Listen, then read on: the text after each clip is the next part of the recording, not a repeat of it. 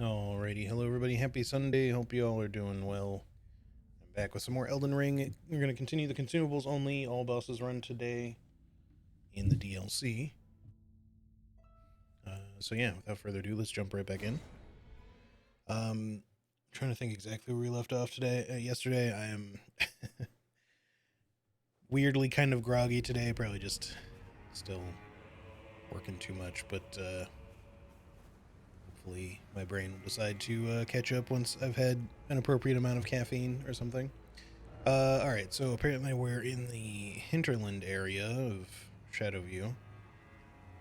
Yes, so I think yeah, that's right. I came here last time after doing just like the majority of Shadowkeep. We have not defeated Mesmer yet, but I think everything else we've done in there, with the exception, I guess, of killing the one ulcerated tree spirit down here, which will, well, two actually, which I guess we'll probably do just for the hell of it, because even though they're not really going to reward me with anything that I particularly want, and they aren't themselves bosses, I'll probably still just want to kill them anyway. Um, but we shall see. I still need to do a handful of, well, I still need to do the majority of just different areas, especially anything with like a major boss in it, because we've mostly just been running around collecting stuff.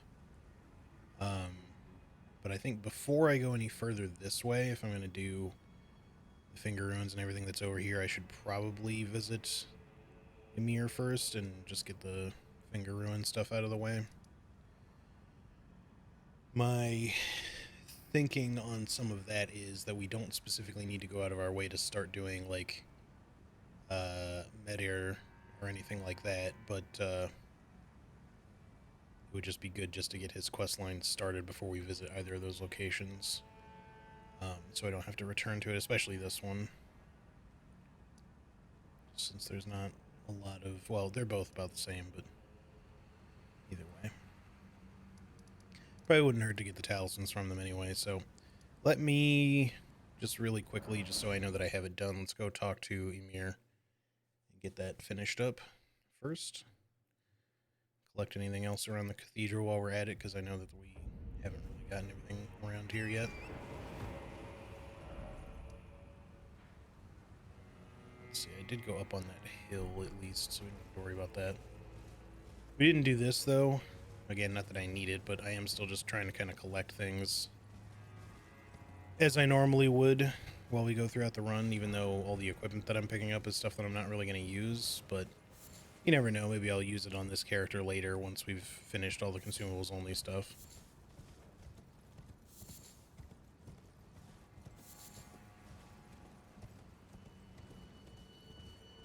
It's actually one thing that I do need to look into, which is where the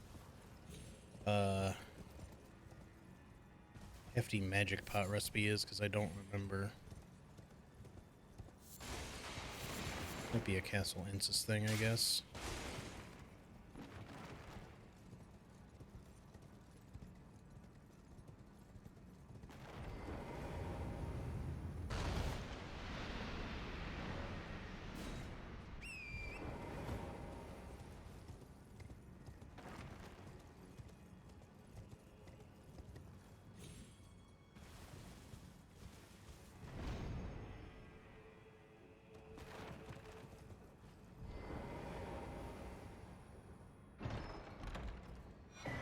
Alright, go ahead and grab that. That way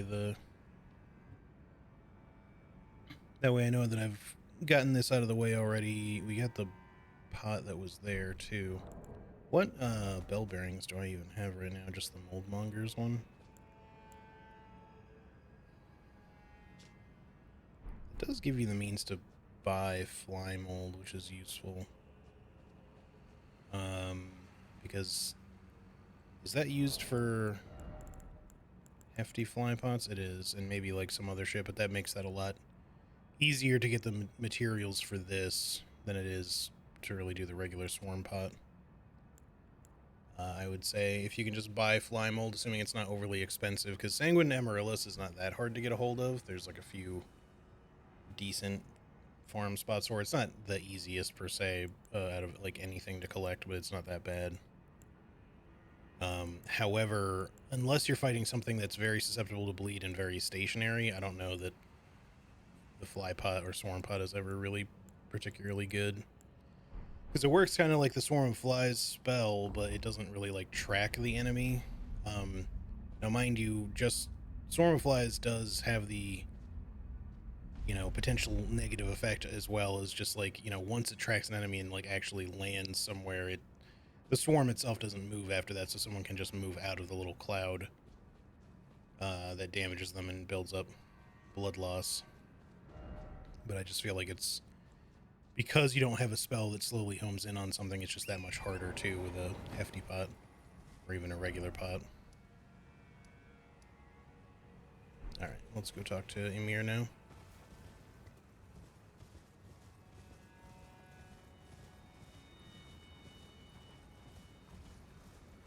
Or more specifically, let's collect the stuff around the cathedral and then talk to Emir. I did do like some off-stream farming, as you would assume, last night, just so I'd be ready for stuff today. So I got like another, I don't know, 1,000 or so volcanic stone for volcano pots, like just the regular ones, obviously, and then a bunch of cracked crystal as well, like something in the midst of like 900 or so. So that should be able to craft us quite a lot. Maybe that's the hefty magic pot there, actually.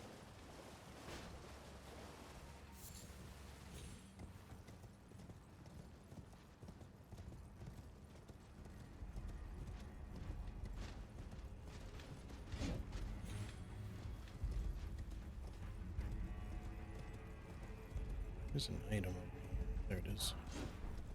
Just a glinting nail. I thought there was something else too, but maybe it's just that.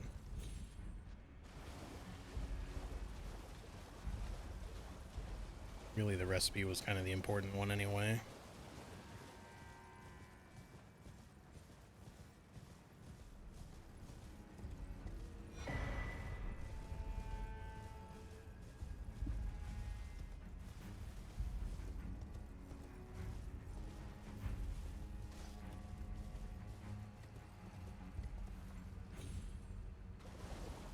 There's our other remembrance duplication sarcophagus.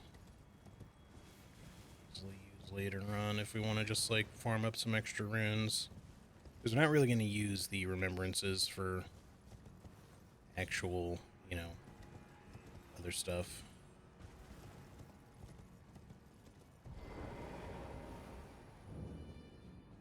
Can I open this door from this side too?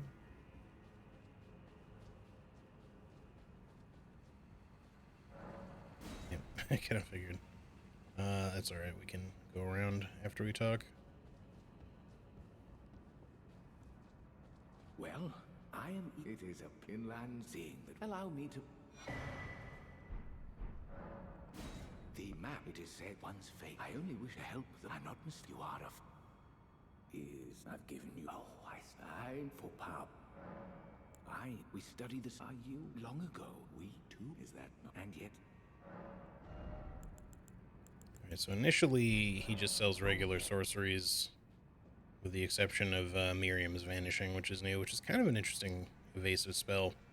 Because you have to cast it to kind of use it sort of like in a Bloodhound's Fang kind of way. It just gives you a lot of iframes and you like do a really short range teleport, but you can, if you do it right, you can sort of like chain it into another spell cast, and set something up like strong right after an evasion and not really have much of a likelihood of getting interrupted. I've no interest. My only and you only Count E. You'll sorely be gone. There is nothing more. Okay. So you're gonna get her stuff too. Is something here to squeak? Ah, you... Well, I hope poor girl, her tongue can be... Don't think... Oh, yes. Do mind you wouldn't want to... Okay, now we're good. Now we gotta go around, open the door, because... I'm silly. Should have definitely gone in the correct way.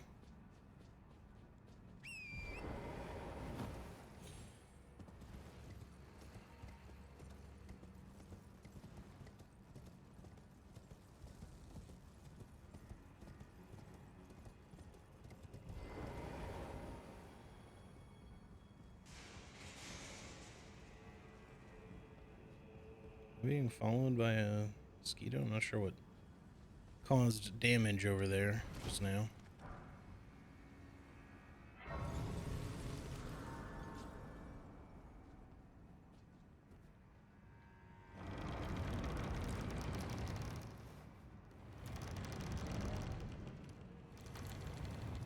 Alright, so my thinking is, just as a quick detour, we've already done everything else at, like, the other finger runes except actually activate them, so I think we'll just quickly go there real fast and get that out of the way.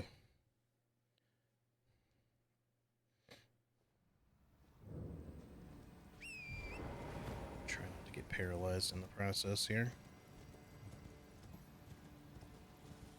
One thing I probably should have farmed up a little bit off stream that I didn't really think about was gas stone, so we could make some more of the, like, hefty volcano pots. I mean, I can still do that, but I don't like usually doing too much farming directly on stream because it gets a little tedious.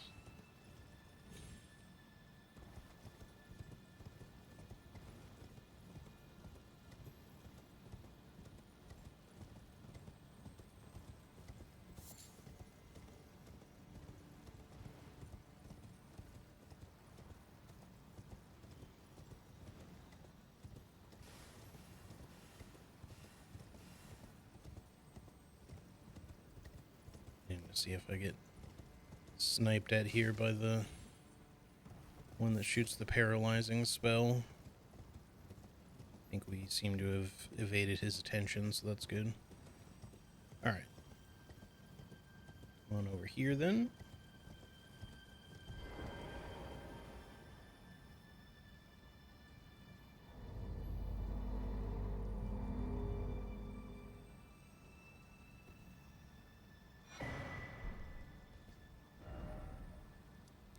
So that's that one done. We can progress the next one. Of course, if we go down into the Finger Ruins, we're going to have to deal with Sword Hand of Night Anna.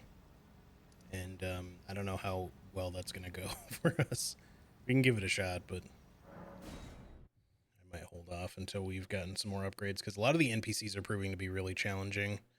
They already were in Consumables only in the base game, but they have so much HP in the DLC that, like, it just makes them that much worse. Especially when they do the damage they can do. Also, hey, Karate, how's it going? Happy Sunday. Hope you're doing well. The exhaustion only you now.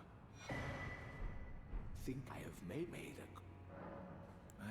The conceit is then the answer never what Marika has said. And this no matter, and we have... So now he'll start selling the first two finger sorceries, which I'm not going to buy because we don't need them on this character. I can always get them later if I decide to repurpose this character somewhere down the road. Then I see, and therefore I don't get the... We are neither friends. I am merely... Enough of... Alright, there we go. Okay, so... yeah, we can immediately visit the other Finger Ruins. It'll kind of skip a portion of the in-between of what can happen here, but we also don't need to do anything else at the in the Hinterlands area right now, except maybe we'll just go quickly back there to get the Golden Braid Talisman, because I'm just trying to think if there's, like, anything else there that we actually want. There really isn't anything aside from just finishing that quest. So what I think I'm going to do is just really quickly, we're going to straight up run past the Tree Sentinel, even though they shouldn't be that hard. Or maybe we should just kill them. They shouldn't really be that difficult, and they probably are worth an okay amount of runes.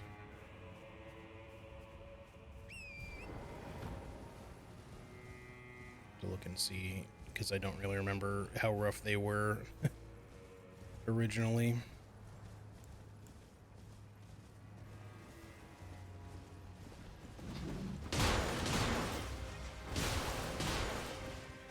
Maybe not too bad.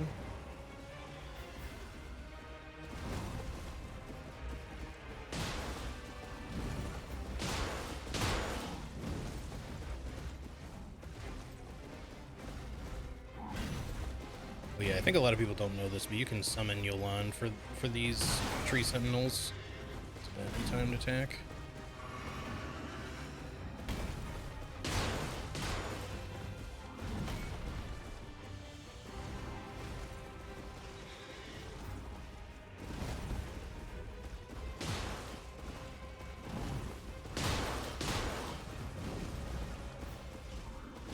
feel like lock-on's actually making this worse in a way. Especially right there, because it made me throw away from him somehow.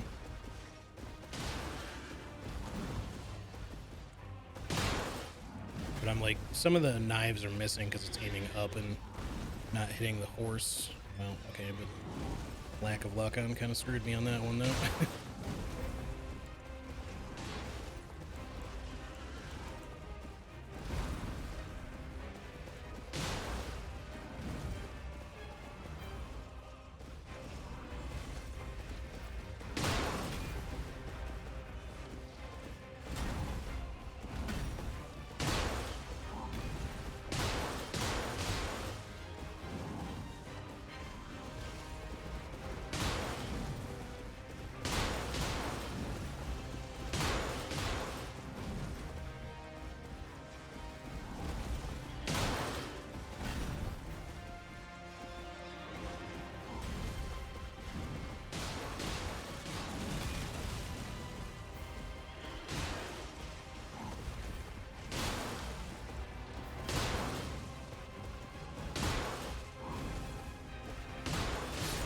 There we go.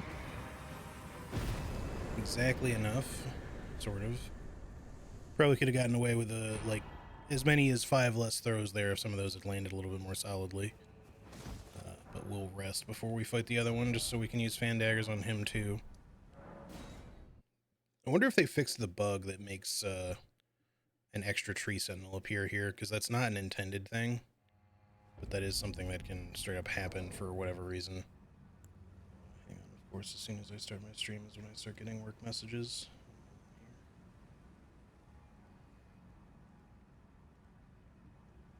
What is it? Let's take care of that later. Okay.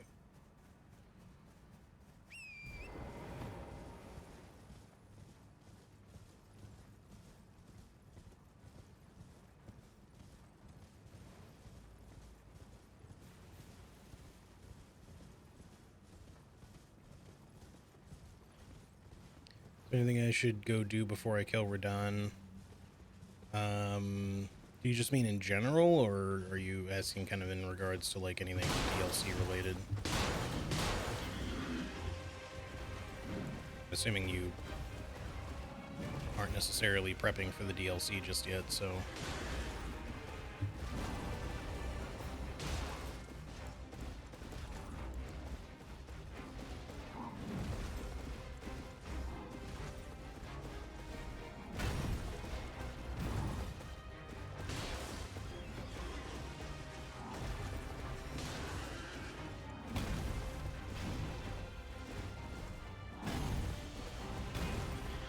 Okay, I don't know why okay.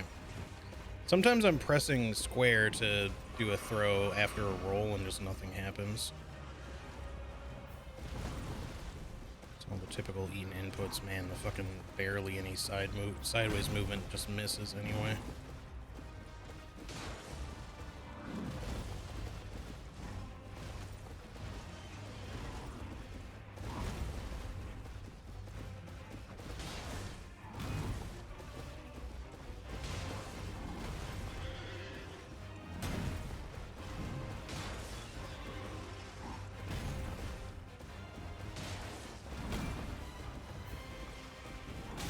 That's some bullshit. That went through him.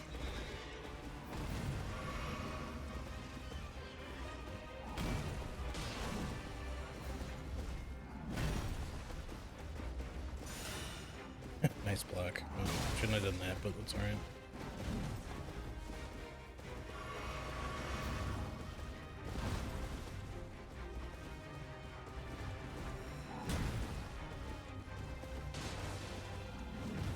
Let's just do fan daggers. The fucking Kukri are just not really getting it done here.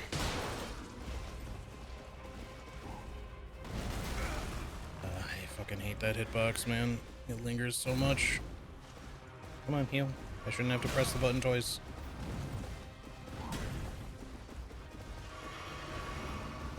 It's getting me, causing me to get hit here when the fucking inputs are just getting eaten out of nowhere. Okay, that was a weirdly delayed one. Actually, like, struggling against a fucking tree sentinel all of a sudden. Mostly because I'm just having very... Okay, game. I'm having very fucking bizarre interactions here. Number one, the terrain is not behaving with me, and I'm getting hit by shit that shouldn't be hitting me.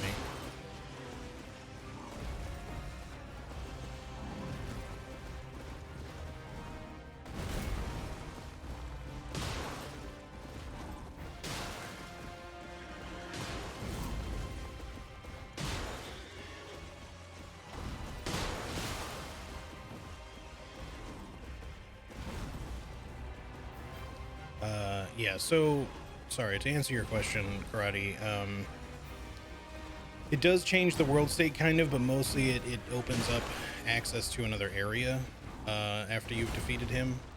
So it doesn't, like, completely change a whole lot of stuff in any sort of, like, negative way. So I don't think there's, like, super specifically anything that you need to worry about doing beforehand. I'd say maybe the only other potentially worthwhile thing to do, not that you really need to... Oh, where'd my roll go? The other thing that might be worth doing is starting Ranni's quest line if you intend to do it, if you haven't already. Why is this guy giving me so much trouble out of nowhere?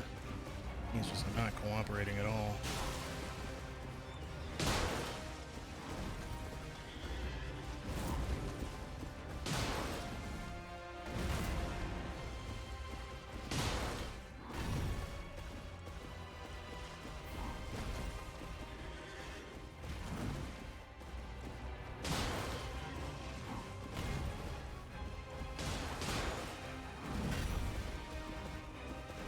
Okay.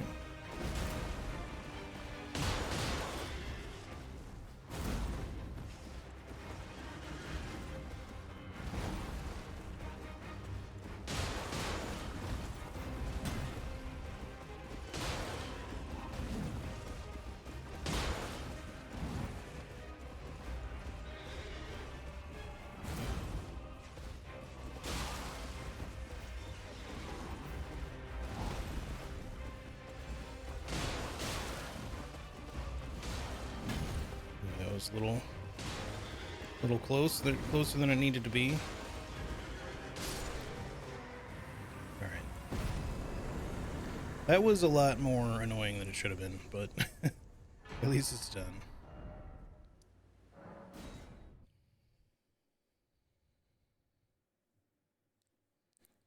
Definitely used up a lot of fan daggers and even some wasted kukri on two of them, especially that second one. I don't know why he was like especially difficult to get to cooperate, because honestly, for consumables only, their moveset is not really...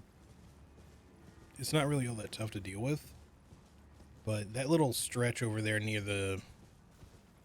close to the bridge where I started fighting him, like I was just having a lot of terrain issues or something because he was doing some really weird movements.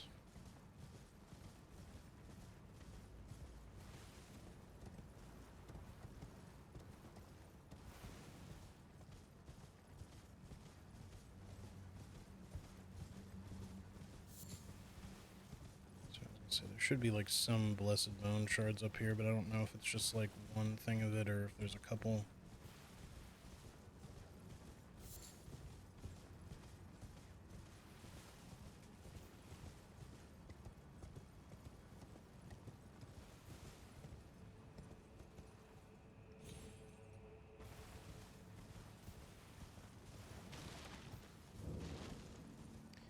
Thanks for the GGs. Let's go pick up this very kind of useless, well, it's not useless, but not very impressive version of minor Erdtree. I still really think that you should have gotten the same version as Melina, but that's what it is.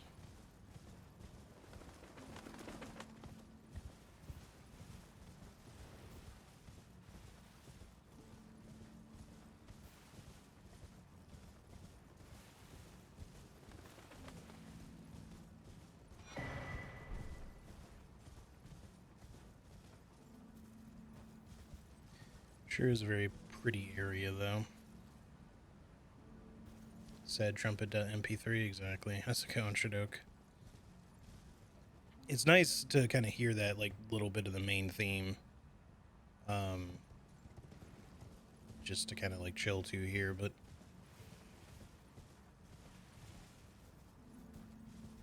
And obviously there's... This place is supposed to feel very empty, despite being very pretty and serene and all that, but I do kind of wish that they had put, like, one or two more items here, just so it didn't feel like the only things were the talisman and the spell.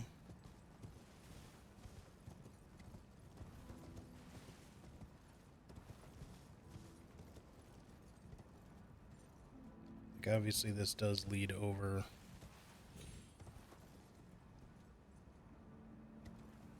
to the upper part of the rise over here, although, you know, even for that, it's not exactly a super, like, impressive reward. Especially since I feel like most people aren't really going to use the cannon that you get from this rise in the first place. If they buff it at some point so it feels like a little stronger or some shit, then I could see people using it, but as it is right now, it's both this Raboth's cannon and the jar cannon are just sort of... Okay, it's not letting me dismount the horse. There we go.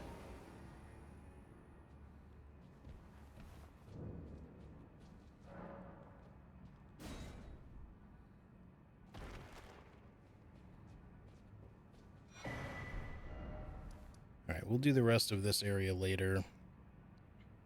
The only other thing potentially worth doing now would be to kill the Falling Star Beast, not even a full grown. I mean, it's certainly a type of boss that shouldn't really give us too much trouble, theoretically, so since we're kind of trying to get ourselves some extra runes, I guess we might as well just do it. Or here, but then the rest I will wait on.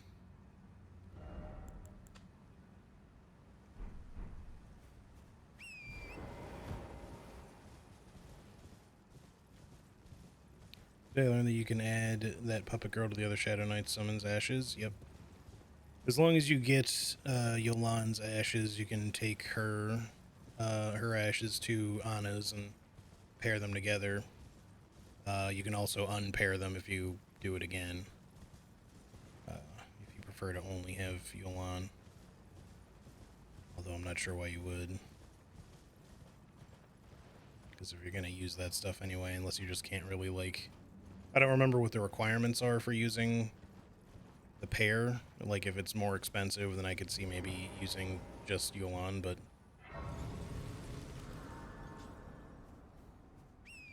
Otherwise, I would think that it would be better to try to just use both when... if possible.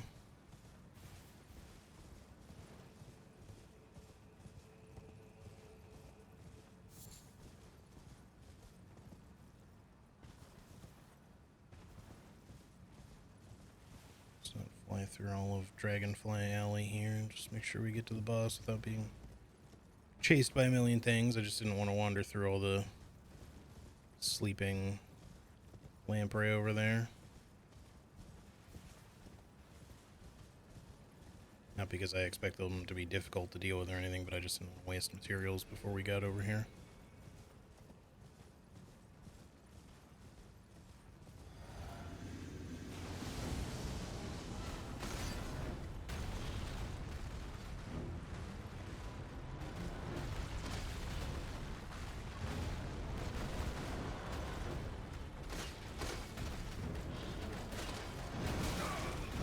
Surprised I got tagged there.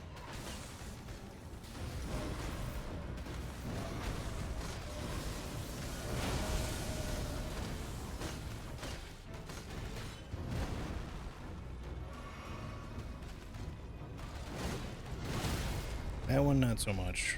That was a bad movement on my part, and I'm gonna die because... Okay, we're fine.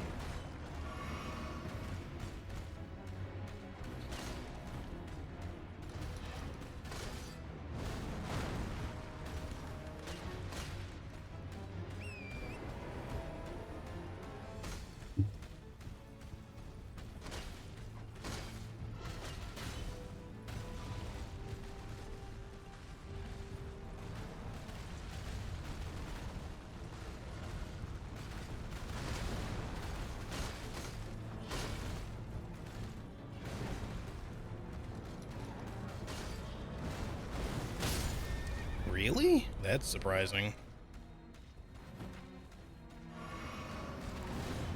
Master, please. Thank you. Did he take damage from that? So the one part of being on Torrent in this fight that sucks is when he just, like, spams the rock throw.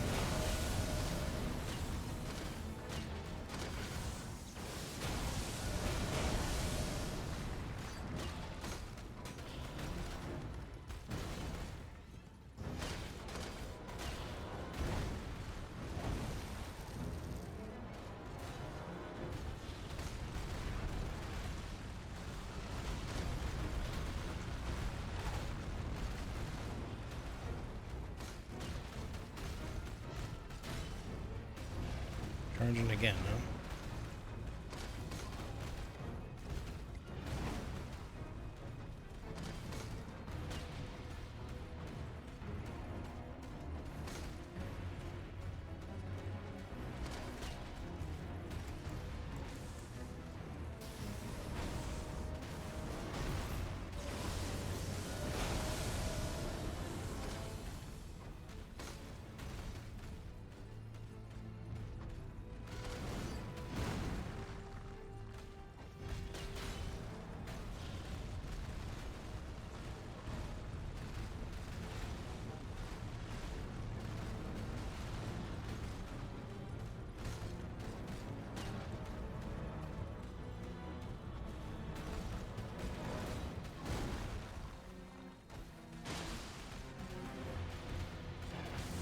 Normally, I kind of prefer fighting these dudes on foot than on horseback. In fact, that's kind of true for most enemies, unless I'm doing this sort of a build, I guess. Because it's generally just kind of easier to keep your distance and throw stuff. With the exception of that stupid, like I said, rock throwing attack that he does. His Torrent is really bad at getting away from that attack.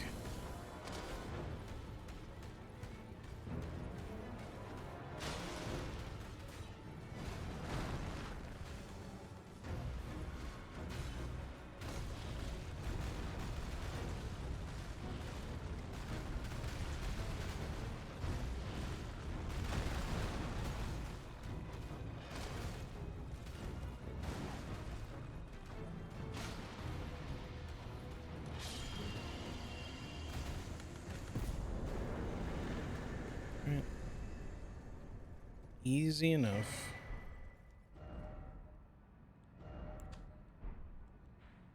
Okay, so that's all the bosses in this area anyway. We'll do the actual ruins later, but let me come grab the Grace really quick.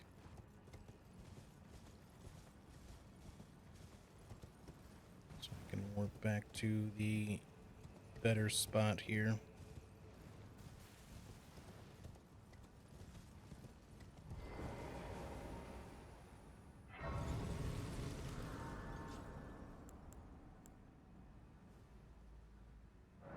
Might end up having to go buy some extra fan daggers and kukri soon because I didn't really buy a bunch. I mean, I bought a bunch before I started the consumables only run, but I haven't bought any since. And I'm sure I'm not like close to being out of them yet, but I would like to probably just stock up a little extra anyway. All right. So those ones done. I'm anticipating that mid-air is going to be kind of difficult with this setup. Keeping your distance isn't really going to be too much of a problem for the fight. I mean, she does close the distance very easily, but I think a lot of my issue is going to be that she summons ads, and I don't know how I'm going to take care of those ads easily without either wasting materials or just otherwise trying to hit them with stuff like volcano pots that, because she's standing in water, are probably not going to be overly effective. I'm not sure she's all that weak to fire to begin with. She might actually be somewhat weak to fire, but we'll see. So in terms of otherwise, I'm just trying to think about what other Shadow Tree fragments we have yet to get at this point. There's some in Anirlim that'll be... That's like the final 4, I think, or something like that. So those ones we won't be able to get until we do a bunch, but otherwise, there's 3 or 4 in the Ancient Ruins of Rao, and there's like 5 back here, and then I think that might be it, unless I'm forgetting. Oh yeah, there's one. There's one on the Dragon Peak and one, or sorry, Jagged Peak, and then there's one on the Hippo over here in Charles Hidden Grave. But I think that's it, because yeah, we already went down here to get this one. So what do we want to do next? I am kind of just trying to get levels to some degree here at this point. We could probably kill this furnace golem if we wanted to. Might not be a bad idea. I can make 5 of these, which is kind of overkill, but I don't know. Well, we can always store them, so it's not really a waste to do that.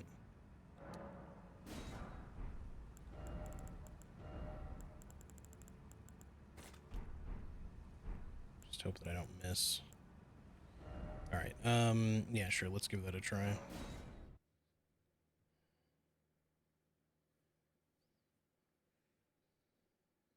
I don't really need much of what the furnace golems even drop, but they're sort of boss adjacent in their own way, so I kind of want to kill them anyway.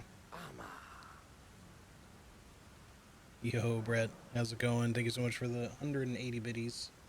Appreciate you. Hope you're doing well. Hope you've been having a good weekend so far.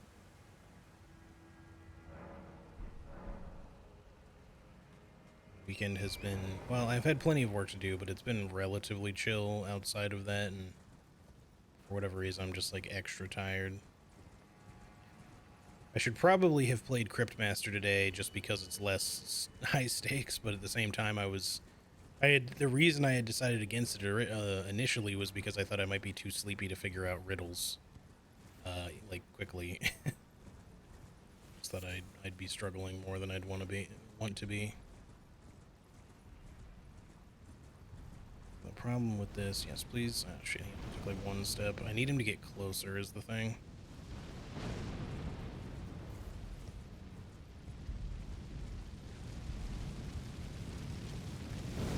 Oh, I got stuck on something there.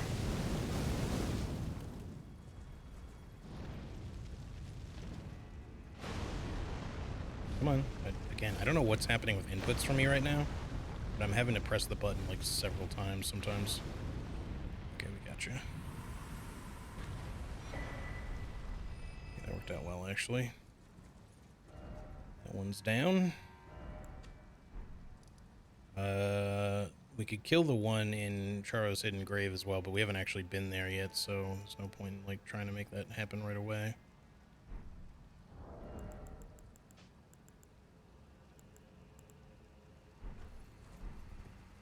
DLC gave me lots of input issues. I think Elden Ring in general just has input issues at times, but for whatever reason, they're happening a lot today.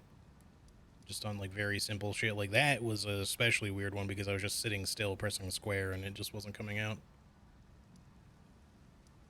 Wasn't queuing up a second one or anything, just kind of like sitting there, not doing shit. I feel like we should kill Gaius soon. I just don't know if I feel like I'm prepared to fight him yet. I was never particularly well practiced at doing that fight, and he's an asshole that gets iframes whenever he's doing his charge, which is going to be annoying for consumables only.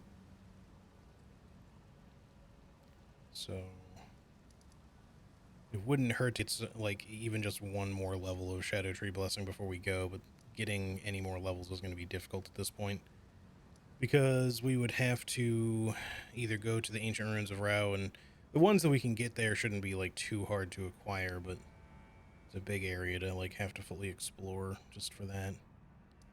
And otherwise it might be better to go up to, do I happen to have any at all? So while we can get 2 from the rest of the Southern Shore area here, that's not enough. We would need a 3rd one.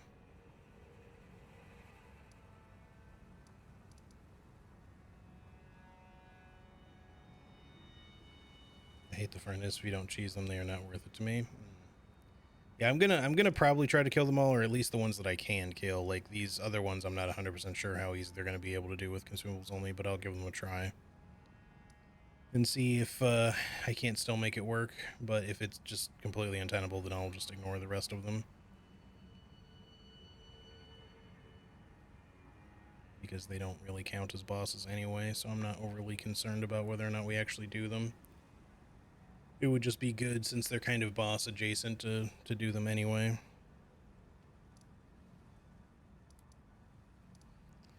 So, what else do we want to do? I think Ancient Dragon Man, when I fought his invasion, he wasn't too bad. Not that he was easy, but I don't think it'll be as bad, quite as bad as Rakshasa. I should probably try Rakshasa again soon too. We might actually have somewhat okay damage against her now,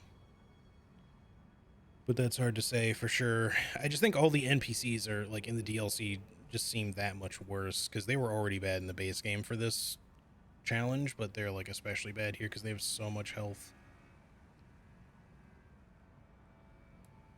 And whenever they heal, they only get the one heal, but they heal, like, you know, half of their HP back, so you can spend quite a bit, like, doing putting in work on them, and then just have that all, like, ripped out, pulled out from under you. I think let's just go ahead and go over here and see if we can't get, let's at least get one. And then if we feel like we can go back to the Southern Shore area and past Ancient Dragon Man and get what we need there. I'm going to store those other couple of furnace pots, though,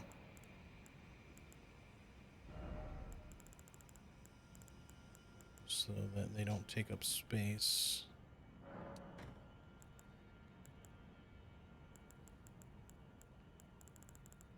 Everything else should be fine for now. Okay, and then what is our max anyway? We have 8 hefty cracked pots.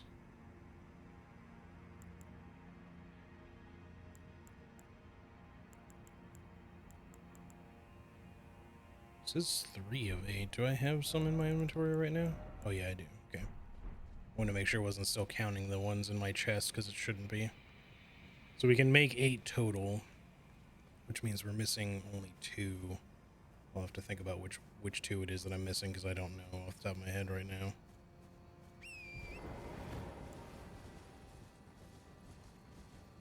Run around with the Bloodfiend's arm and 175 build up on the Bloodlust build up on it. Yeah.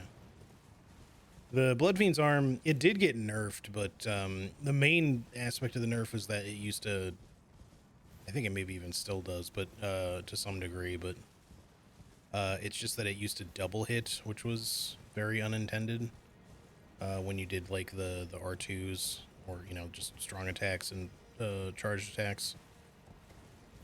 So not only would you get the super high blood loss that it already has on it, which I think it still might be the highest in the game, but not quite how I wanted that to go, but that's fine. We got the bond stone, then I think that gives us the recipe to make spirits or sprite stone. No, yeah, sprite stones. Yeah. So we can also make these. These do scale with arcane the most, but it's also intelligence and faith, so we would get something out of this. Won't be like the most impressive damage ever, but not necessarily terrible either.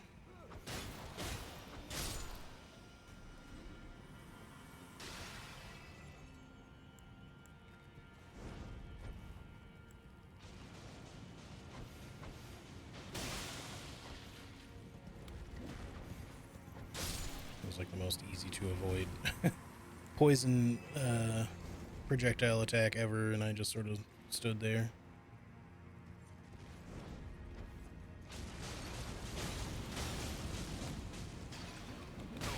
What? Okay, I'm not sure how that hit me before you actually hit me, but it just looked weird. God, these guys have such an annoying moveset when you're on the horse.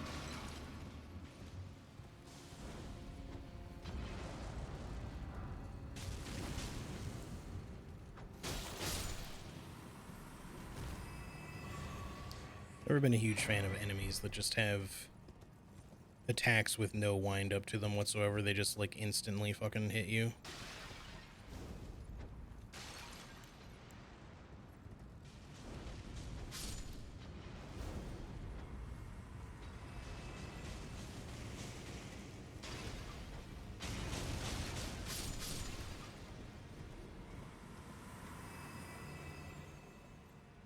Hey Anna, how's it going?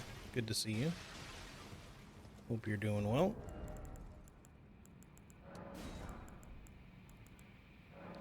Honestly, depending on how things go today, and I will have a bit of a cutoff time again. Okay.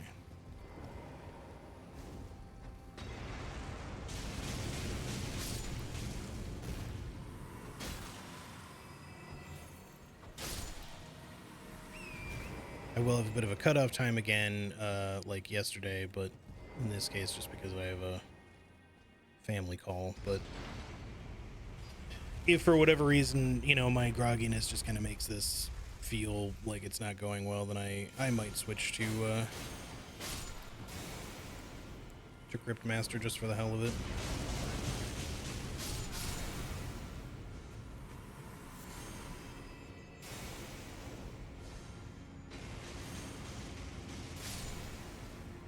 But currently that's not really the plan, so we'll see.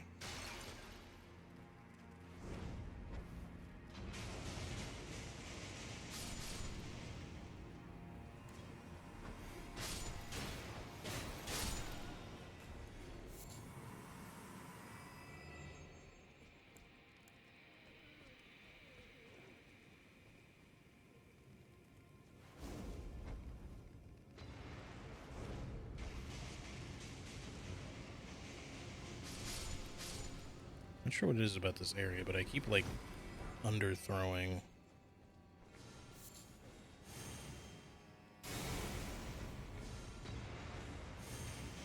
Not quite getting my volcano pots where I want them to go.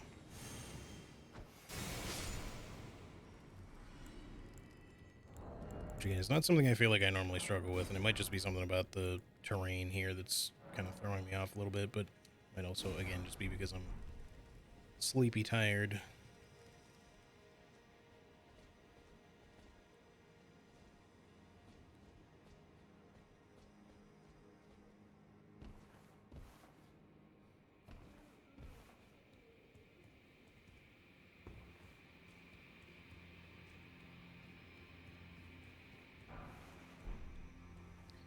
Doing alright, just with the bunnies. Some days it's hard to get out of bed for no reason. I feel you. I kind of feel like that should have been, you know, where I was at today. I definitely slept in a little bit, but I feel like I could use like 3 hours of sleep still.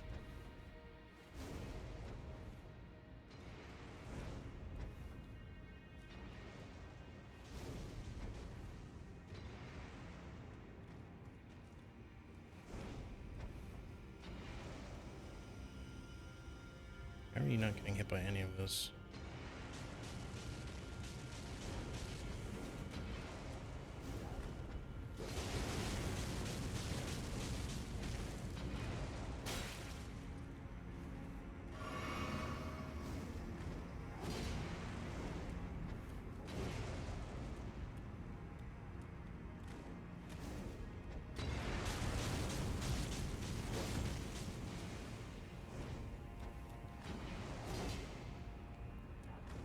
Oh, just another reason to fucking hate these enemies. They just won't sit still at all. Right, now the throw went somewhere else. I mean, I guess at least it hit him a little bit, but...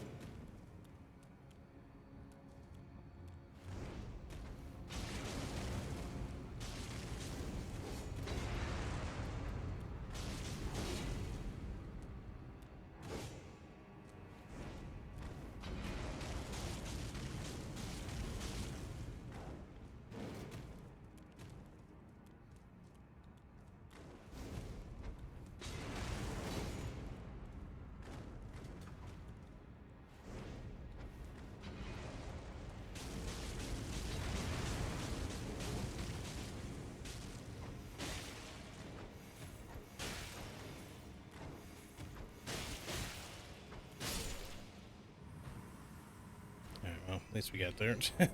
I was sure that guy was going to be a much bigger pain in the ass than he actually ended up being, but thankfully we could use the terrain to our advantage for once. Alright, sparkly pot guy's over there, but I don't remember if this one actually had anything important.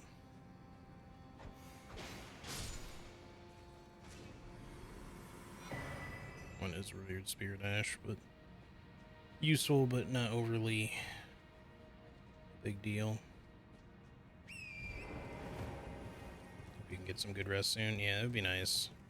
Normally the weekends are the days when I should be kind of getting more rest, and again, I did sleep in, but it seemed to kind of like specifically not help, or maybe even do the opposite of help. Again, I don't know how these are going less far than they should be.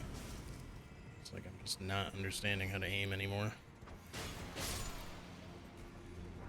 Which I guess could be happening, but I don't know why I'm fucking it up so much, if so.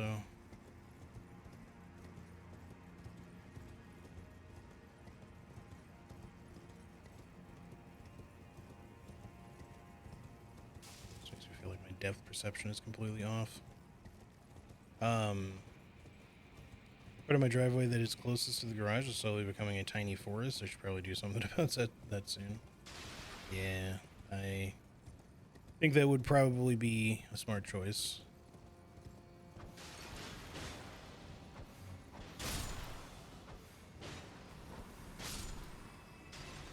Not full HP, or just take too long to, I guess it just took too long to hit him with the second one, or we were just too far away. Alright,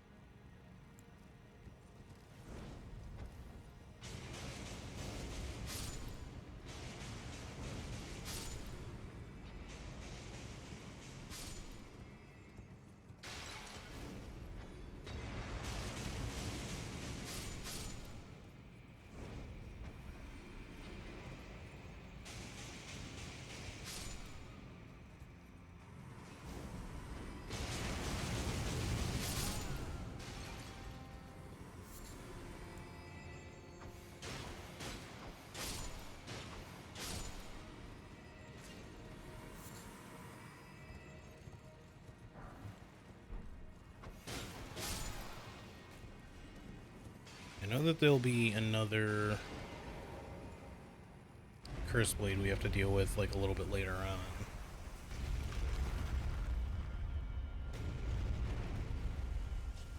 It's not immediately a concern, I don't think.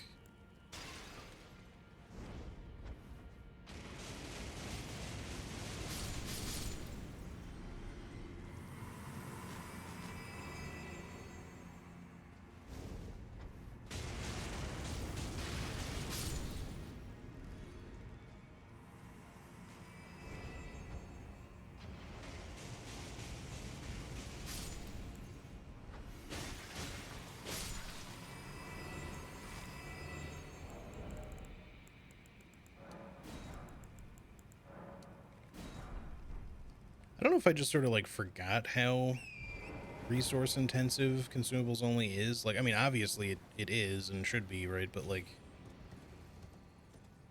I can't tell if it's just that the DLC like has in some ways higher enemy density maybe, or if I'm just like not playing as smart with my resources, because that's certainly possible. But I feel like I'm crafting like I was already crafting a lot in the base game for sure, but I feel like I'm doing it that much more DLC.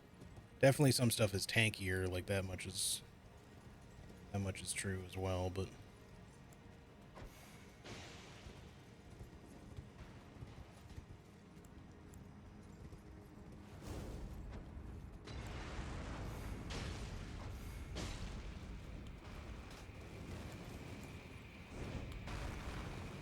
huh? Did that go through you?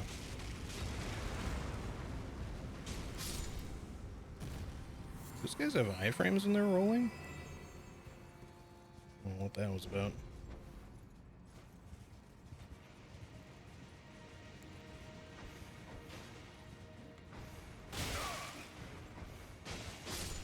Maybe they do.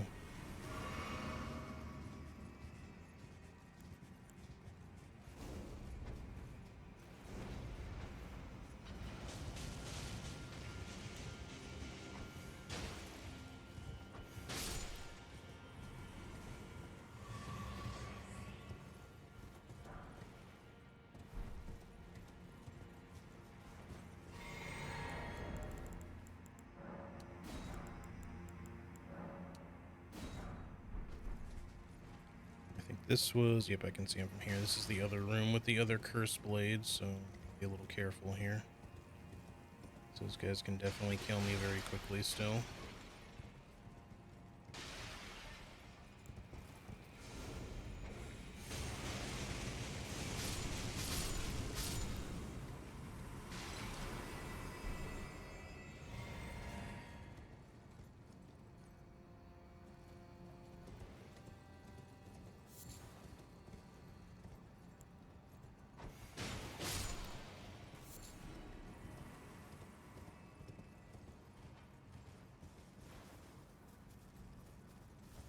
Did I just kind of like forget to go through part of like Scorpionville in my last playthrough, or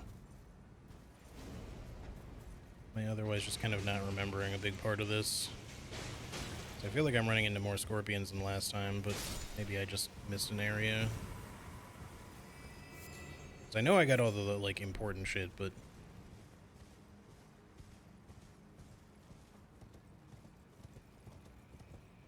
maybe I just maybe I just repressed the memory or something. Not that the scorpions bother me really, but also just killed them really quickly and not been paying any attention.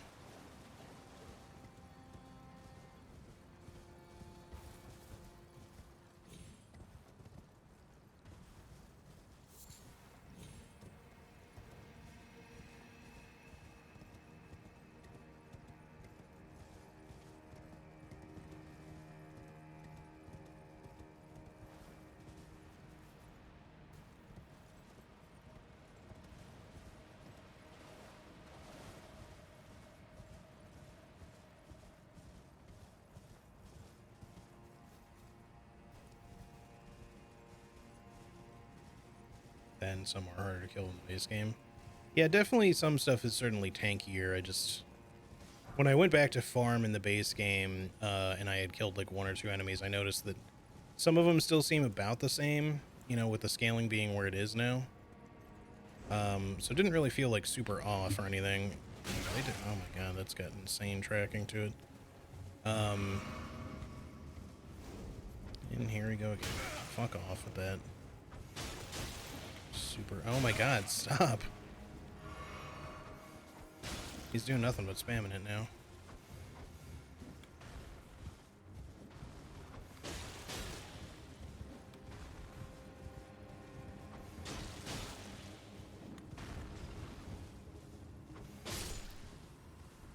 I still don't really quite understand the philosophy, like who thought it was a good idea to give enemies iframes during like a charging attack. That's never really been a thing. I'm not sure why it suddenly is a thing now. The only other one I specifically know of is Gaius, and it's worse that they gave it to a fucking boss like Gaius, but...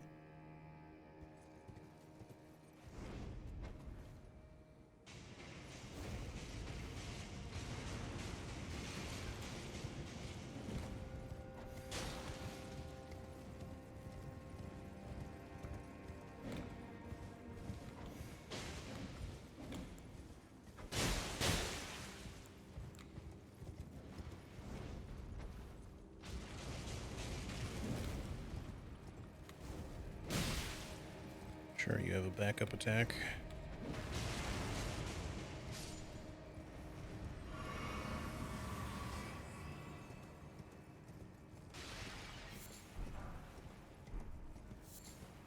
Oh yeah, I don't think I actually did pick up the Spider Scorpion Ashes on my other character, so yeah, I must have just like forgotten to come into this little side area.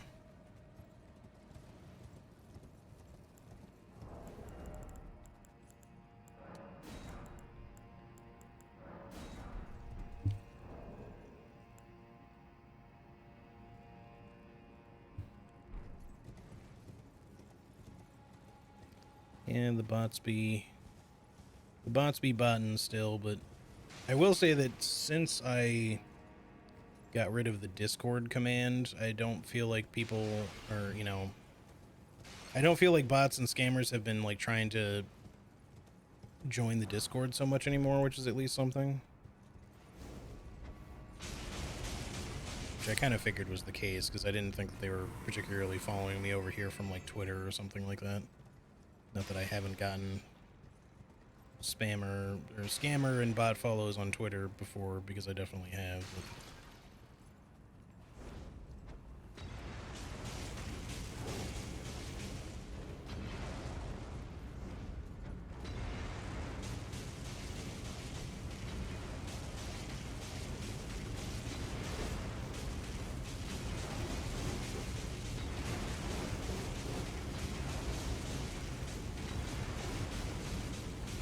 it's a fair and balanced game, guys.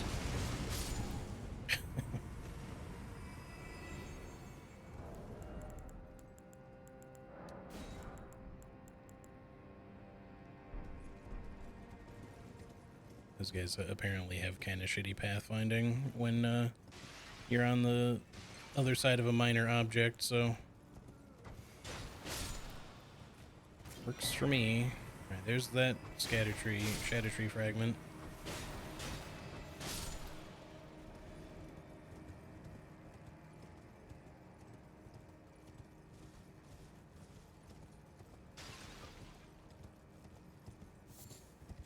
Trying to pick up these Rao burrows wherever I find them, because I don't really want to farm them. So I suspect, I mean, there might be like a good farm spot for them, but I don't really know where. If so, it's not something I've looked into.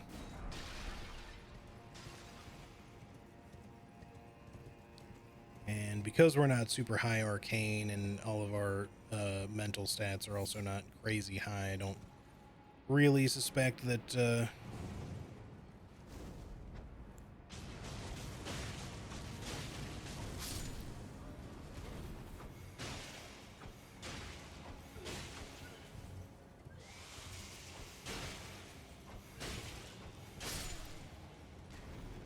I don't really suspect that they're going to do like crazy good damage, but you know, it's just another thing that's okay that we can use.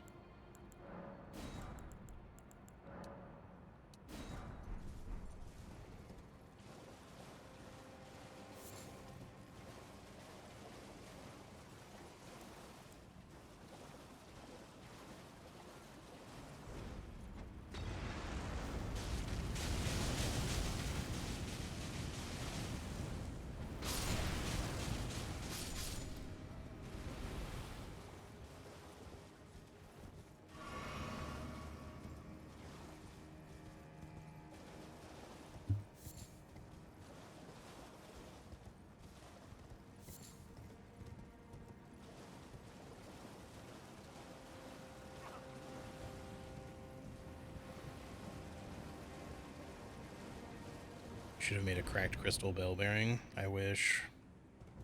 Like, unless you're doing a consumables only run, I don't feel like the bell bearings that they added are in any way like particularly bad or anything, but it definitely would have been nice for this run to have bell bearings for some of the shit that I otherwise now have to farm.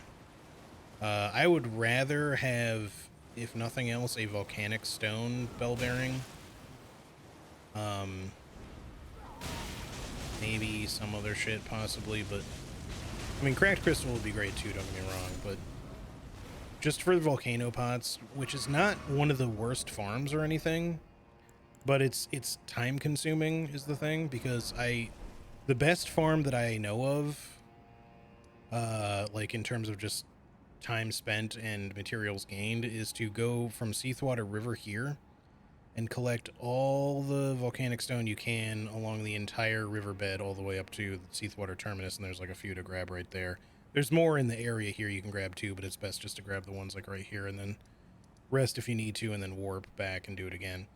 It takes several minutes to make that whole run while grabbing everything, but it's very brainless, you know. It's pretty easy to do as long as you don't like run into all the little flame vent geyser thingies. Oh wait, I want to go back down. But like the cracked crystal one, you can get anywhere between like, I think it might even be more than 10. It's probably like 12 or 13 cracked crystal and like 20 or maybe even 30 cracked crystal in one run if you go to the Celia crystal tunnel, if you have whatever arcane boosting stuff on that you can get, and you just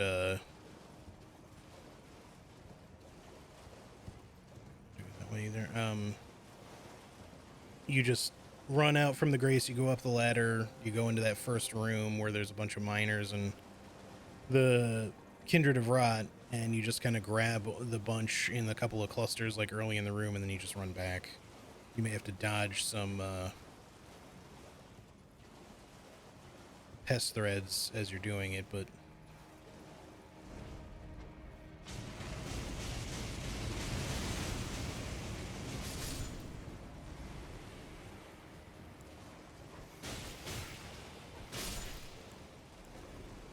otherwise, like, it's pretty easy to get, like, at least, I don't know, an average of probably 20 or so cracked crystal, like, every time you do it, and it only will take you about somewhere between 30 and 40 seconds per run, maybe not even that much, honestly. So it's not hard to get a fairly decent amount of that, like, relatively quickly. Now, would it be good to still have a bell bearing where they just sold that to you? Absolutely, because then I wouldn't even have to worry about doing anything off stream at all. I could just grab it, you know, anytime I'm low and just go buy some, you know. Because even if it means, like, farming runes, like, there's ways to farm runes way faster than anything else.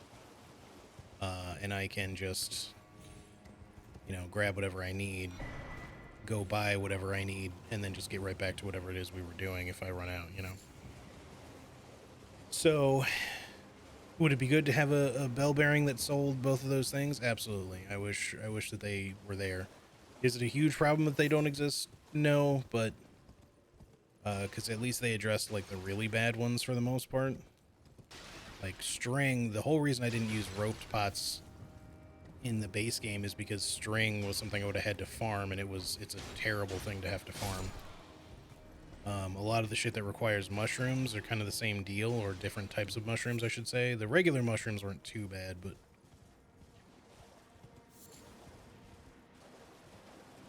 here it is, y'all. Dry leaf tomato.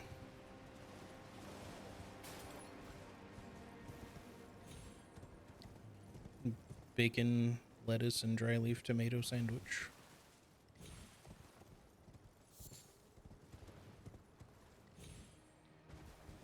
I was making a reference to trading places there, but I don't know how many people would have gotten that.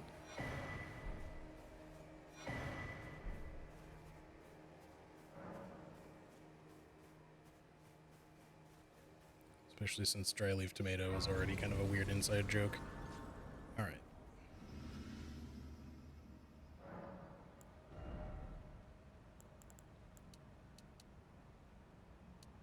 I'm not really getting any additional scaling right now. Well, no, I guess it's not really going to show me, because none of those are armaments. It's all just the items that I've equipped. The only reason it gave me scaling before was because your fist damage does go up. It just goes up extremely slowly, and it's because most enemies have damage resistances built in, especially since your fists are just like strike or something, or maybe even just pure physical, I don't know. They do next to no damage. I would at least get strength of 50. Wouldn't mind getting it to 60, but we might pivot and do some of the mental stats too. I should probably kill Devonia. I think about where we can get another Shadow Tree fragment quickly.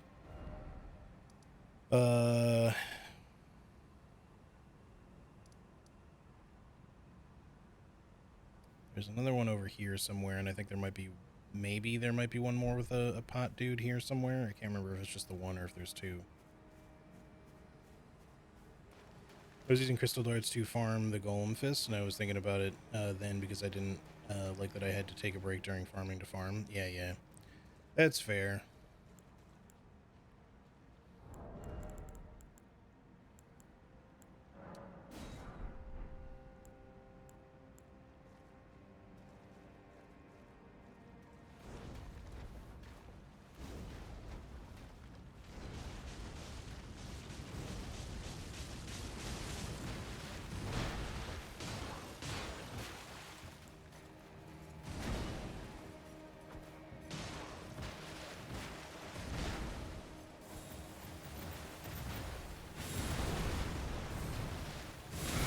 Out of stamina.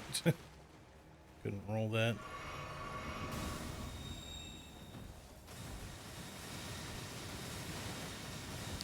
I forgot that fucking tracks you with his. It's not like the flower one that just is in one spot.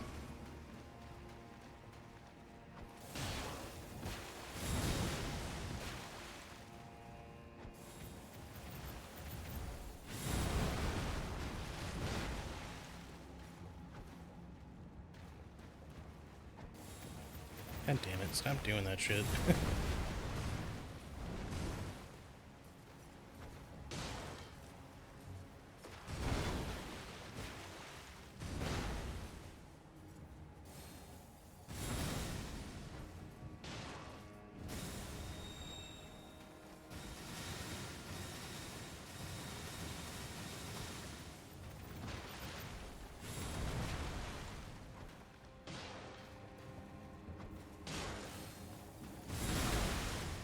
Okay, hitbox. That was perfectly dodged. Maybe not perfectly, but, you know. That should not have hit me. Where you going, buddy?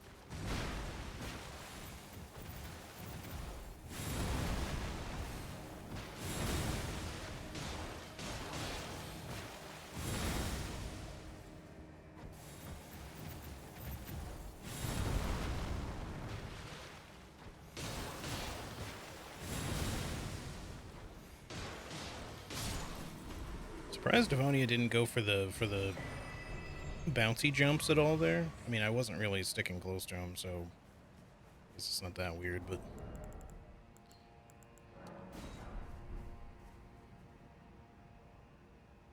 I wonder if aspects of the Crucible Bloom is any good now.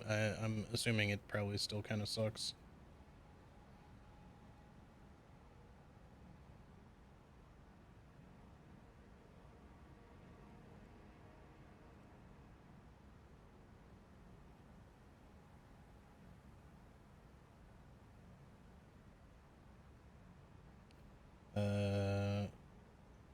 Could have killed them normally, but they're too time consuming and risky to kill normally, especially when there's two in a room. Safety is important when farming too, because everyone you die is a failed run and time waste. Yeah, for sure. If you die before killing the enemy you farm, or if you're farming runes, that is. Yeah, in general, I think that it's just kind of a waste of time if you die a bunch while farming, unless you're specifically death warping because it's, you know, like you're farming something like in a dungeon or really any game where you can farm something that isn't lost upon death or whatever, and you can just grab it and then just intentionally die at the end to get back to where you're the start faster or whatever. Hang on, I gotta respond to a work thing real quick.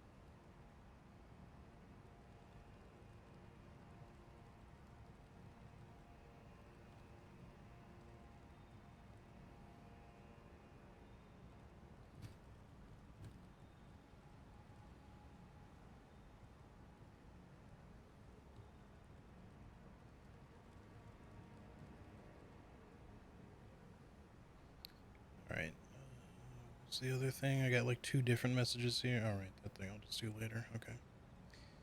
Well, we'll see what he says here in a minute. Okay, so, good here, we're good. Okay. I don't necessarily need to get any more Shadow Tree fragments here. I could just go to Ancient Dragon Man, because I probably can kill him now without, I mean, I definitely can, but then there'll be some past him as well. But I'm just trying to think, well, I feel like it would be good to get the Rot Pot recipe, the Hefty Rot Pot specifically.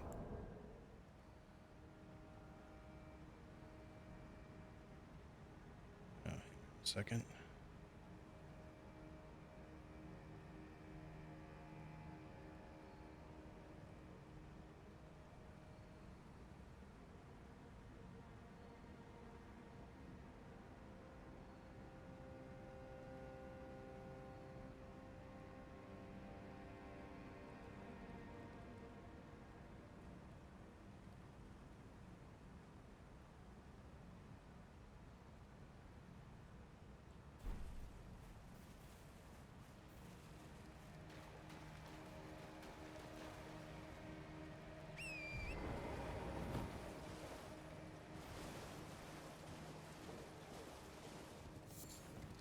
Okay, Torrent did a little bit of a weird thing there.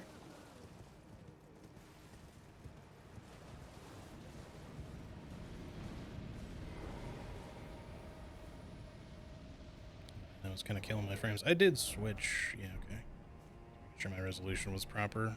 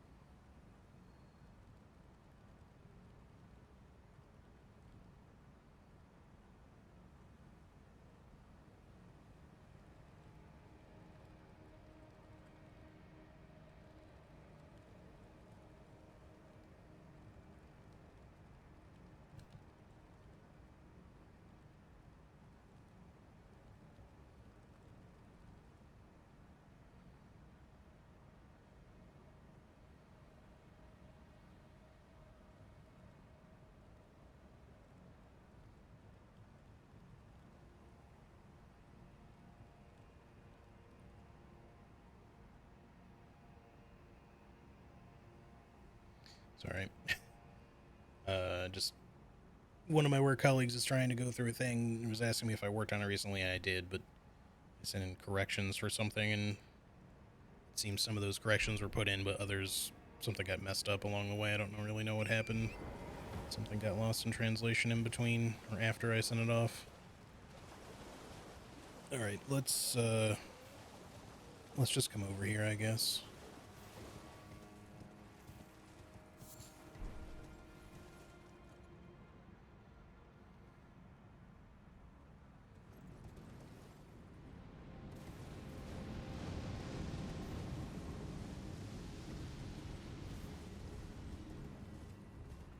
Certain effects definitely don't seem super well optimized yet in the DLC, and I hope that they'll find some ways to kind of fix their performance a little bit, because generally speaking, I mean, sure, Elden Ring occasionally does have its issues, but you know, when the game first came out, it had like numerous graphical issues on PC, like that just affected frame rate specifically. Most of which they fixed over time, or at least optimized enough to be decent most of the time. But certain big particle effects really kind of chunk the system a little bit. Just trying to get to the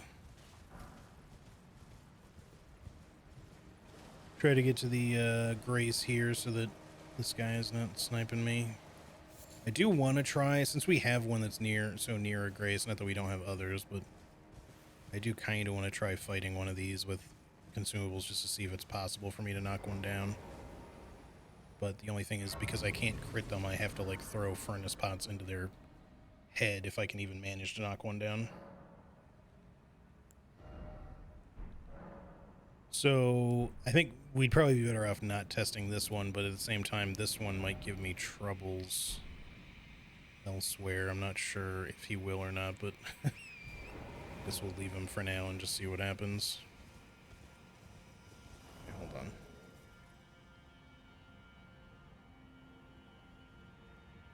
Okay. We're good.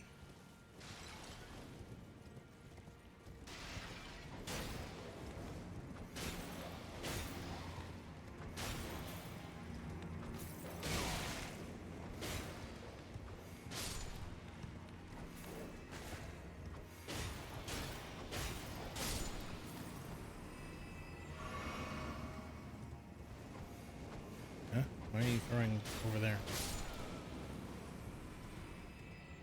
Can torrent aim sometimes, man.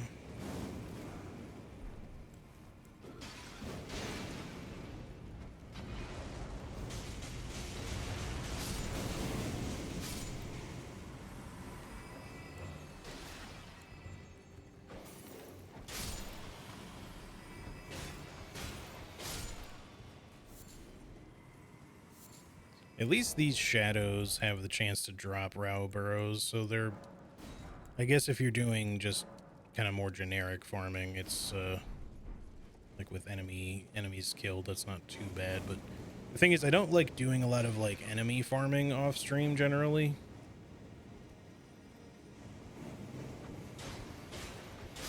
Because like I'm not overly worried about people wondering why I have like a certain amount of runes or not, like that I've gotten off stream, but I just don't want to give people like the impression that I'm rune farming when I'm not, when I say that I'm not doing that.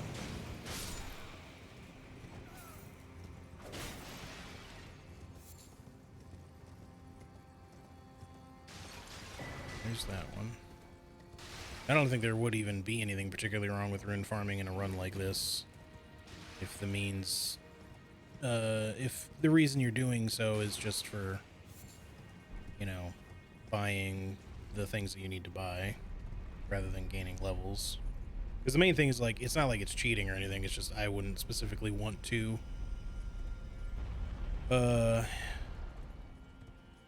I wouldn't specifically want to rune farm for the sake of getting levels, mainly just because it's kind of off stream. At that point, it's like, it's kind of content that I should be doing on stream rather than off stream.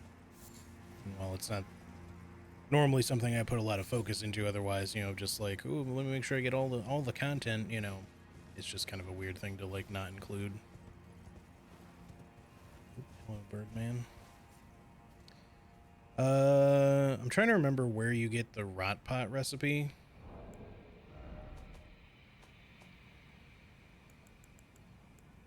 Is it in the just Scarlet rot area? I assume so, but just want to make sure before I go there that it's not like somewhere else off the side or something.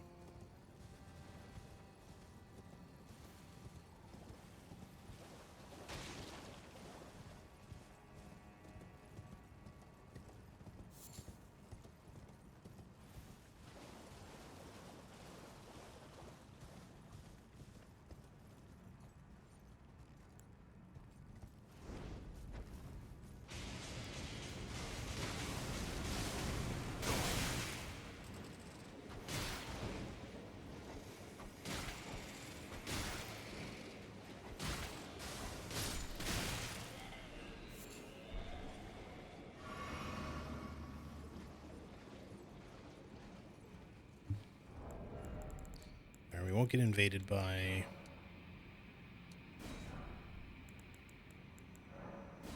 We're not going to get invaded by Hornson right now because we haven't finished his quest line, and I will probably just invade him with Letta just so we can eliminate him from A, me having to fight him here by myself in a bunch of rot with shitty, you know, resources, and B, eliminating him permanently from the final fight.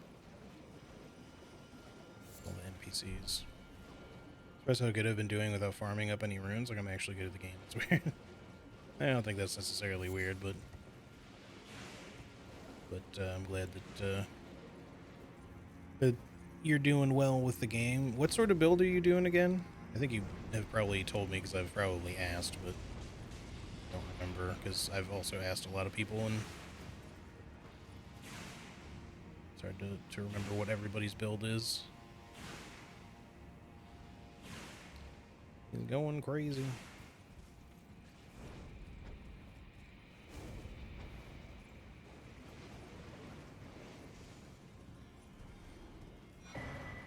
Let's thread spears.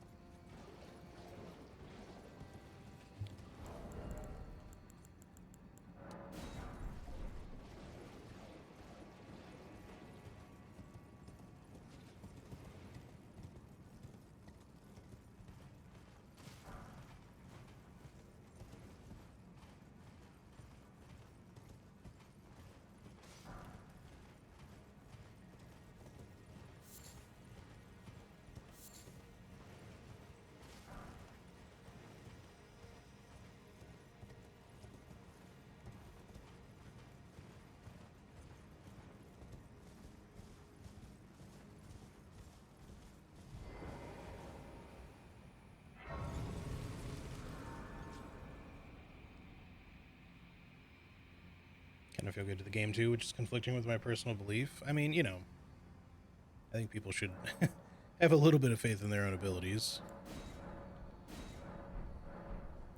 Alright, I need to look up the Shadow Tree blessings just to make sure that I've gotten them all here in case I'm forgetting one.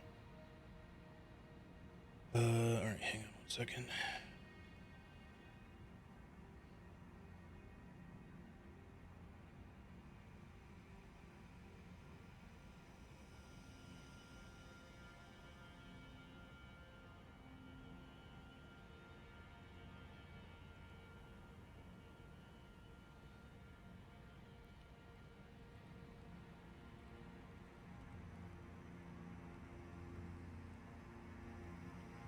Respond to this shit again.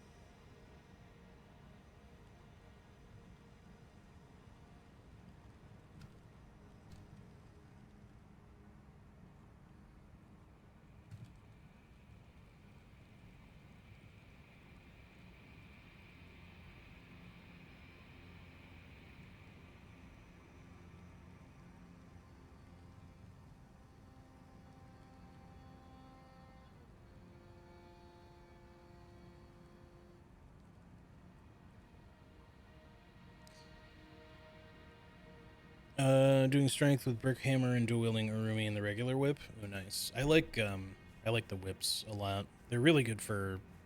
They're not necessarily the best for just pure stance breaking, but they do really good stagger and give you a nice, good amount of reach. But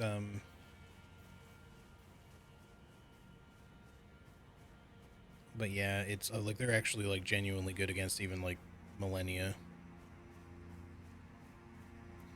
As long as you choose your moments right anyway. And the Arumi is just kind of like a unique whip anyway that just works really nicely.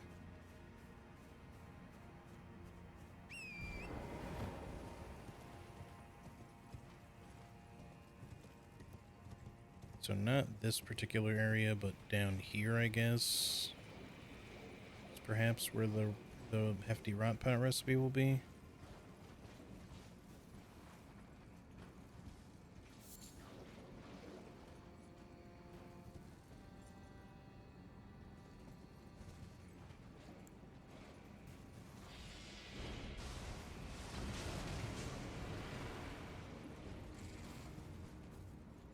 Thought he fell for a second there. Oh, he did, like just now. There's the lever. I was looking for that.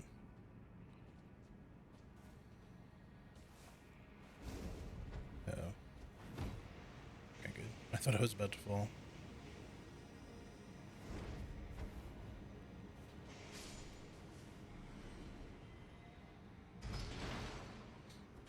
Stance breaking giant bosses is really satisfying. Yeah, I think strength, like big bonk builds, are definitely some of my favorite. They can be really annoying for certain things, and I think that in the DLC they'll be kind of hard to use for certain things, unless you are also like fairly defensive. Because oftentimes you know me, I like just going for damage, and I'm not always great at balancing defense and damage. Sometimes I just like throwing on enough armor so that I don't immediately get fucking pancaked, but otherwise I'll throw, like, you know, 2 giant crushers on so I can Royal Knight's Resolve and, you know, whatever, just fucking destroy shit with like big super powerful bonks from a jumping attack. It's poorly timed, but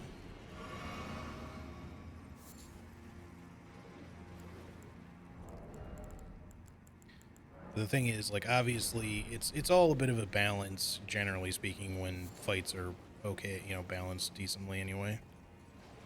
As long as you know, if you can consistently stance break enemies so that they're not hitting you, then you don't have to worry as much about defense, so long as you evade the rest of the time properly.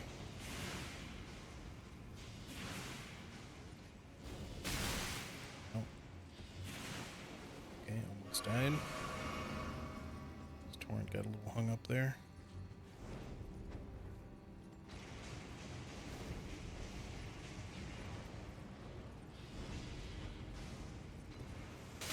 God damn.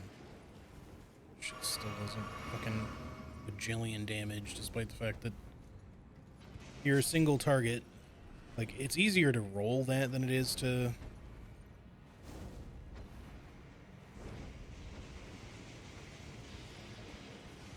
try to evade it in any other particular way. The only reason I'm like staying on horseback is because I specifically just didn't want to get rotted here.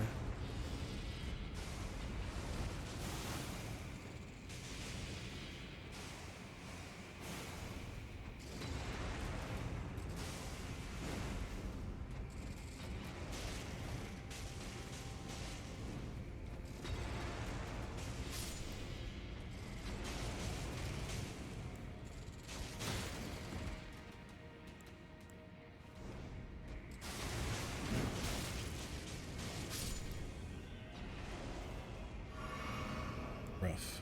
Alright. That moment. I'm just getting messages galore here.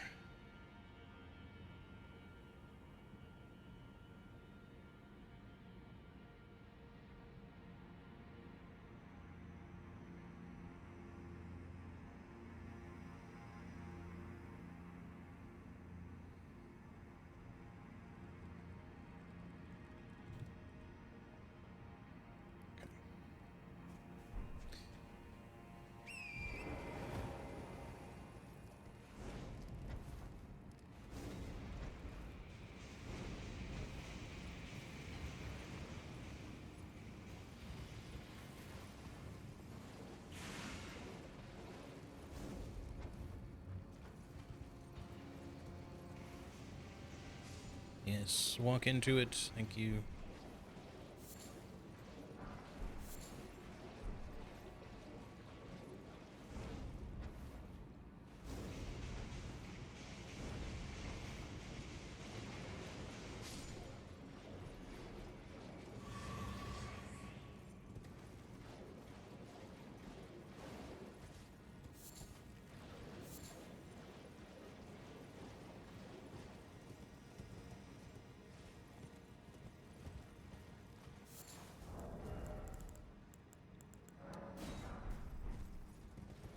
So is the... There we go. Okay. I was about to ask because I was like, is this not here? Wow, there's like no messages here suddenly.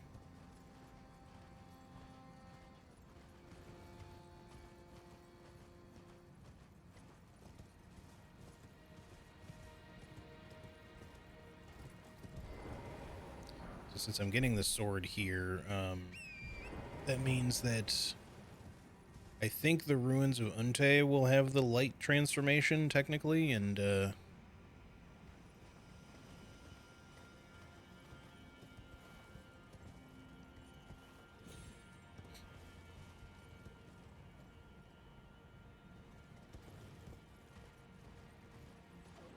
then the Fogrift ruins, Fogrift catacombs will have the dark transformation. I do still want to find that spirit spring, sealed spirit spring thingy. We can get up and get that charm.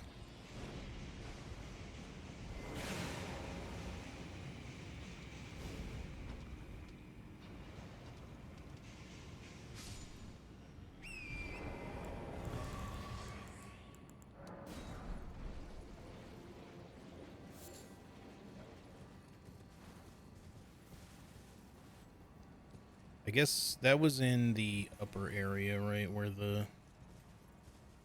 It's like off to the side where the other Birdman is. But yeah, so hefty rod pots should be, you know, as long as I have the means to actually throw them without getting immediately punished really badly, they should come in handy, hopefully against a lot of the NPC fights, but unfortunately they're not going to be useful against stuff like Rakshasa and shit because they're spirits. Like, all the Mausoleum ones are spirits, so they just won't get rotted, which sucks. So I'll really be able to take advantage of that.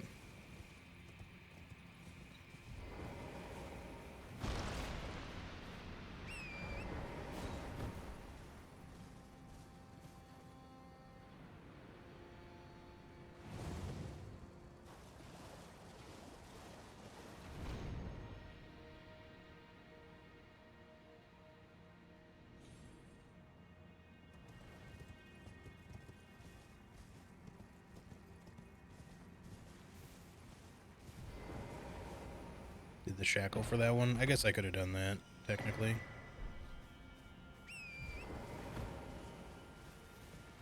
That's a good point.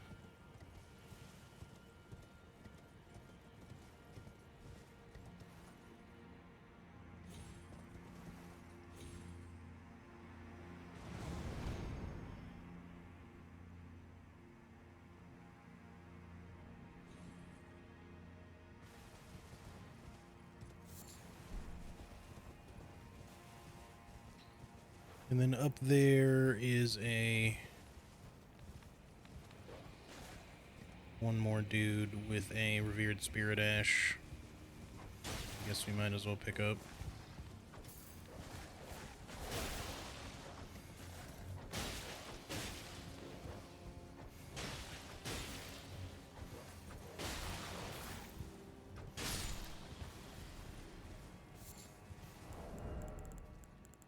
That might be all of them. I would hope so. I don't really want to collect or have to worry about collecting more, but...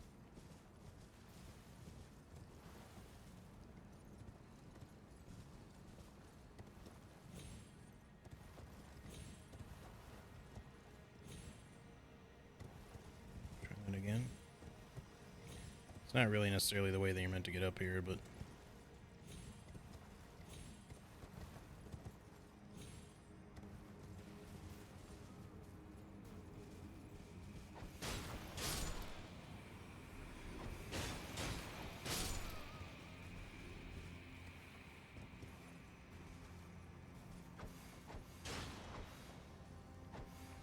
You asshole. You gotta go falling down for. No, he disappeared. God damn it.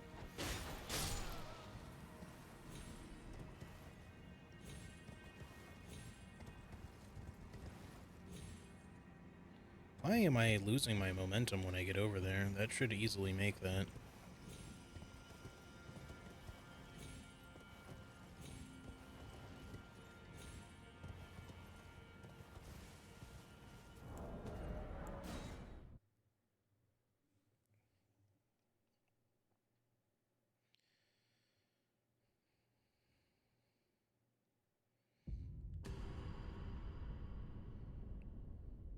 I suppose, like, the furnace golem that's up there is not, or that's up here is not one of the armored ones, but we could just pot him from above, because there is spaces where that's available, I believe.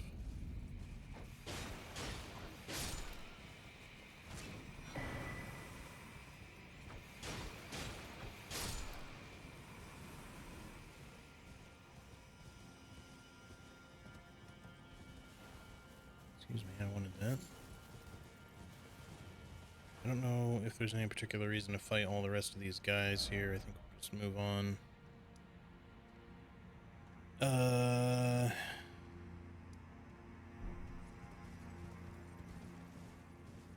do I want to go? Could just quickly take care of that furnace golem if we're gonna do that.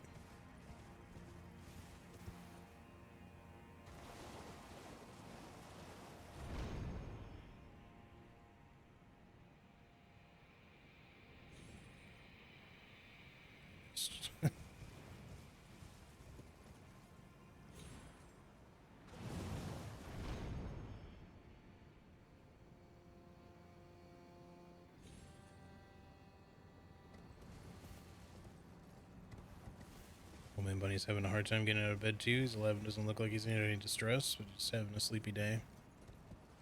Yeah, I don't know. It's just something about today, I guess. Okay. Probably from up over there would be easier.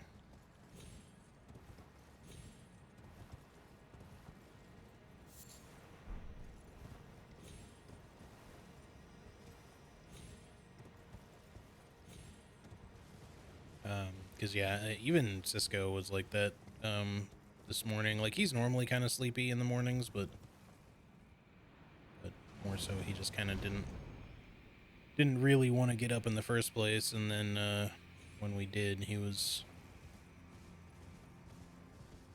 kind of just wanted to go back to sleep. Let me see if I can get this one more time.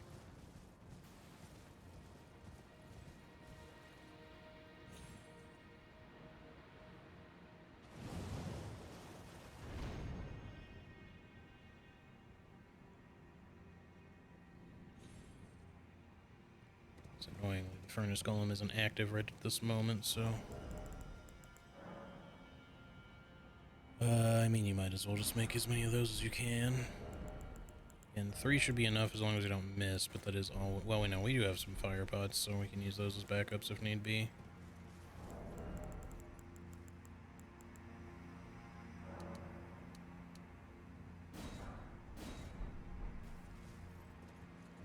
Question is, can I get his attention from up here?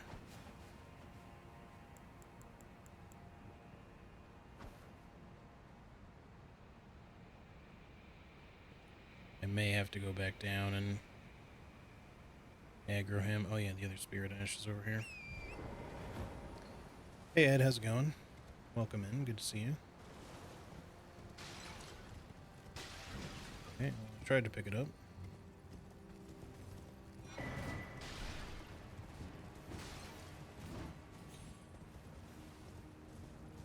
So what we'll have to do is get its attention and then head back to the spirit spring.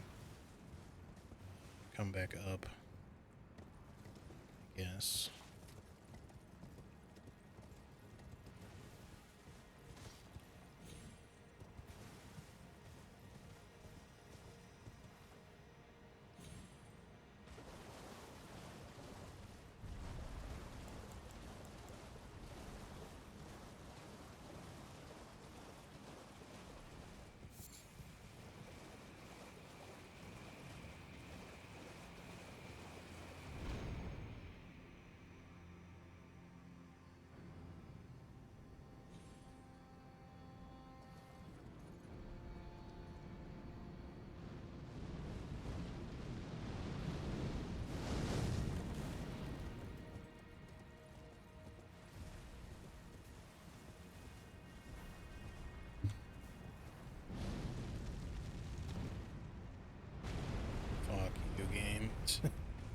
That's bullshit.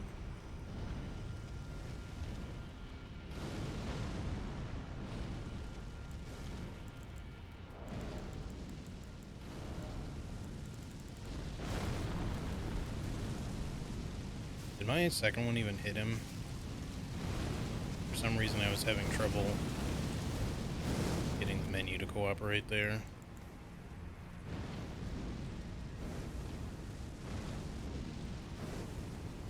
Why is it? Oh, those are volcano pots. Shit, that's not gonna work.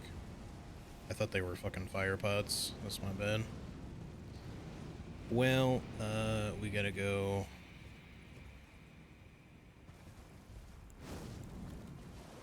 We're gonna have to go. I mean, we could just try to fight him, I guess, but I don't really have anything to throw into his head, or I could just die.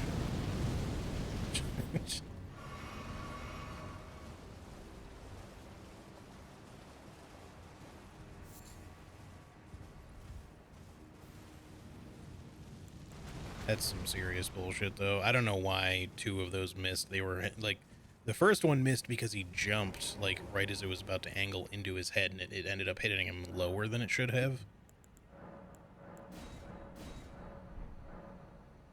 Which was some bullshit, but, thing is, I can't make any more of these now. Because I didn't collect the massive amount that are at the ruins of Unte. So we're going to have to use a combination of stuff here. First, we'll start with these, and then we'll do the regular fire pots, and that should be enough as long as we can actually land them. Otherwise, we're going to only be able to use fire pots, which will be annoying.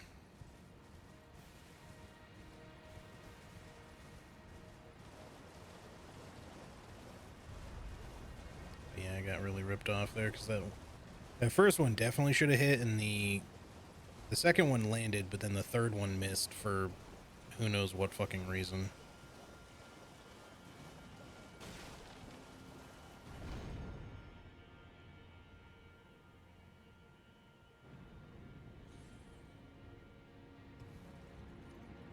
Just wait for these ones to dissipate.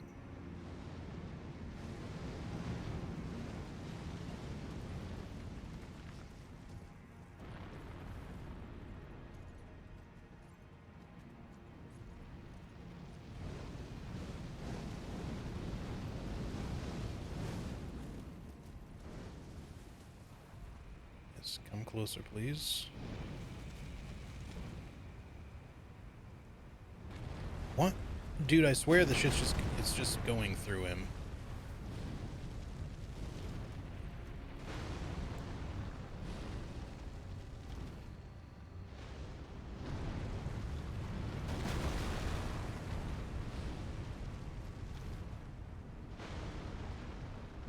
Again, we don't have fucking enough because this shit just keeps missing. Fuck's sake, man. Alright, fuck this. This asshole can just die some other time, I guess.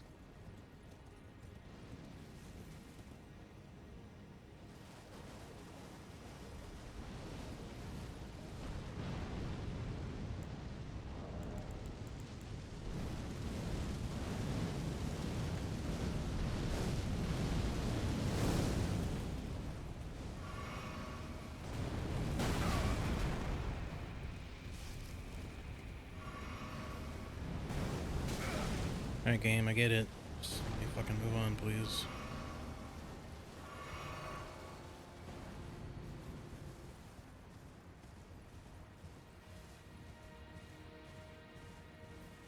Such an annoying fucking waste, too, because that was, I don't know, 5 furnace pots we wasted on that asshole? And only 2 of them hit? Those other ones 100% should have hit. They went just clear through his hitbox, but because he was in some sort of slightly inoptimal position, because this is not an area where you're meant to be able to do...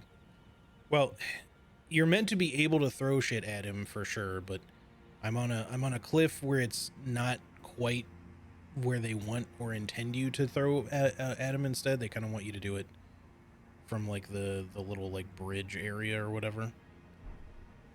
where it's a lot easier for him to hit you and a lot harder for you to avoid any of the projectiles, which is why I didn't want to do it from there.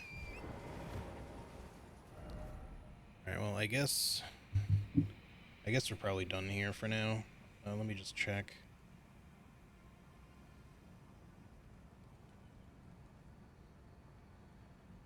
It's becoming plain day again. It's nothing overly loud, so I'm not sure you guys will hear it in the first place, but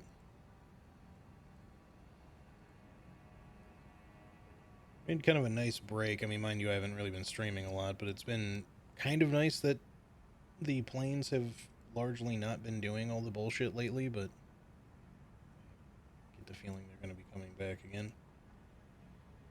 So yeah, there are 4 total to get. We've gotten all 4, so we're good. And we got the hefty rot pot recipe. So yeah, there's 4 in Niralim, which we'll have to get later. 2 that we can get on the southern shore area for the Jagged Peak and Charles Hidden Grave. Just the ones in... really just the ones behind Gaius, that's pretty much it. So, about as good as we're going to be at this point. Until we kill Gaius anyway. So only minimize the OBS. Alright, so yeah, we're done here for now. We'll kill that guy later if I can, but anything else I need to mark here? I don't think so. See, we haven't done the lion. I'll do the dancing lion in Bellerat before I do that one for sure. That one's probably going to be an annoying... well, they're probably both going to be annoying, honestly. I guess the question now is, what do we do next? I guess we could try to kill Dragon Man. Well, do the Dragon's Pit and open that up and up that way. We have... still have 0 of these. So yeah, short of... even Gaius is... he's only going to give us... like, he'll give us 5 and then we get 2 here, which means we'll have 1 short. Or 1 extra, I mean. Doesn't sound like it makes sense, though. Am I forgetting one somewhere? Because we're currently at 16, so we need 4 levels.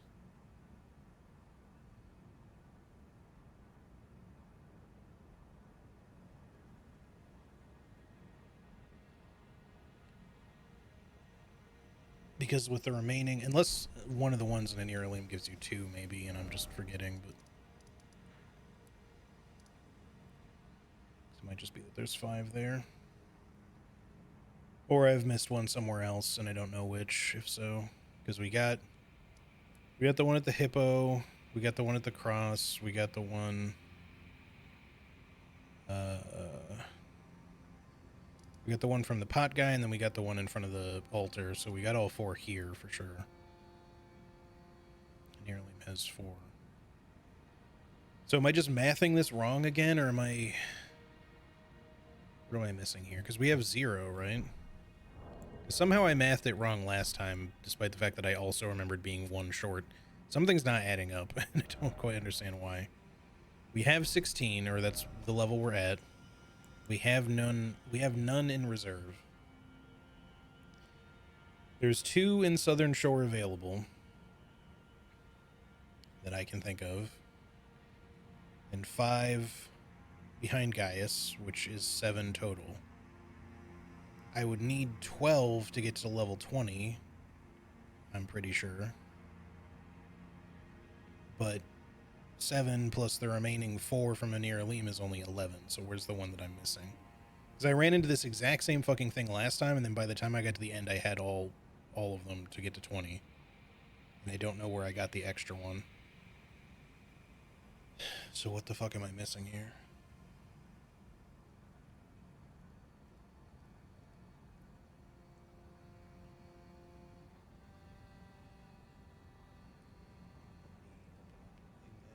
For this.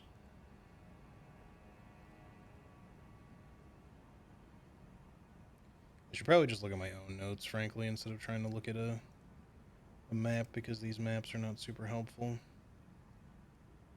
But the problem is I kind of need like both side by side.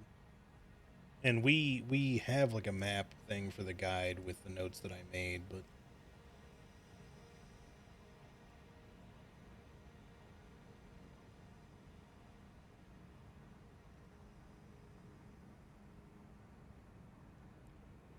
got all of those. There's 5 behind guys.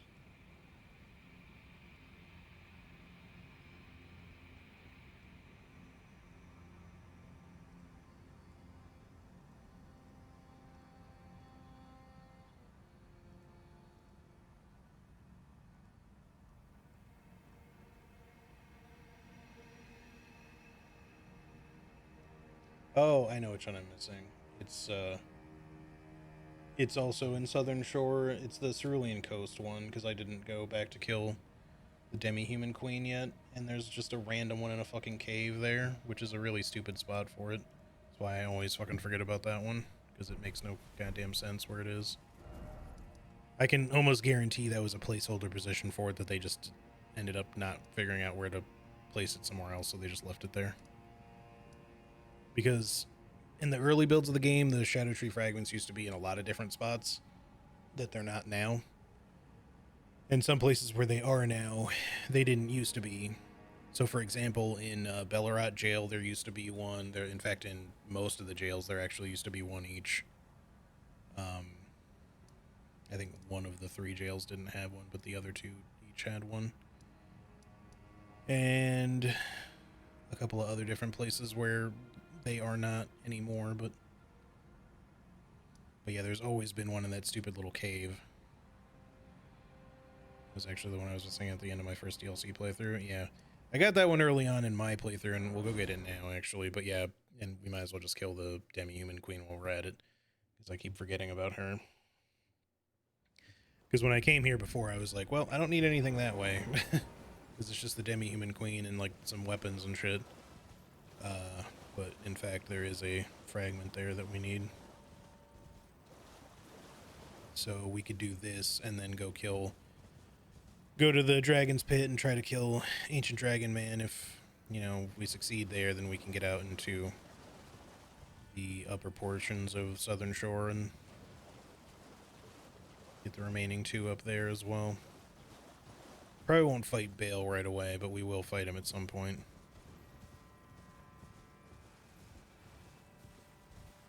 Presumably without the assistance of Egon, which I know will be disappointing, but I'll have to do the voice acting myself. Curse you, Bale. I vow you will rule the day.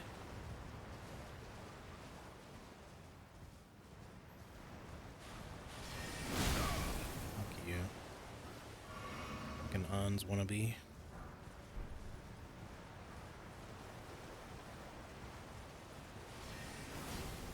Though you be thick of hide, or scale, or whatever the fuck his name is, I will riddle you with crystal darts. Close enough, right?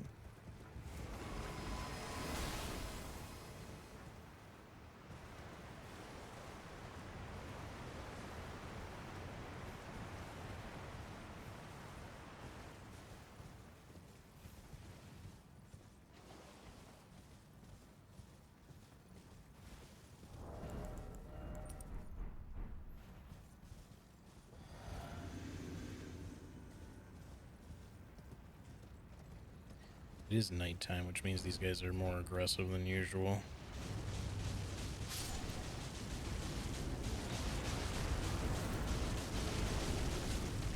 Not that it matters.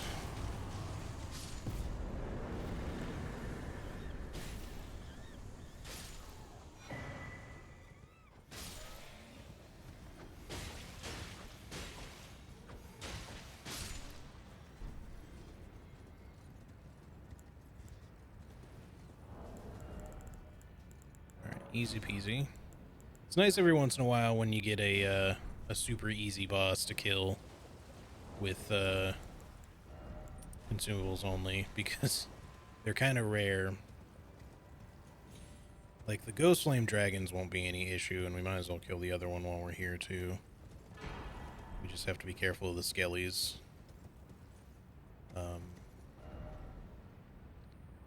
If we come back up here...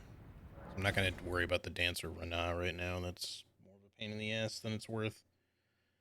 With stuff being this way, although she's not as defensive, or shouldn't anyway be as defensive as the others, but because she doesn't really have like crazy armor, but doesn't mean she won't still be a problem. And I do this every time. You gotta unequip this shit first.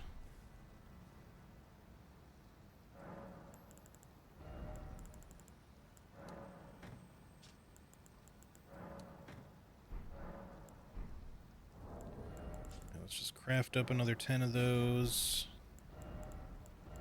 Put them on the bar. There we go. I don't have like the golden pot. Or wait, is it just hefty? I don't remember. I know there's like golden grease. Alright, I wanted to... We need to max out our potential against Ghost Flame Dragons here. Let's also switch it to daytime for the hell of it. So I can see a little bit better. I mean, it's certainly very pretty looking. It's very blue, but... Still need some visibility here. Alright, so in the physic, we want that to be holy. And for this, we want that to be holy. This we can swap to just the faith one. There, should do it.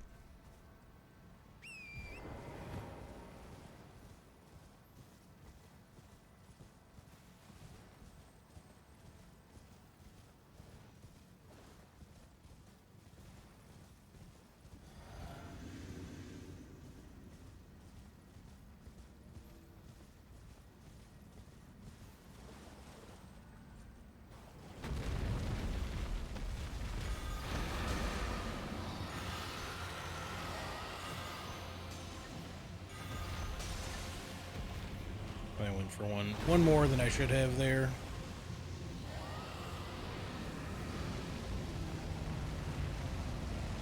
Summoning Skellies already? There he is. Okay. I don't know why that went so much further than I thought that it looked like it was going to, but...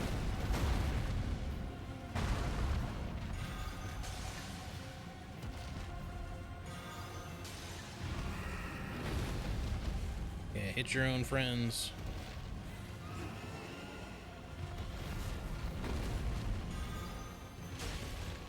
Don't hit me.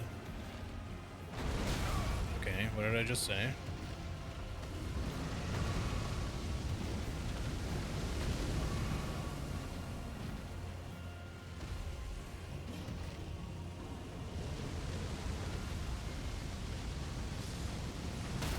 What in the fuck are we talking about, Hitbox?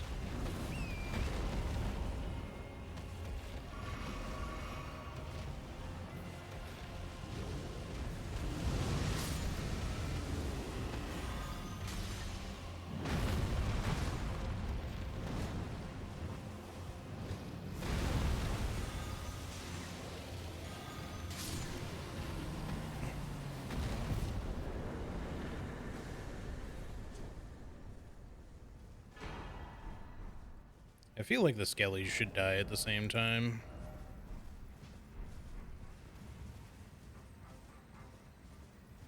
The same shit happens with, like, Tibia Mariner, and they actually are kind of supposed to die when the Tibia Mariner dies, but it just doesn't work most of the time. Or at least not properly. Like, half the time they'll... A few of them will die, but then other ones won't. I gotta sort the chest thingy still. Physic while I'm at it. Chest. Those. Give me all of these.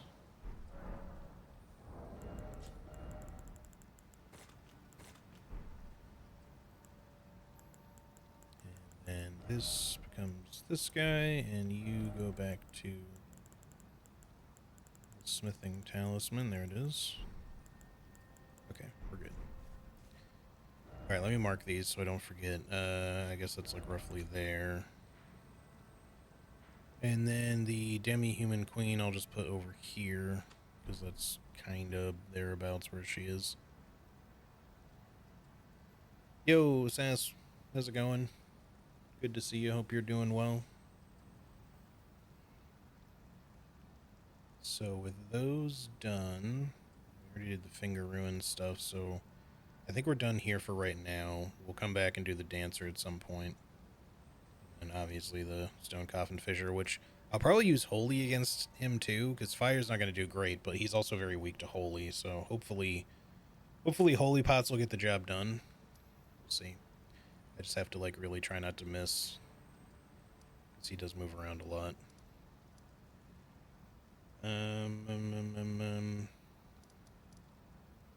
So yeah, I guess we're heading to the dragon's pit now.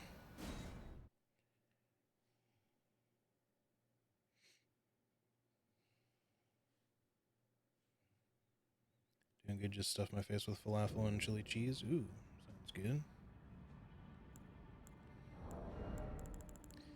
Kinda want to just grab a level before we go through all of this, because you got the big fucking magma worm here and shit too, which will probably... I should kill.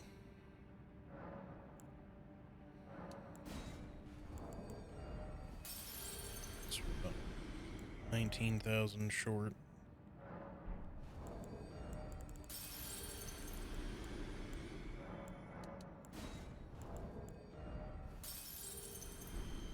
That'll work. This way, if I lose my runes, I'm not gonna have to worry about it too much, but...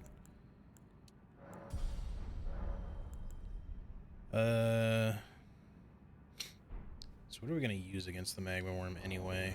Because probably not going to want to do volcano pots.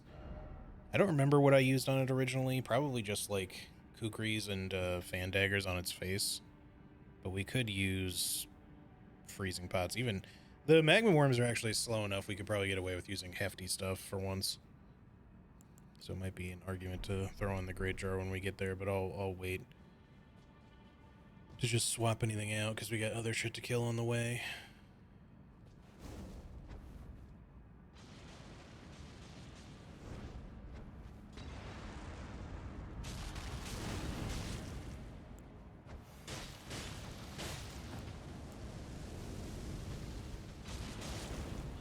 Hit pretty bad. It's stuck. Go.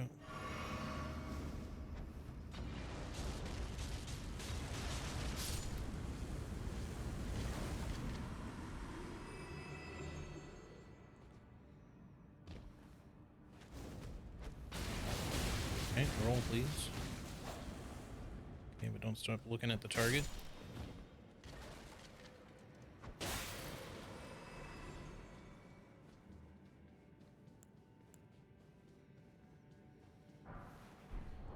We should swap this for now.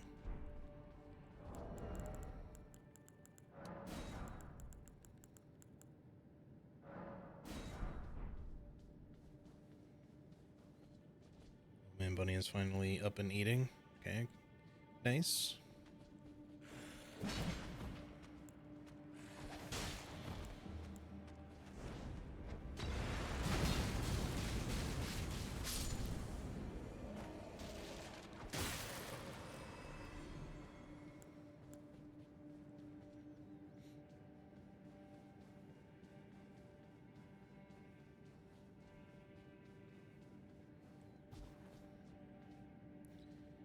Now that asshole over there is going to snipe at me, which is going to make this complicated. He aggroes from a really long way away.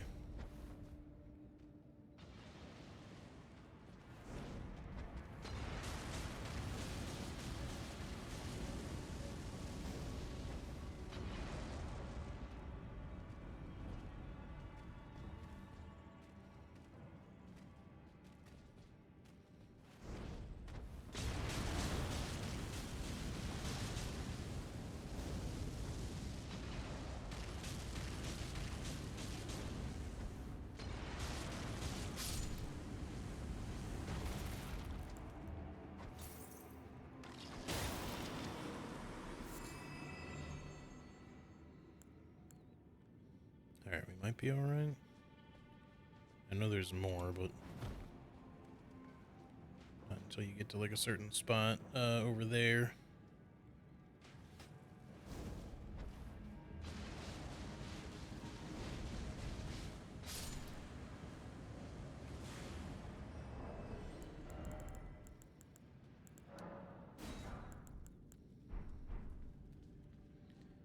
Alright, speaking of.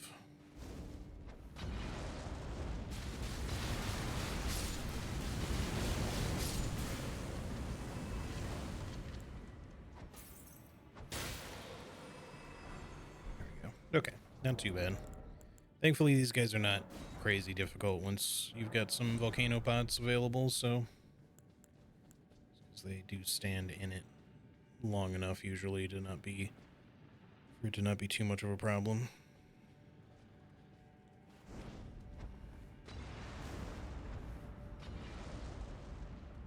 I was on that hitting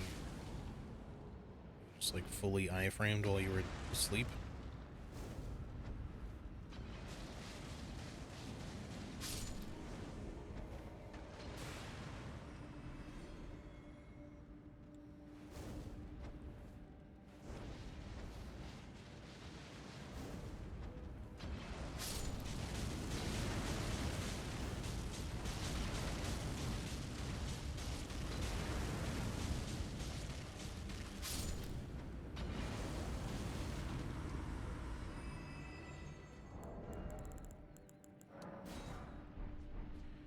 Should have maybe held off on doing that before we went in here because we got, well, there's still down here to deal with, so I guess that's fine.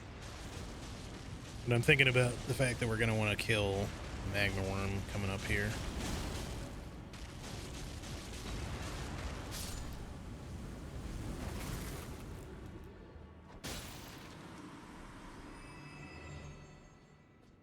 But again, maybe we can just kind of make do with other shit here like kukri and whatnot. Okay. Well, we don't want this. Might not even really want the extra magic damage, to be honest, and since we'll just be taking extra damage anyway, so maybe we just put on some extra defense for this one. We'll start with some kukris. We could make like some swarm pots or something, but I've already got like 15 of the others on me, so what about freezing pots? Do we still have freezing pots available? Assuming no, but we can make some, so those would also be an option. Hefty freeze pots also could be fun, potentially. Sure, why not? Excuse to wear this for once. Hopefully it doesn't become an issue. Okay, so give me those. And, hopefully 6 will be enough, because I don't really want to waste the others.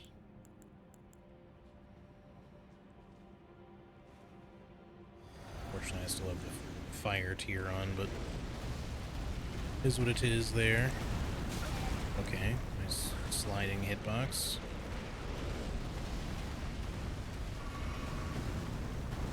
Love how much he just fucking slides along forever.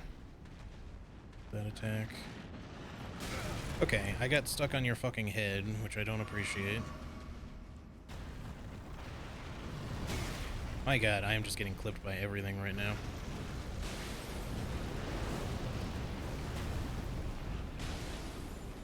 Still not frostbitten after 2 of these?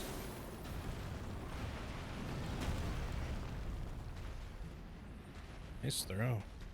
Great throws, really. It's just the wrong direction to roll, frankly.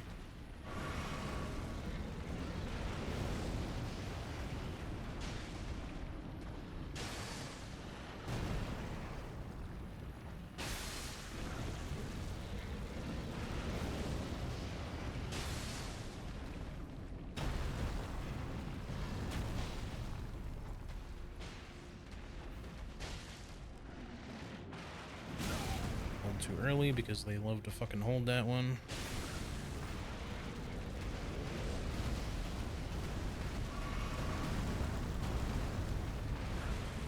hopefully 3 will do it again, because my fucking hitbox is atrocious sometimes, man. Come on, bro. Let me do anything. I hate fighting these enemies in such tiny rooms.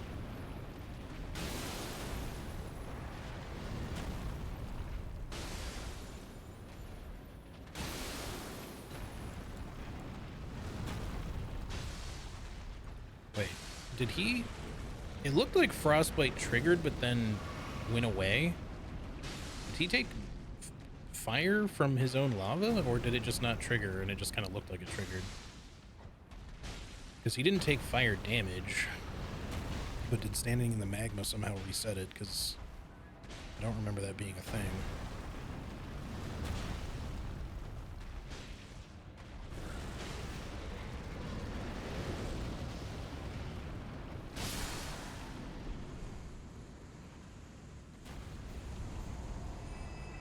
Didn't seem to... Yeah, I don't know. It just looked like it triggered, so I'm not sure, like, why. Maybe it was just something about the lighting of the room in that one spot. Because the hefty pots do make, like, a big splashy effect, so maybe it just kind of looked like it triggered.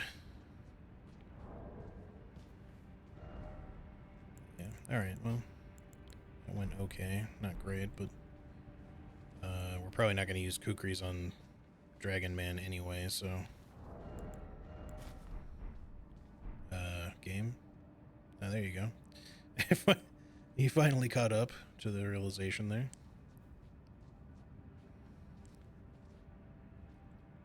Alright. Also, that magma worm does not drop enough runes.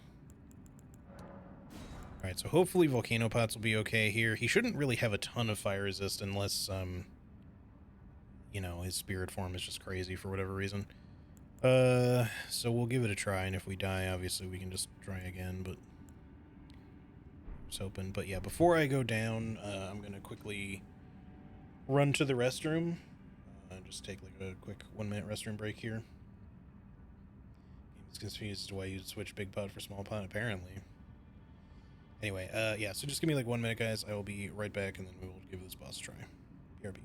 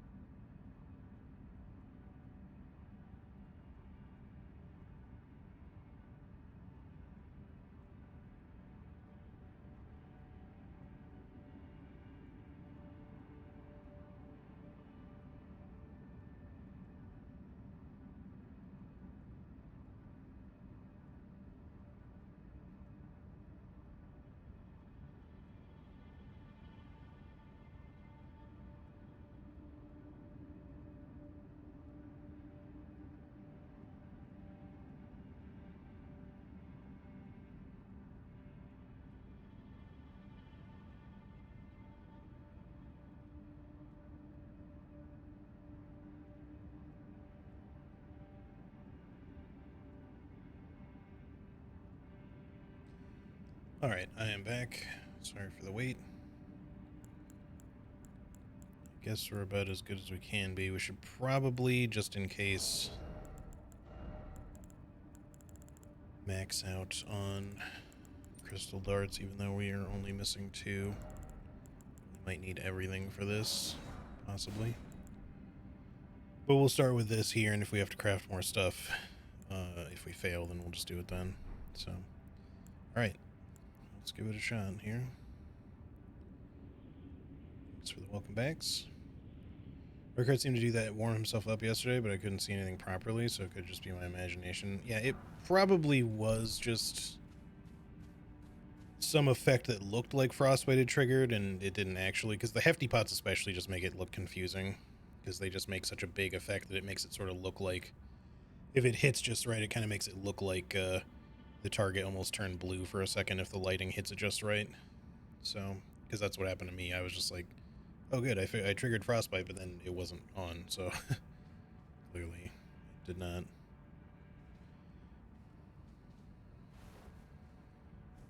Shit, I forgot I used my flask already. Oh well. It's too bad.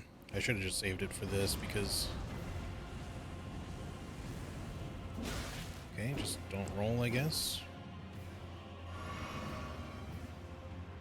So I have, like, no heals, so... We should probably just intentionally die here. But I'll give it a try.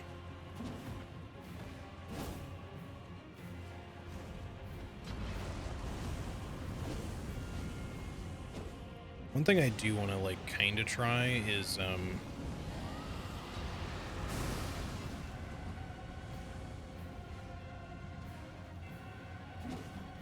I kind of want to try roped pots for these NPC fights. So not this one, obviously. Okay, nice little catch. Got one heal left.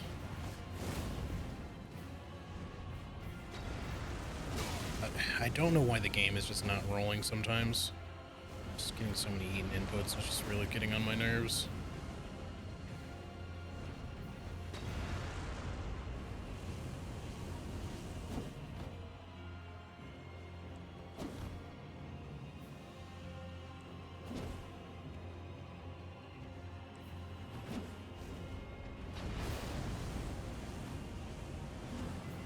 Really weird. I don't know if he got knocked out of the air by the volcano pod or if he just canceled his own move somehow.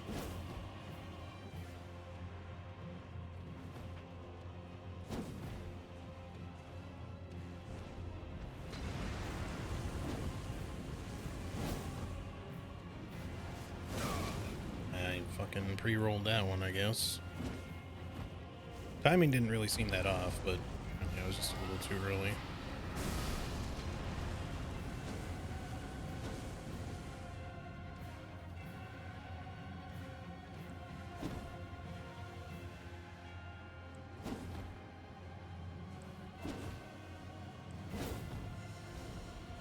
That was a foolish time to do that because I wasn't expecting him to sprint. That's alright. We were out of heals and everything, and we only wandered into the fight with 3 to begin with, so... Just do that again. This time we'll have our flask and everything too. So yeah, let's still just make... Yeah, I could try roped pots. The thing is that I'm not used to using them, so I don't know how well this is going to work, to be honest. I am kind of curious. I also don't know if they're really as strong, so we'll see.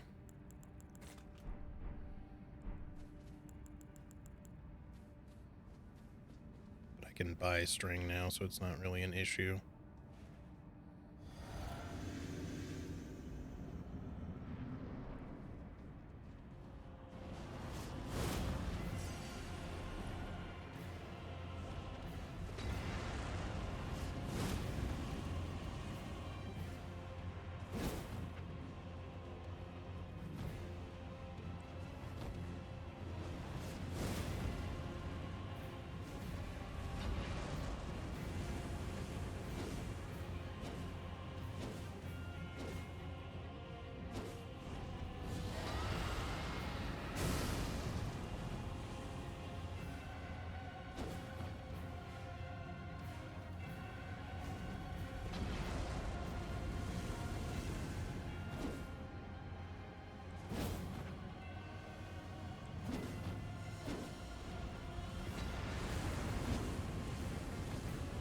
I mean, you know, it's working.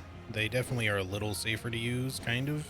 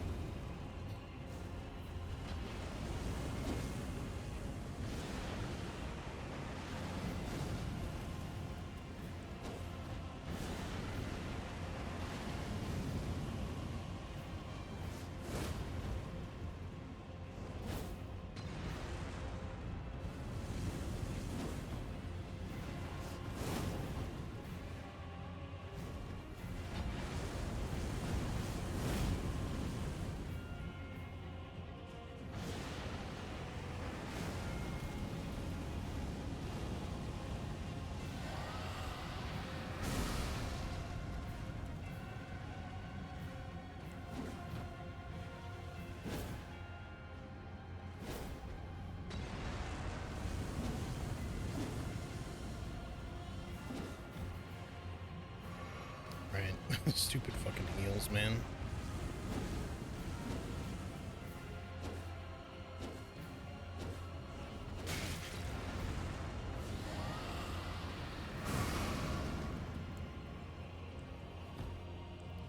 Yeah, we're out of the roped ones now.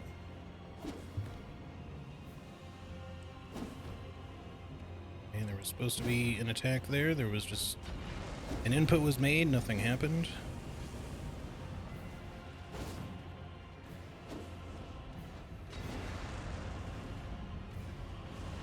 And I love it when they just don't walk into it.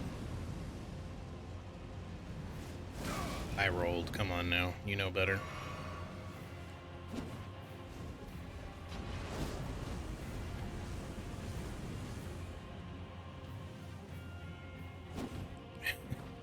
Game, I'm not mad. I'm just disappointed.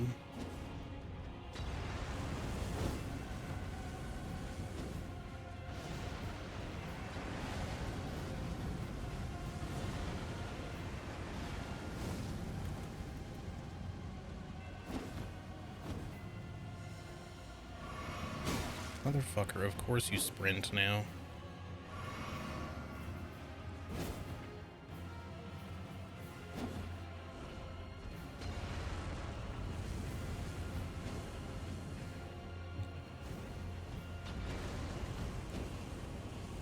Alright, well, that's it for fire.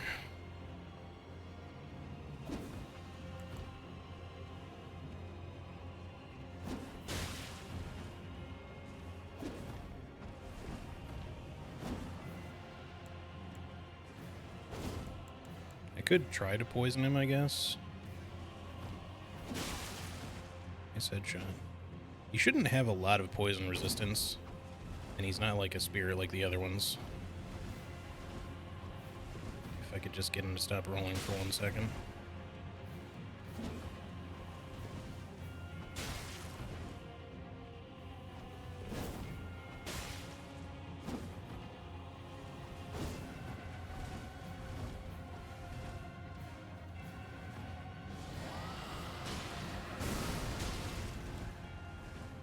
Still not poisoned.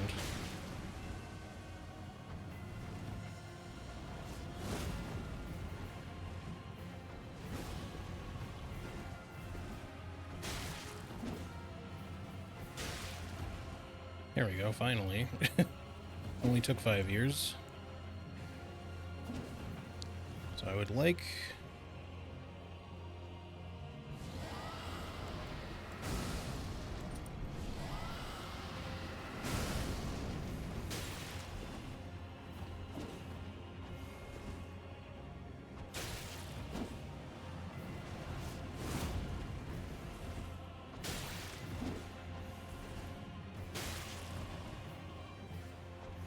One advantage I have...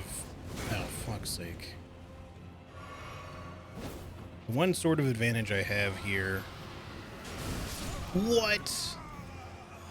What was that hitbox range? That's fucking bullshit. That did not hit me. Come on, game. What a waste.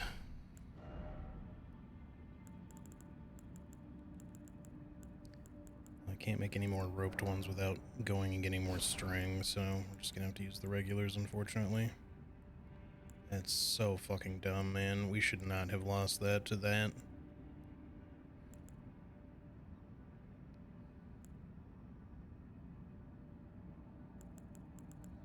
We could try using some of these, but I don't really have a lot of spirit calculus. This is the other issue, is just like some of the fucking consumables that they give you that are not that bad, they make the materials for crafting them fucking way too rare.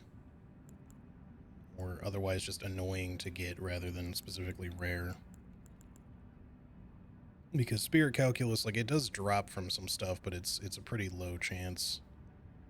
And the rest of it is like guaranteed drops instead of like things that you can just farm anywhere, so using a lot of these is just kind of a pain.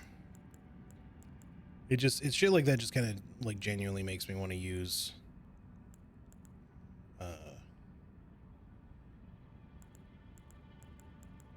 like a cheat engine situation just to fucking give myself all the shit that I would want to use.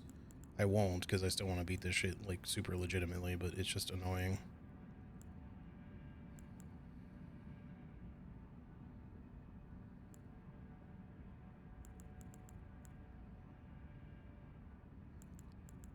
I don't really want to use hefty pots against Dragon Man, because he moves too quickly.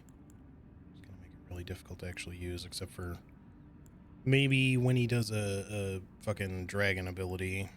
That's pretty much it. Like, we were doing fine if it weren't for that one stupid hit. That did, like, all of my HP, or at least 80% of it in one hit, because I wasn't at full HP, but still, that was a lot of damage.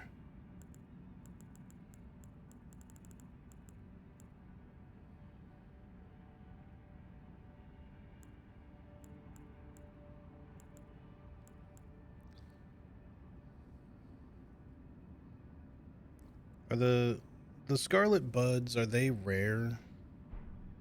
I feel like they are, but maybe they're not. Because those don't seem like they would be that hard to farm if I want to use. Doesn't seem like they are. Well, I can't go check right now. I want to use hefty rot pots, but like I guess the question is like how hard is it going to be to get more if I use them here?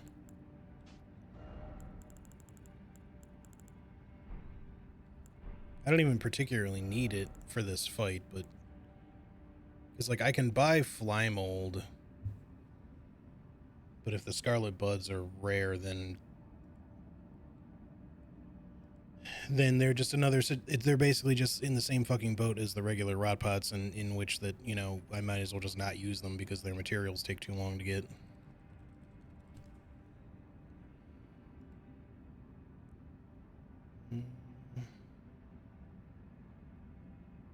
It says you can farm them, so I guess they're not rare, which is good then.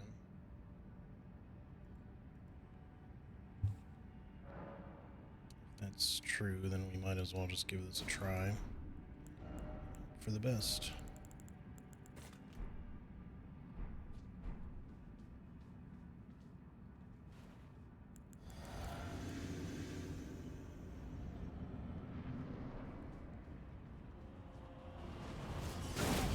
Okay, well, I hit triangle a little too close to my dodge input there, so I just didn't get one.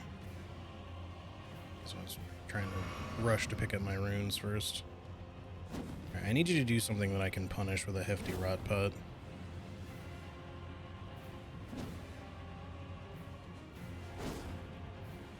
Yes, pull that out. Now do a dragon thing. Yes, thank you.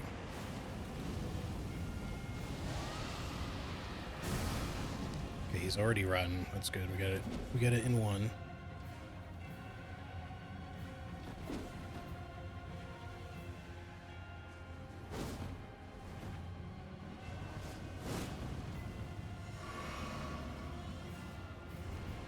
You dickhead. Oh, okay. He didn't actually send anything at me.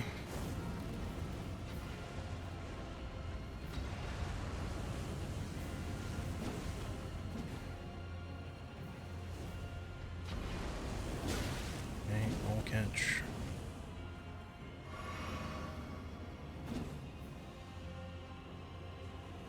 Man, hefty rot pot. Doing some serious work.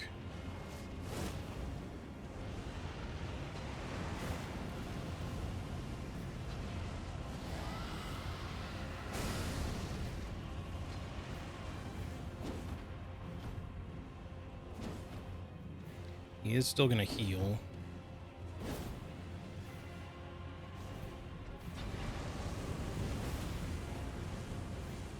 At some point. Right there.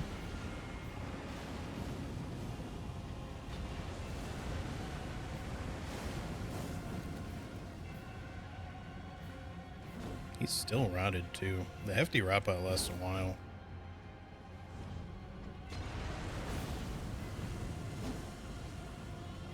Okay, it wore off. That would have been a really good time to punish.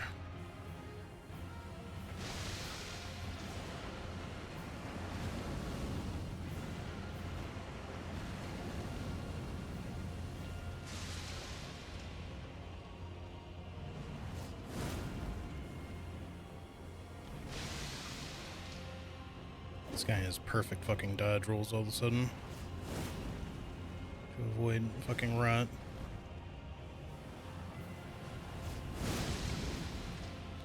Like, that didn't get him? Are you serious? He was mid-air, and it didn't go over his head. Like, it just...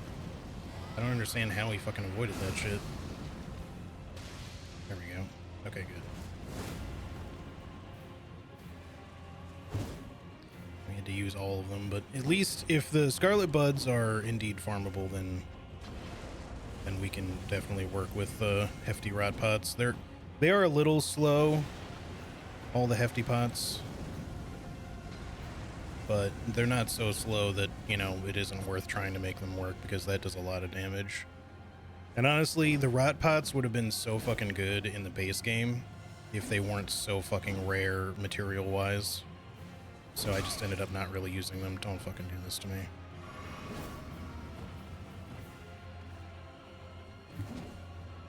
And of course, I didn't especially need them. I mean, it wouldn't have helped me with Millennia anyway, but it would have helped with some fights for sure. Especially in the later game.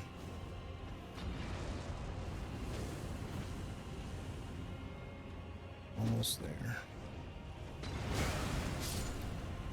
Okay, that was a little riskier than it should have been, but gotcha. Okay.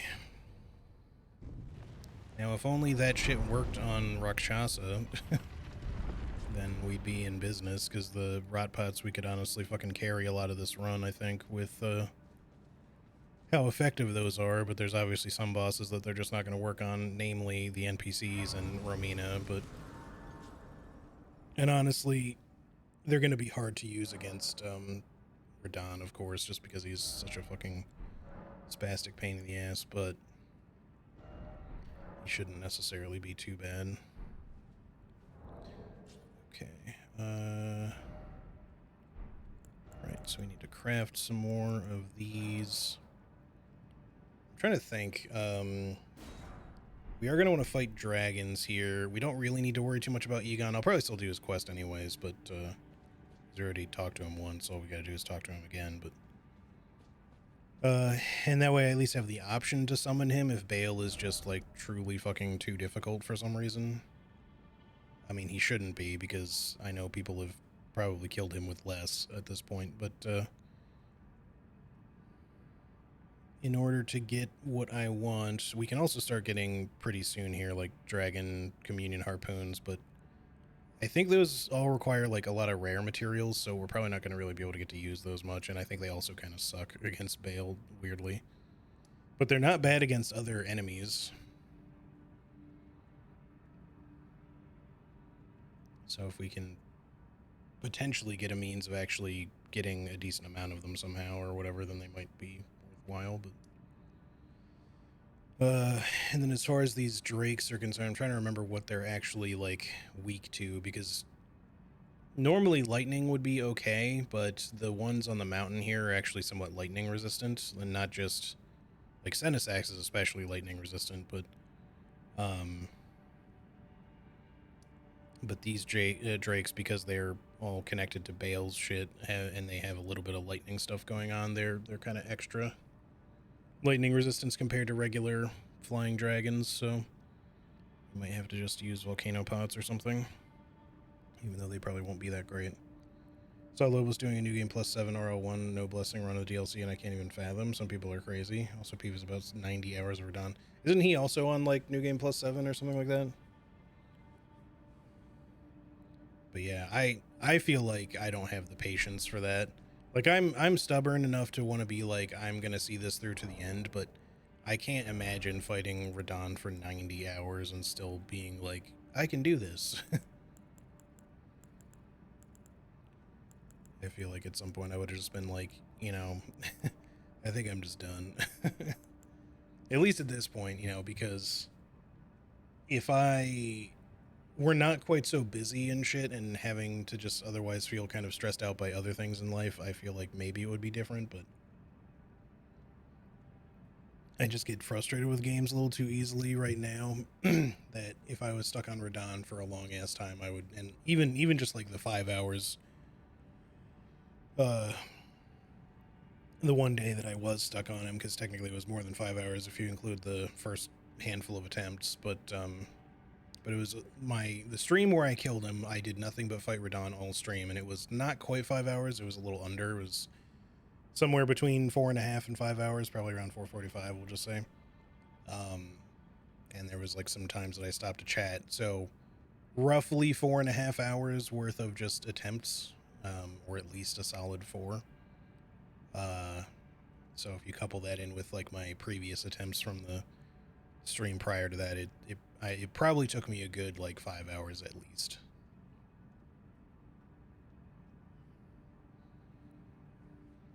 Just with what I had set up. Now, mind you, there's ways that I could have made that fight way easier. I'm aware that just, holding up a real big thick shield in front of him and using guard counters is a pretty decent way of attacking, especially if you're using the deflecting hard tier, or even just using the deflecting hard tier in general. Block and poke is kind of one of the recommended strategies for dealing with him in general. Just because so much of his shit is so hard to dodge. You have to do it with such fucking precision, and even when you do it with precision, it's inconsistent, which that's the part that fucking pisses me off about that fight. It's not specifically that it requires precision, it's that even when you do it seemingly precisely, it still fucks up sometimes because the positioning is just slightly off, or because of the terrain or something, or just his facing compared to where you were when you decided to roll. Now there's ways of mitigating that. If you glue yourself to his right leg and only roll left, you can avoid like 90% of the shit that he does, even in his second phase. But it still requires specific roll directions for certain attacks, and it still requires very precise timing, and it requires light roll. Like, you can't even do it in medium roll, which sucks. I feel like it punishes way too many different build choices, which makes it not a very well designed fight, sadly. And as much as I've never really been a big proponent of, like, I want to see a boss get nerfed type shit. Like, it bothers me that that's the state they left that boss in. So I kind of hope that they do nerf it, at least just to the point where he actually fights consistently, instead of just being like, because yeah, he does an insane amount of damage. I don't care about that part. I just want his attacks to not hit me when I dodge the way that I'm supposed to dodge. And again, 90% of the time they don't, but like 10% of the time they just clip you anyways because something is slightly off with the terrain or the position or something. And that shit just fucking annoys the hell out of me. Pillars of Light to get better positioning relative to his attacks. Yeah, his clones also go fucking berserk with all of his light speed slash abilities. Like, they will sometimes just fly off in random directions. They won't always consistently target you, even when you're the only thing in the entire arena for him to target. So they'll be slightly to the left or slightly ahead or slightly behind, and that completely fucks up the dodge timings for them, which just makes that, like, generally you're like, oh, I can just strafe this to the side and then roll this one and that one. Or if it's the one after the meteors, I have to just kind of create a whole bunch of distance and then roll sort of diagonally backwards or whatever.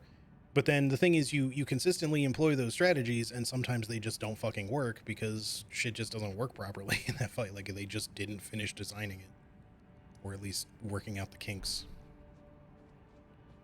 So yeah, that shit's really fucking unfortunate, and I hope they fix it. All right, let's put a skull here. And I kind of want to go, I guess we don't need to do it now, but at some point here I want to make sure that I have plenty of materials for hefty rod pots. So I'll do some farming for the Scarlet Buds off stream, but the fly mold, thankfully we have the Moldmonger's bell bearing, so I can actually just buy that shit. Which, that's one thing I'm really happy about, that they actually, some of the new bell bearings include resources that you would even get in the DLC instead of just, base game shit. Because if you had to farm fly mold, hefty rot pots would be just as bad, if not worse. Well, no, they'd probably be slightly better because the drop rates aren't quite as bad, but they'd still be bad because you don't really want to have to farm fly mold. That shit is not a good enough drop rate to warrant farming it. The only advantage you have over farming like basilisks for for Aeonian butterflies is that, you know, there's lots of areas where those flies are grouped up where you can just kind of, especially in my case, use like a volcano pod or something to just burn a bunch of them down, which makes farming them not so bad, but their drop rate is still shitty enough that it would really suck to just only be able to farm them. Now, you still have to farm the scarlet bud, but at least there's a bunch of it literally right over here. So if you go from the Church of the Bud and just go backwards and just loop that first little area, you can get a few. If you go downstairs, you can get a few more, but you may have to deal with some Kindred of Rot. But you can do it all in the horse if you want, so it's relatively quick. Go back, do it again. And since you're not going to be using rot pots as your main source of damage all the time, I don't feel like you have to worry about farming that like crazy. The reason why I'm glad volcano pots and cracked crystals are not terrible farms is because they're my two most used resources, because they do the best consistent damage for something that I can just repeatedly craft on the go. Otherwise, you know, like if you could carry 999 kukri and fan daggers and all that kind of shit, I would just use those. With the exception of against NPCs. I'd probably still be using volcano pots against them, but against nearly everything else, I would just use those physical ones because they're just better most of the time. For some stuff, volcano pots would still be good, and against a lot of grouped enemies, they'd still be great, but I probably wouldn't bother using the cracked or the crystal darts very often unless I was fighting constructs that go haywire when you use them on them, and or stuff that's insanely weak to magic, since those do a bit of magic damage. But I definitely wouldn't use them as much as I do now. Okay, so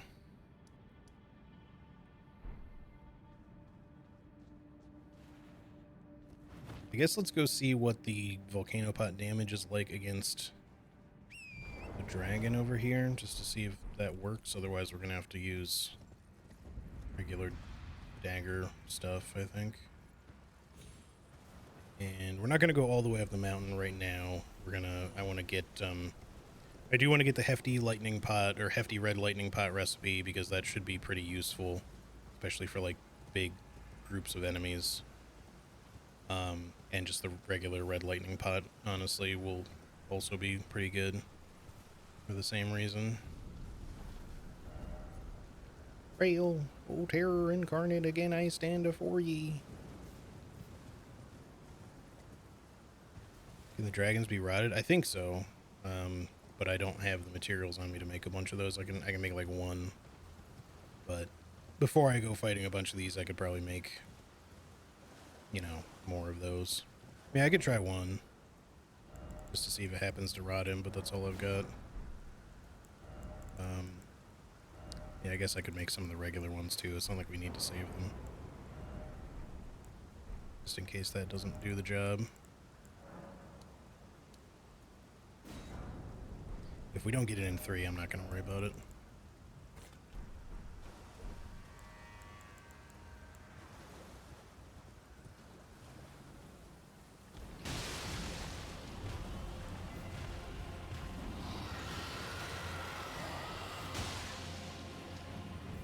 He's already rotten. I didn't really need to do that extra one.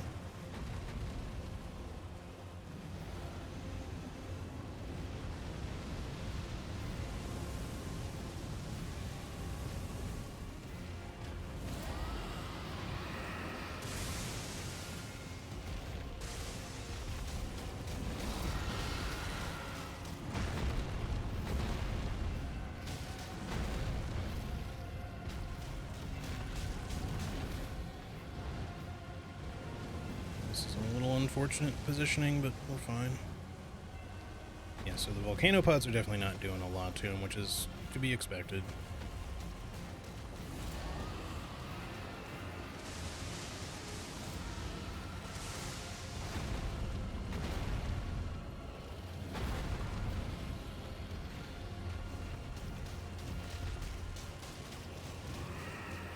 Like, considering they aren't super fast enemies, it's still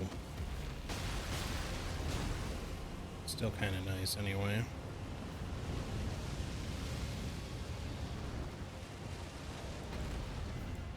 I'll switch to this instead. Buddy, what are you doing all the way up there? Come down. Better yet, fall down so you just instantly die, because that would be funny.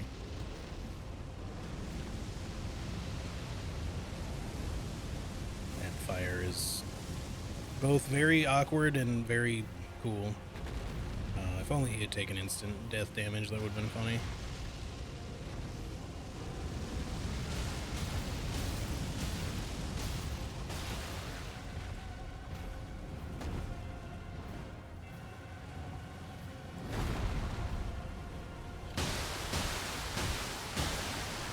Sound effect is loud but satisfying.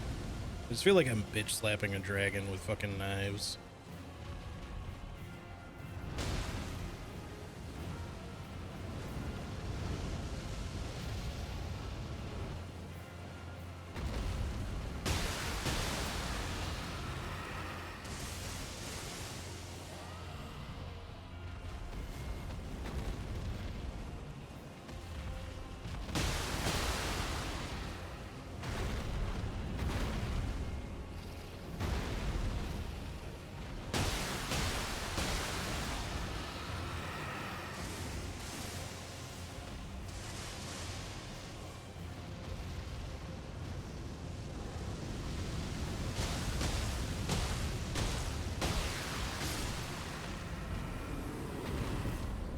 Probably just use those for the most part on the next ones. Maybe some rot too, but okay. Easy enough. Yeah, we'll go. I'm gonna quickly detour this way just to get the recipe book, the first one anyway. I do want the others, of course, too, but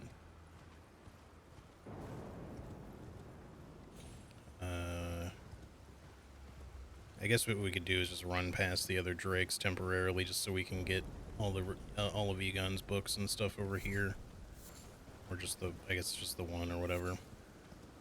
Because the other one's in the other location, I guess. But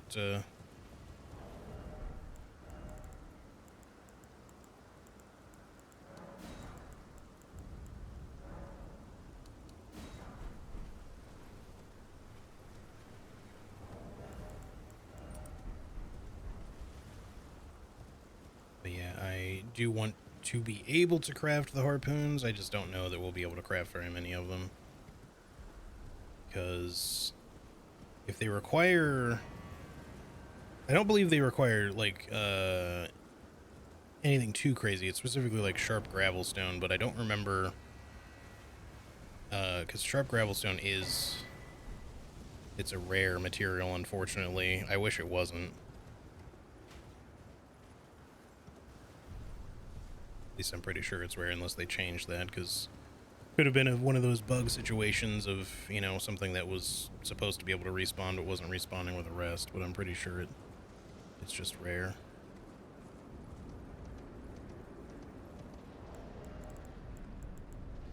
Hefty red lightning pots, and...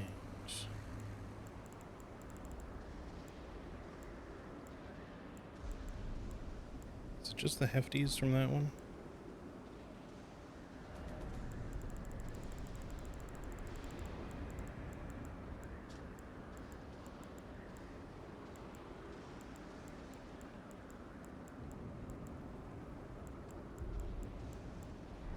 Okay. Alrighty then.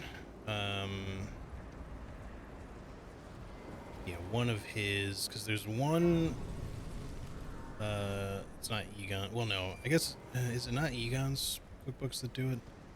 I guess he gives you the Dragon Communion flesh and the harpoons together, I want to say.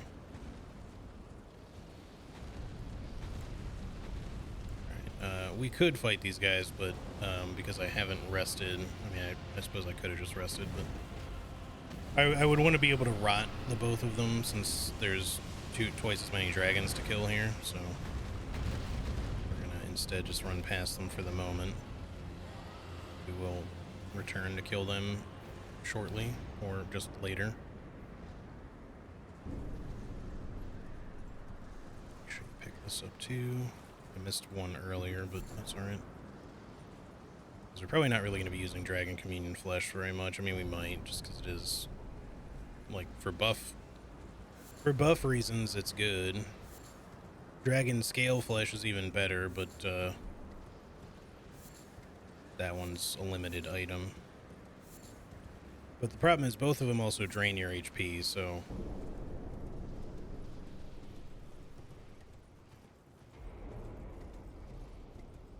Oh yeah, the other reason I wanted to come up here was for the fragment, that's right.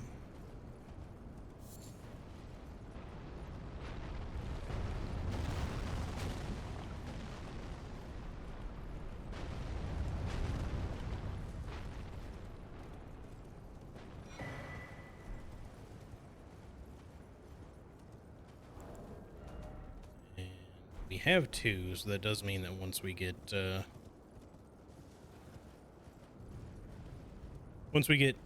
over to Charo's Hidden Grave, we can also get the one there, and we'll be all good for our next level. I mean, it requires killing a hippo, but it's not like that's going to be a problem. Later on, Senesax. I don't think Senesax will be too hard. I just have to use the right kind of shit against him, or her, but, there's, you know, just ancient dragons in general are just kind of a pain in the ass, but they are... The big annoyance is that they are surprisingly resistant to nearly all damage types, but especially lightning, of course. And I don't remember what their status ailment resistances are like, but they're not... I don't think they're especially great either. But I think piercing might be one of the damage types that's actually okay against them. I'd have to look because I don't remember, but...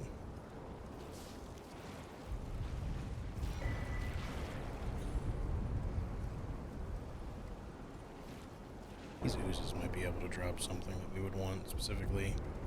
They probably only drop like red Fulgur Bloom if it's anything, but anything specific and special, but they might also maybe drop Sharp Gravelstone just as a way to get more of it.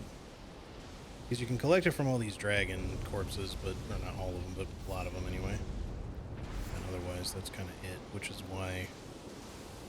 Because I think you need those for the harpoons.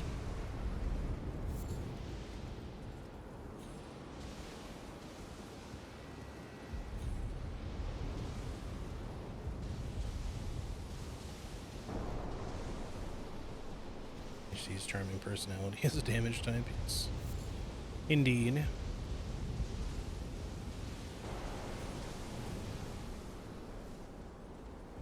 We do have the painting, so I guess we could get our own dragon form here while we're at it.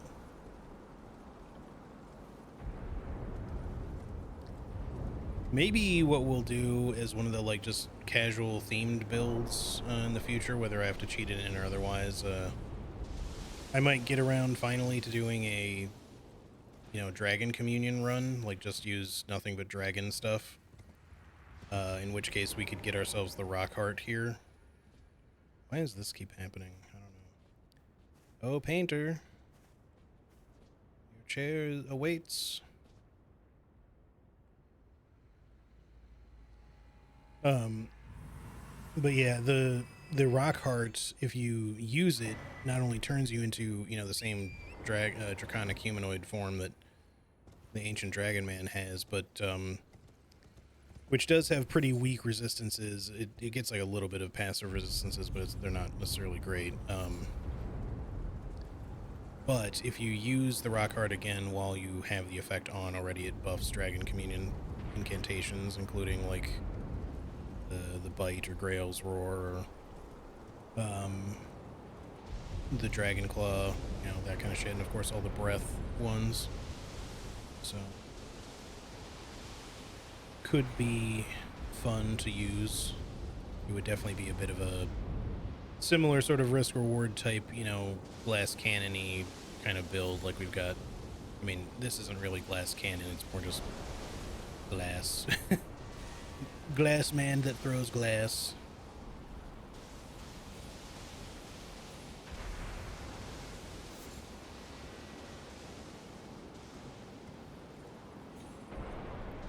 But you know what I mean. just like a otherwise kind of potent damage-wise sort of build, or relative.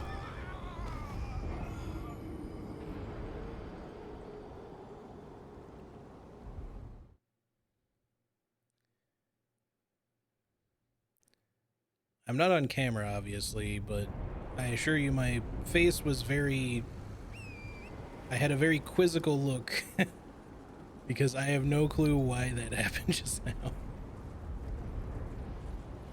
Because I didn't just land, I was literally walking around and instantly died as though I was falling. So I must have jumped onto a spot that the game deemed the point where you would fall from, and must have been considered in the falling state even though I wasn't falling. Either that or they accidentally left a little bit of a kill plane there or something. But I died as though I had died from... Oh, don't do that shit again. Died from falling. So... okay, see if I can get my runes here. Wait, is the sharp gravelstone not rare? Or did I just not pick that one up before?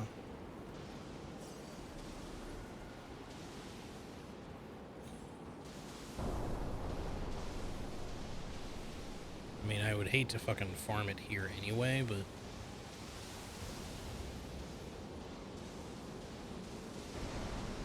I'm not seeing anymore, so I probably just didn't pick that one up previously.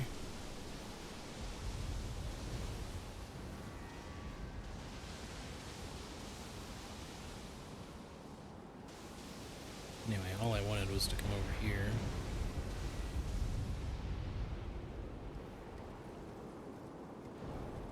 And collect an item, well, not the Fulgur Bloom, that's fine, but otherwise a useful item that is not useful to me at this point.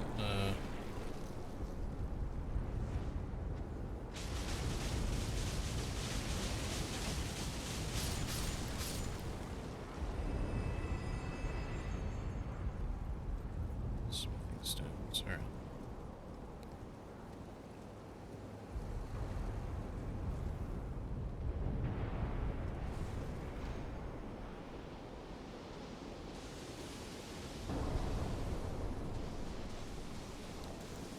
Also, we got...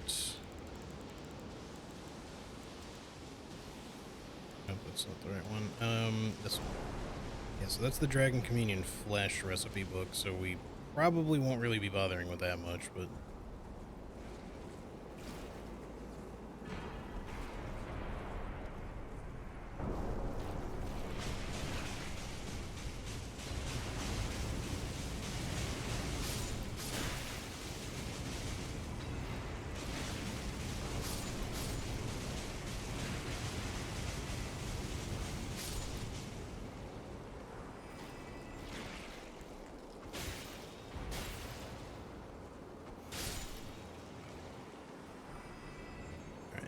seem to drop anything useful.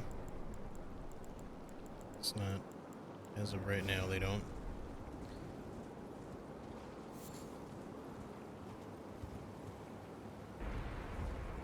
Come on, pick up the item, please.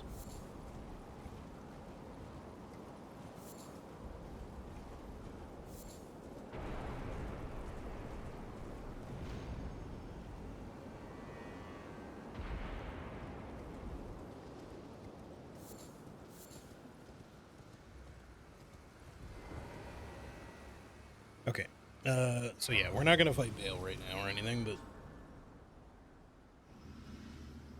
we can do that later on at some point.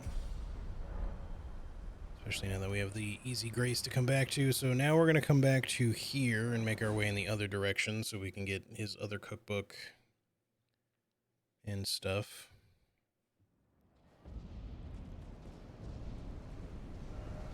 Wait, not there. This over here.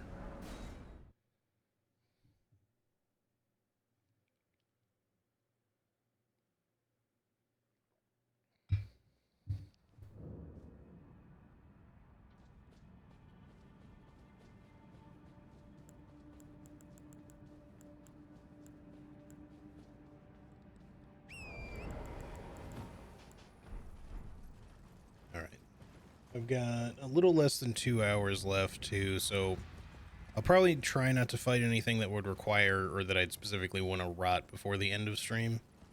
And then I'll try to get like some farming done for hefty rot pots before the next stream.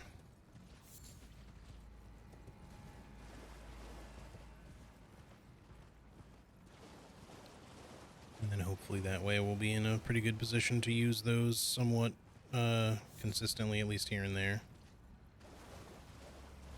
Some of the more annoying fights where we just kind of could use the extra damage to carry, since, you know, we didn't ultimately really need the rot in the base game. It would have helped on some fights, but moreover, the DLC is of a stronger breed, so kind of we could definitely kind of use the assistance, I think.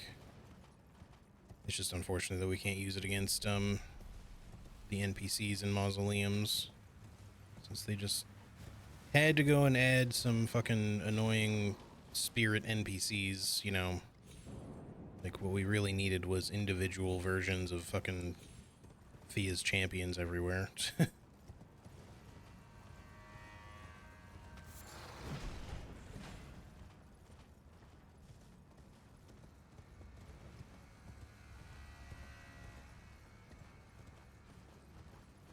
I'm gonna have to lie down on my couch. The food from earlier was too much. I feel you.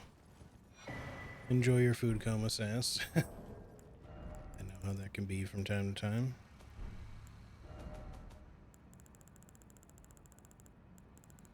So this should be the harpoons one, right?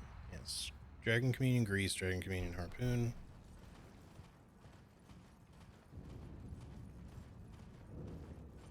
Pick up a few free harpoons on the wings over there. On the wing.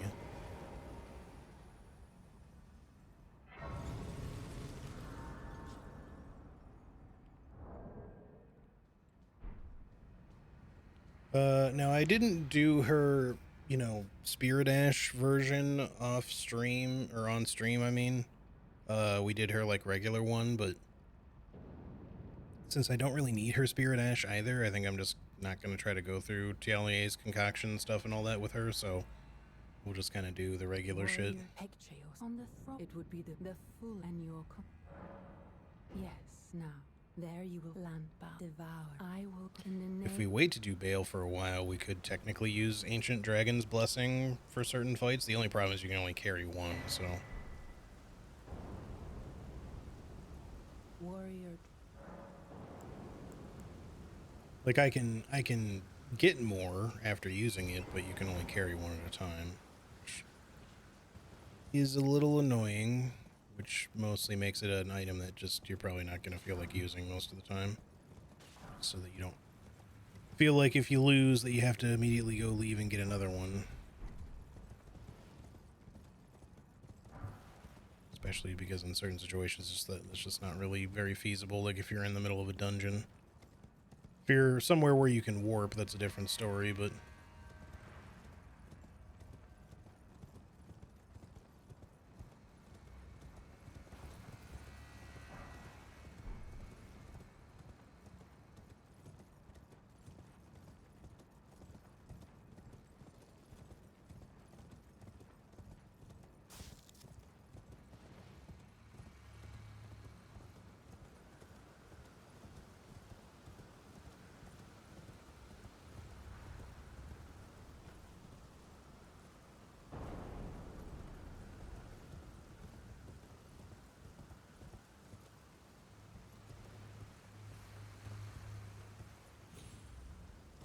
oh, I got everything over there. Pretty sure it's just the 3, but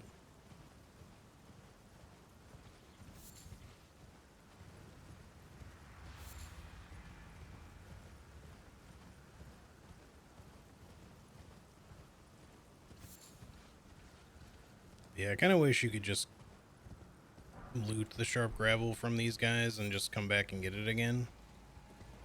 Because this would not really be that bad of a farming location, if so.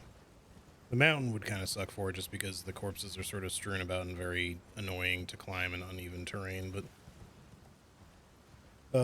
these ones back here are not that very far away from a grace, and you can get enough of them to make, you know, repeated trips not really that bad.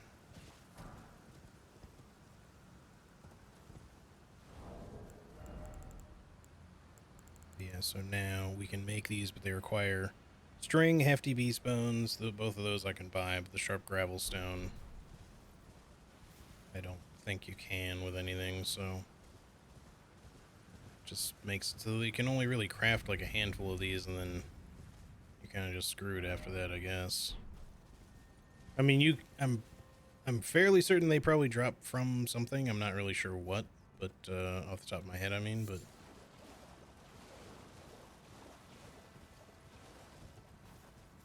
yeah, I'm probably just gonna end up saving what I have of them and maybe making some eventually to use on like a tough boss or something, but I don't wanna aggro him yet. Sweet, just get to the grace and reset him anyway. But I need holy pots if I want to fight him. Also don't have the ability to just cast a heal spell, so I can't use something like that against the Revenant. We just have to kind of try to stay away.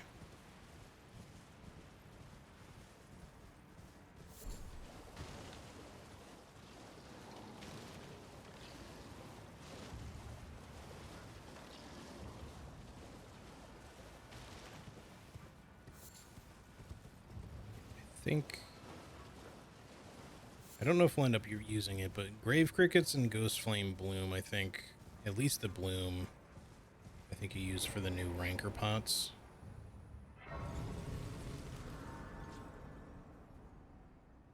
There's also the Call of Tibia thing that we'll get. Did we actually just get that? Did we get? Oh yeah, Polterstones. For the one Tibia's cookbook, I guess, or whatever it is, you get like the Call of Tibia item, which is not very good.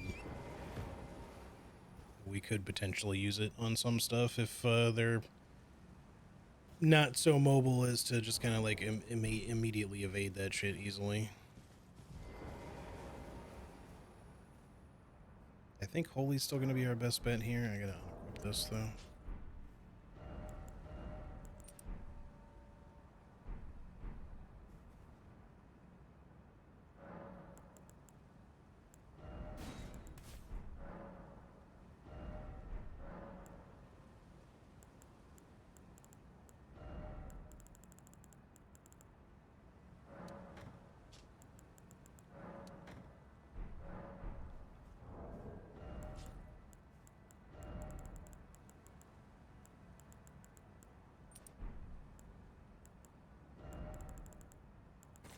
So much setup.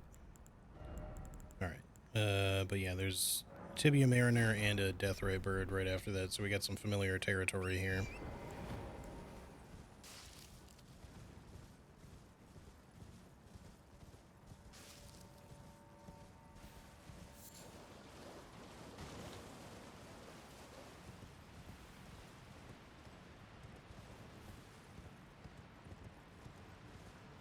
What does it do?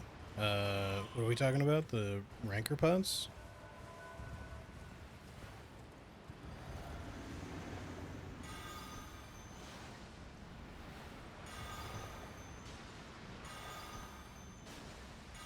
Oh, Call of Tibia. It works like,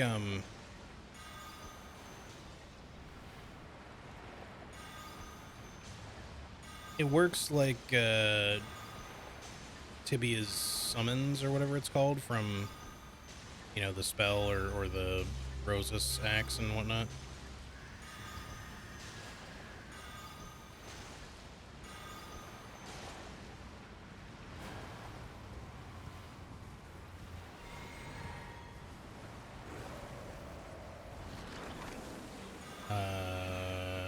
You were in two places at once there, sir.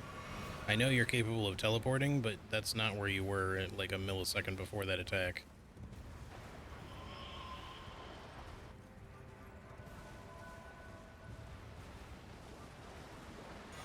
Anyway, so it works like that, but it's not the same. It summons like a version of them.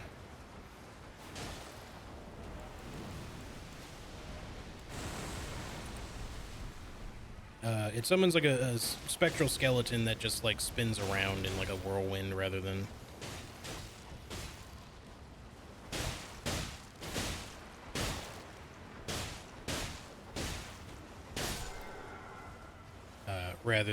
specifically, you know, just being like a three-pronged attack.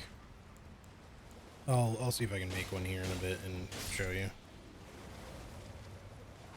You can find some of them too, maybe even in this area, I forget, but where?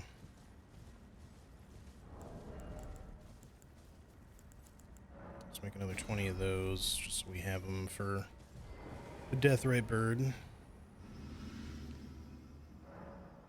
Some of these guys, again, I know that they're like familiar enemies and they're not really scaled to be that difficult, but like, even so, they, in some of these cases, they do not really give you very much in the way of rune rewards, which is a little disappointing.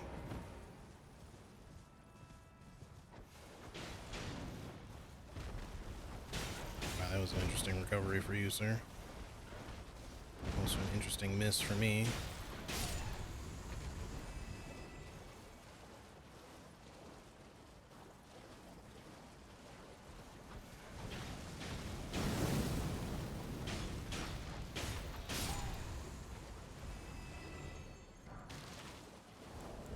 Alright, now, what we want to do is craft some of these quick. Get our pots ready. Try not to aggro any more little birds if we can help it while we get the attention of Big Bird.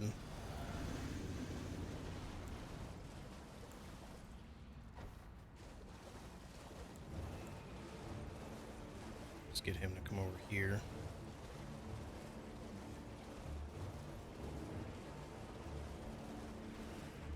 Phone coming, buddy.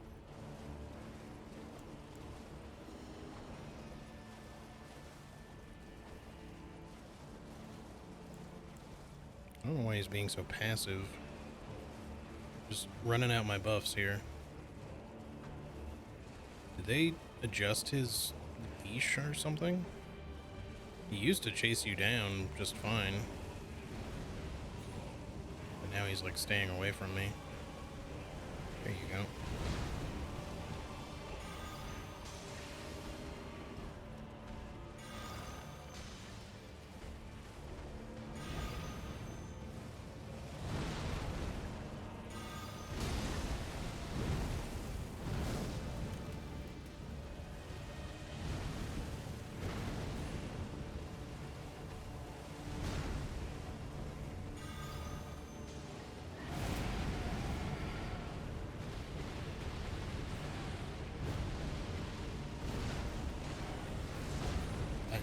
Can I just not be stuck on this? Thank you.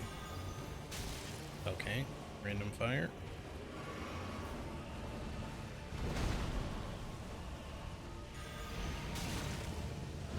And that fire is... Okay, I was perma-staggered and could do literally nothing for a solid 3 seconds there.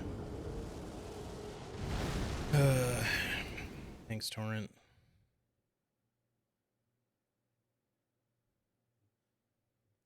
All it took was one random little spread of the flames there to screw me over.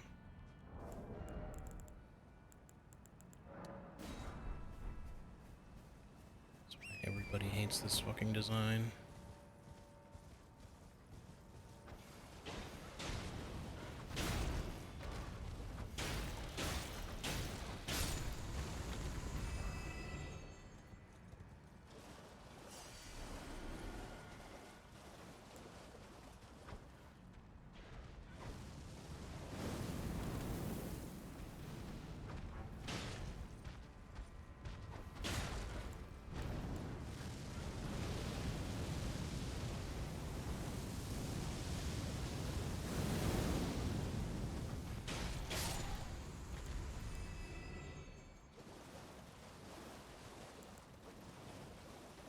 Alright, try this shit again real quick.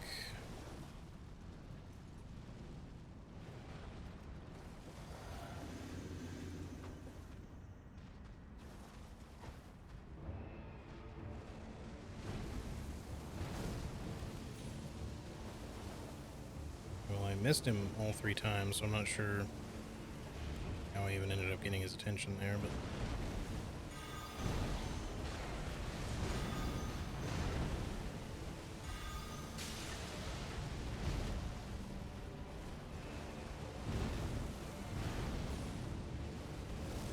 Shit. No, come on.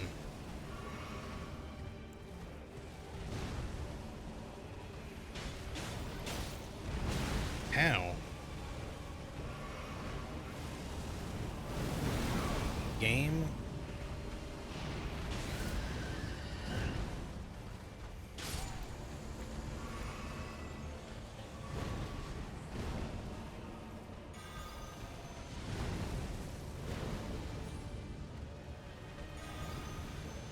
God, these guys still fucking suck to fight no matter what you do.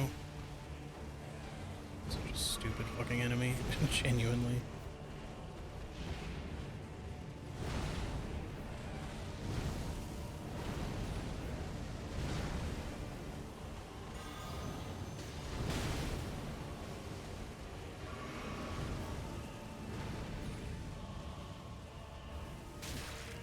Come on, game.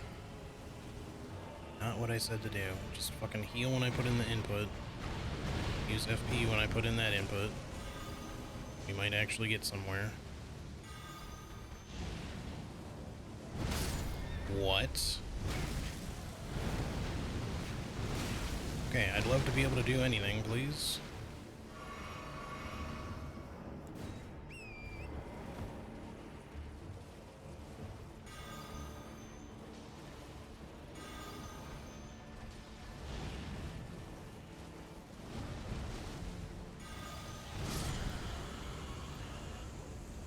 Oh man, what a fucking annoying enemy still. Like, this terrain shouldn't even be that bad. Like, I keep getting caught on literally everything.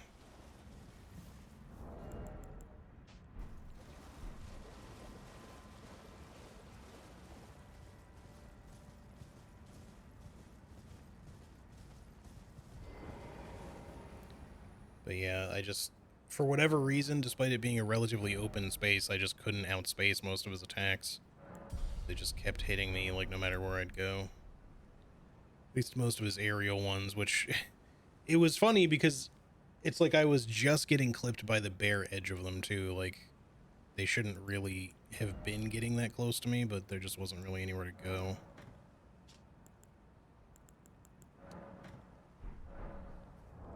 And obviously fighting on Torrent is its own drawback, especially for that boss, but it's the whole problem of it in general is just Torrent, if he takes damage from, like, anything, he just instantly, you know, fucking gets staggered, which especially sucks for these, because the stupid fucking ghost flame that it just leaves lingering on the ground that just randomly spreads in your direction, no matter where the attack was placed, you know, leads to Torrent sometimes just getting insta staggered from something you couldn't even fucking see because of the water on the ground. And then, you know, the reason I fucking died, for example, was because he got instantly staggered by that, and then I got stun locked long enough to get hit by his next 2 follow-up attacks. There was just literally nothing I could do just because Torrent can't fucking get any sort of fucking poise for whatever reason.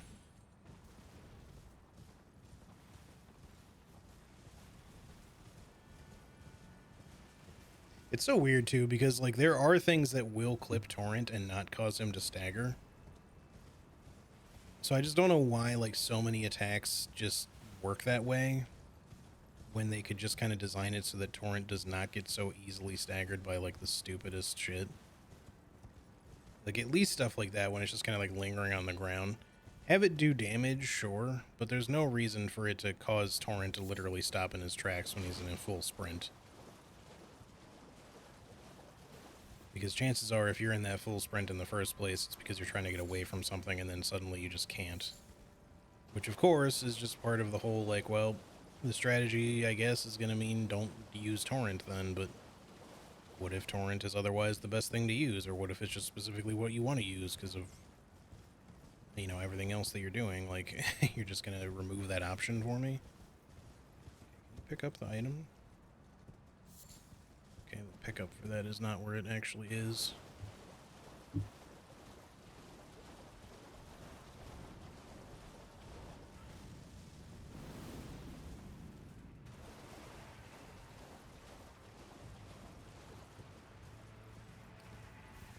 If I had to hazard a guess, I would sort of expect for those Gravekeeper's brain pan items or materials potentially be necessary for like those calls of Tibia.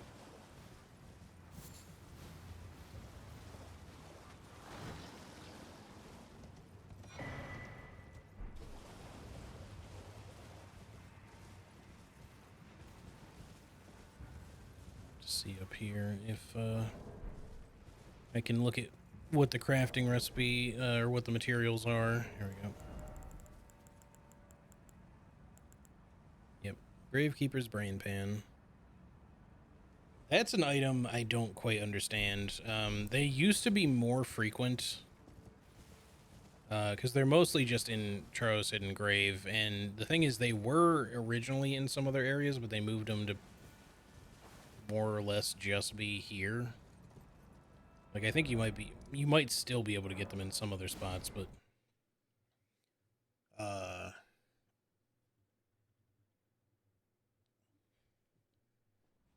the problem is that, like, they put them in here, but they made them, like, weirdly only show up in, like, a few places. Which kind of makes them, like, they're not rare, like, they do respawn. But you just kind of, like, got to go out of your way to be able to collect them. I had forgotten to go up here, which is why I'm doing that, because that made me think of this.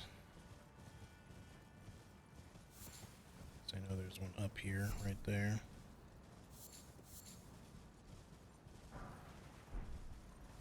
It's like it's just that one. I don't know why they didn't just put like a pile of them there or something if they're only going to put them in a few locations. It's like FromSoft just doesn't want you to use the shit that they design sometimes. Which I don't understand.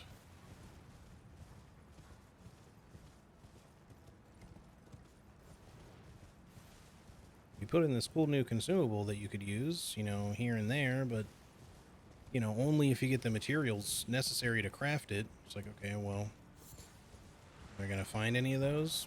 Probably not. Maybe one.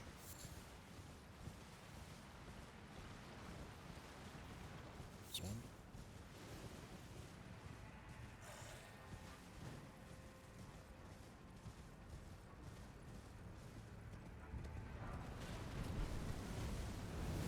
Leave me alone. No blast. I don't think the grave crickets are too hard to find. They're more abundant in this area than they are in most of the Cerulean Coast, because you find them like in the Cerulean Coast. You do find them around like the big coffin ships, but they're not like exactly abundant.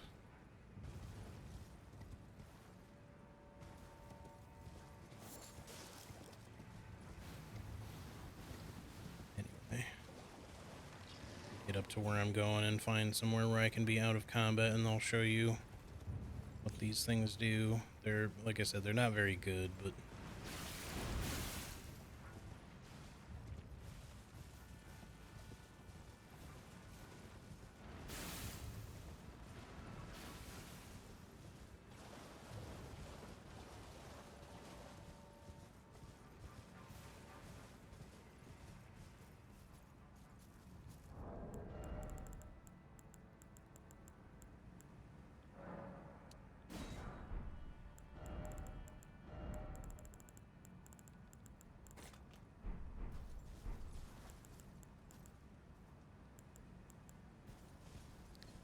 let's get... I still have, like, holy and shit attached, but it's not gonna matter.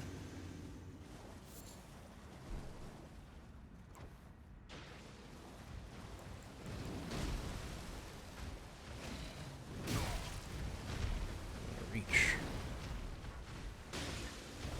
Go get him, buddy. Whee! Oh, he's gone already.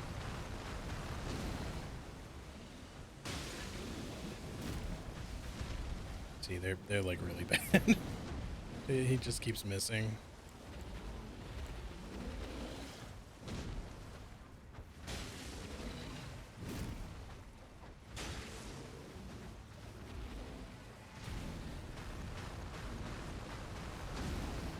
I still really wish that if you could get some distance, and granted this would be a little bit specific to ranged users and spellcasters most of the time, but it would be really cool if you could, like, you know, attack one of these dudes while they're doing their big open mouth charge for the bite. You know, and like knock them out of it and do like a bunch of extra damage. Like, I think it actually does or can cause them to take additional damage if you hit them like dead on in the mouth, but obviously doing that with like melee is not really something you can rely on.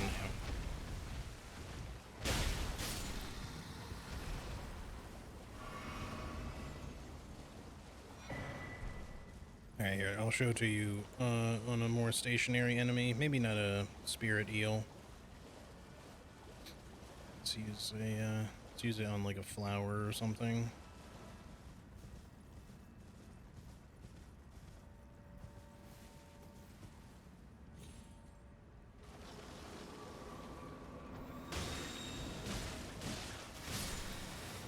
So yeah, that's more or less what they do. They're not particularly good.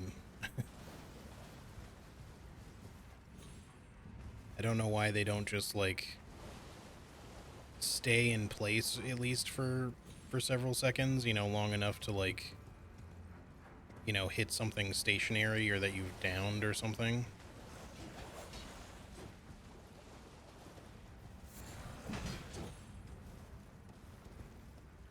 So that, like, if you were to stance break something, it would be especially useful there. If you stance break something relatively big, you could just throw a Call of Tibia out there and just let it, you know, or even a few of them maybe, if they were stackable. I don't necessarily think that they are, but if you could, that'd be kind of cool. All right, I'm gonna, I think, ignore the furnace golem up there for the moment because I don't have any furnace pots available. That one should be a little easier to get down with furnace pots, but, and again, I can use hefty fire pots, but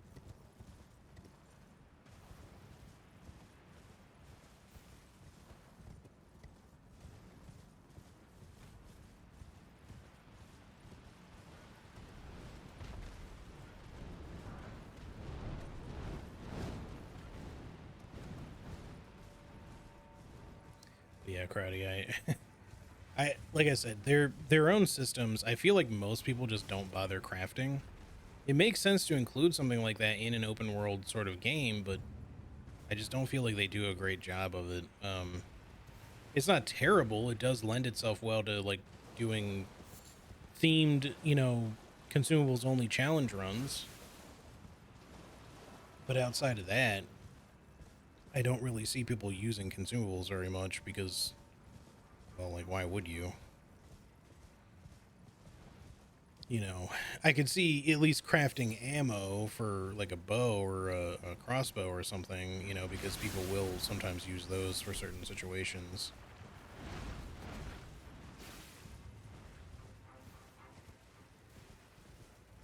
But typically, unless you really want to, like, poison or rot something, most of the time people are not using any of the pot weapons.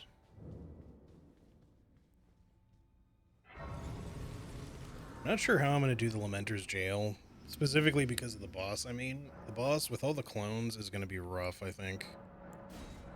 Maybe red lightning pots will help.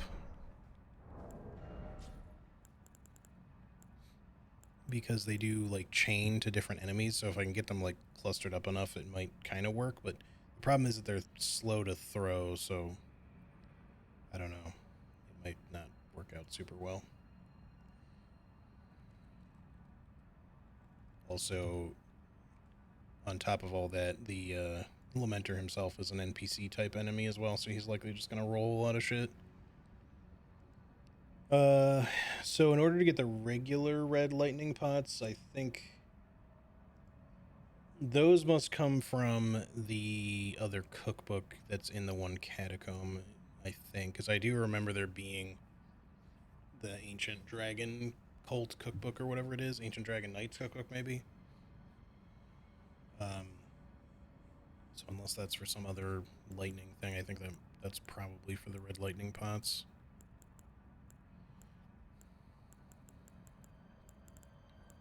Unless it's for like an ammunition thing maybe. Because it doesn't seem like it's here anywhere, unless I just forgot one somewhere.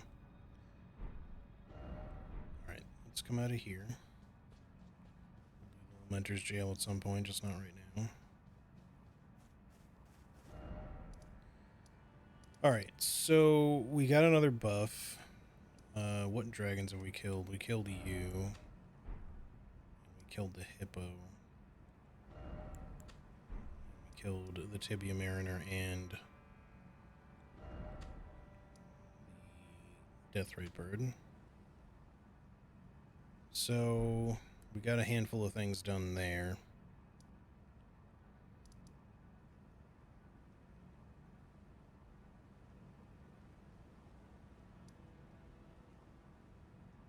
We still have about an hour we can go yet, so I'm not gonna wrap it up just yet or anything. What else do we want to kill then? We could try taking on like the red bears maybe. We also haven't done any of the other stuff up here. We have the hefty fetid pot recipe, so what's the one that's up there then? Because I know there's another greater potentate cookbook up there, but it must not be for hefty fetid pots.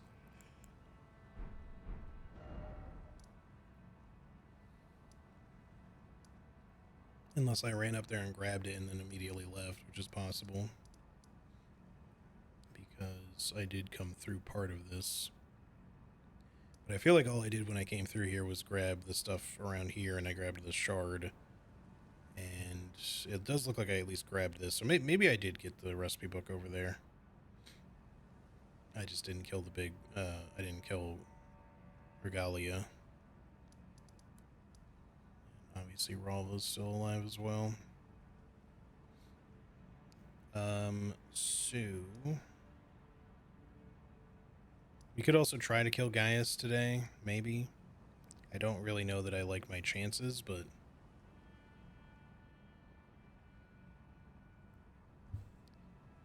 I'll look at something really quick.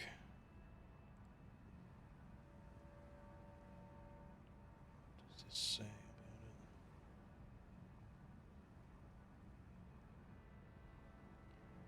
So Gaius is not immune to rot. He isn't exactly weak to it, I think, but if we could actually land some hefty rot pots on him, it might help, but at the same time, I feel like he's going to be a huge pain. Because that boss is also one about, like, just managing to even stay away from him in the first place.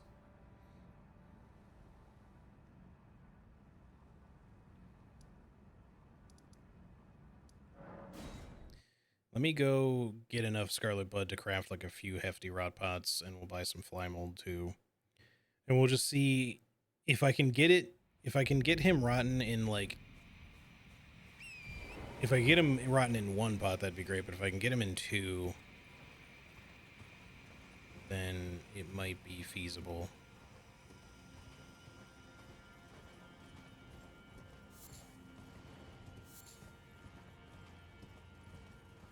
It's only two there. I mean, that's enough for one pot, but I was kind of hoping there'd be more on the upper floor.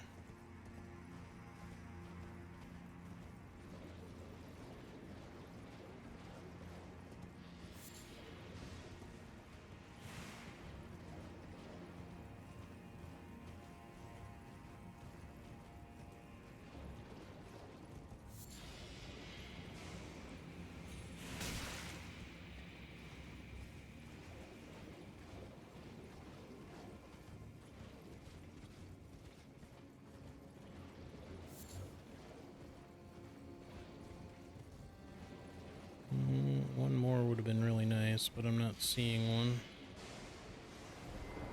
Oh, he didn't. Oh, that sucked. I thought he was doing regular pest threads. So, which, me getting off the horse when I did would have been the right timing for that, but he did the spears version. Just do a couple rounds of that and we'll have enough for at least an attempt or two with rot, just to give it a shot. We could also use the great jar for it. I don't know if that actually will increase the overall damage applied in the debuff, because it won't like affect it just while we're wearing it the whole time. So, but it might impact the amount that it does, that it initially applies. In which case, if I wanted to, I could switch away from it, but...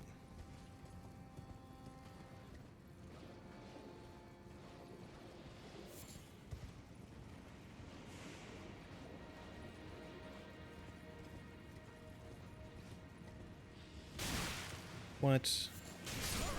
Okay. Why was that motherfucker shooting before I even came around the corner?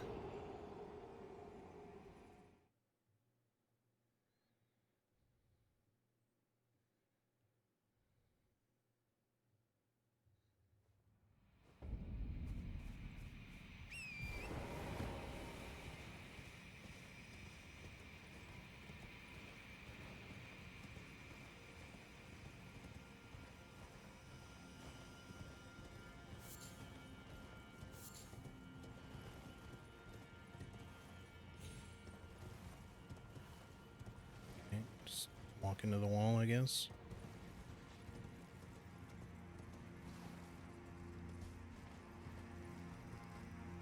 Just pick him up. Thank you.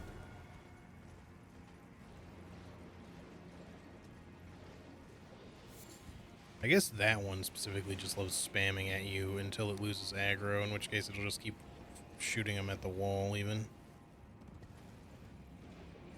That's why I was shooting before I came around the corner, but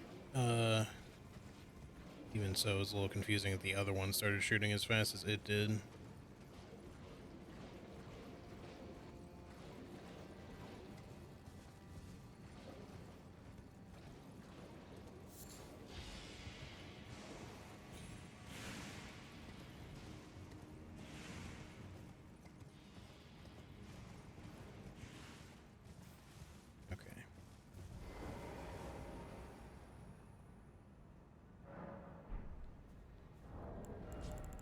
So we have 19.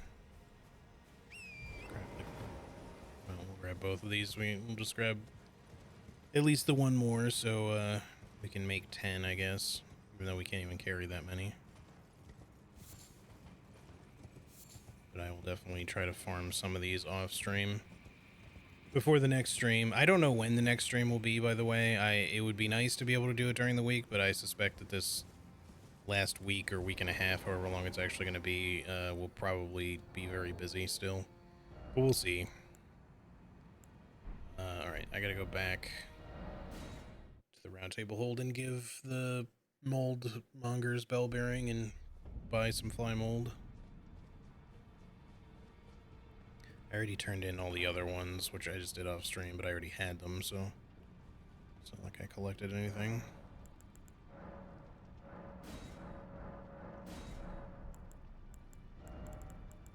Shit's fucking expensive, though.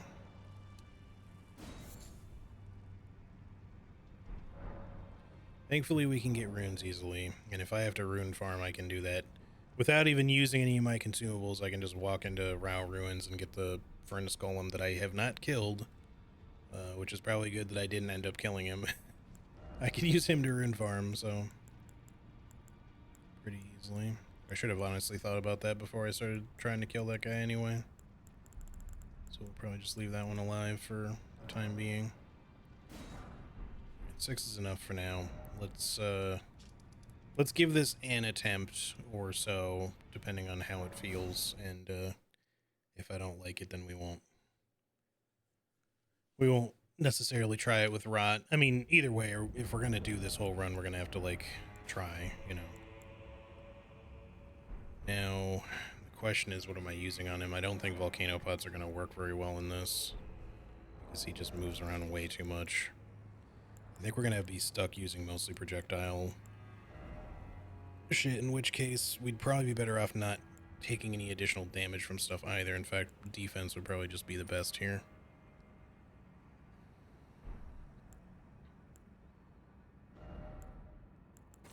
But we will try rot pots on him just to see how it goes. Alright. I should have...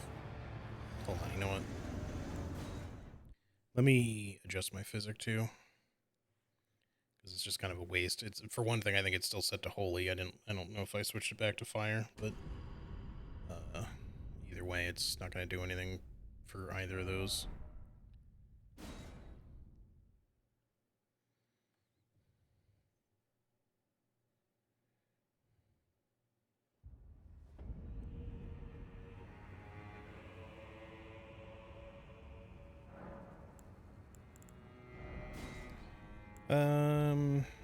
I don't think breaking his stance is going to happen very... It's not super likely. Kukri are one of the only things that do much in the way of stance in the first place, and... I mean, we might get it to work, but... Problem is, I don't really see much else that's actually going to be helpful here. I wish we had some other, like a secondary Opaline tier that actually just added more defense on top.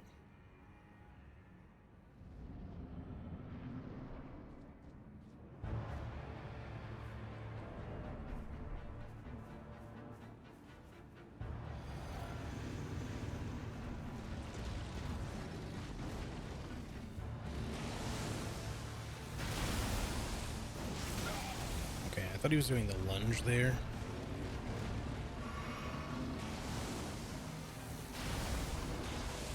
That was what I thought he was gonna do.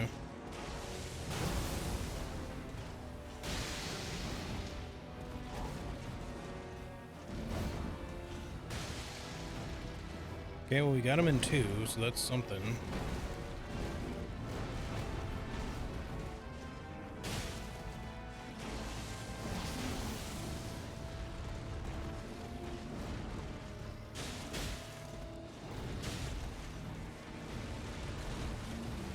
Surprised I didn't get hit there. Whoa, buddy.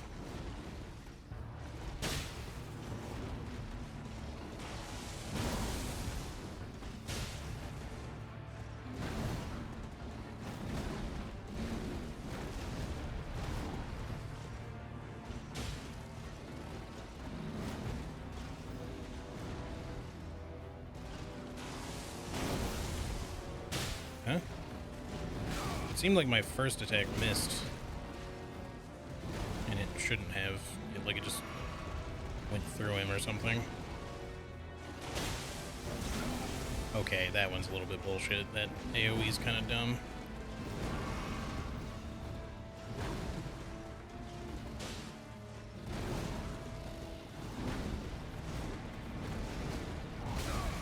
Come on. That's so dumb. In this phase already, huh?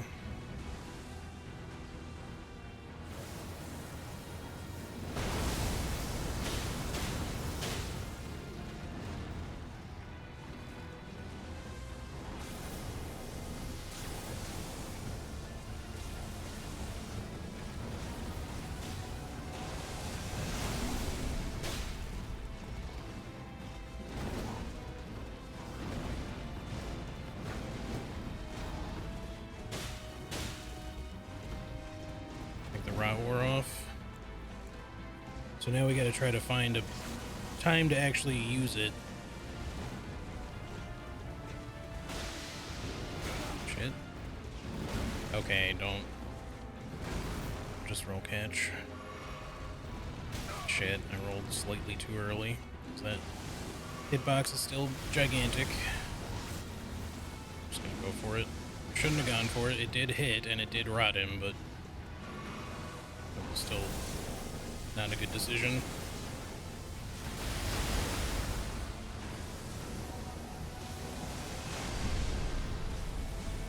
Oh, that's fucking lame. I got stuck on something.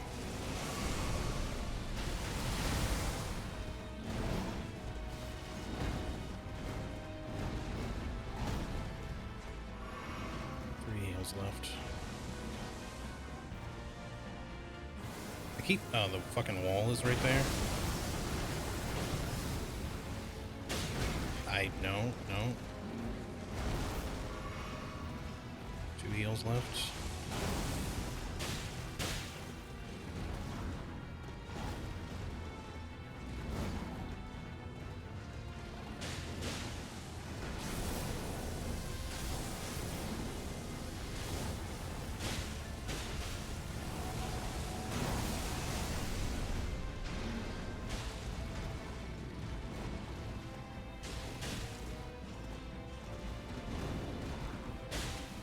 Some of my attacks are just straight up missing him because his hitbox is weird. It's not even iframes. Fuck yeah, nice first try. Fuck you, bitch. That feels good.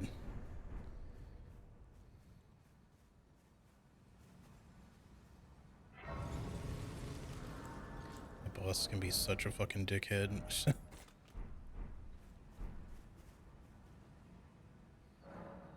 Yeah, I think the hefty rot pots are definitely the way to go on anything that's susceptible to them. They definitely feel like a bit of a hard carry for this sort of run, which is gonna be necessary, honestly.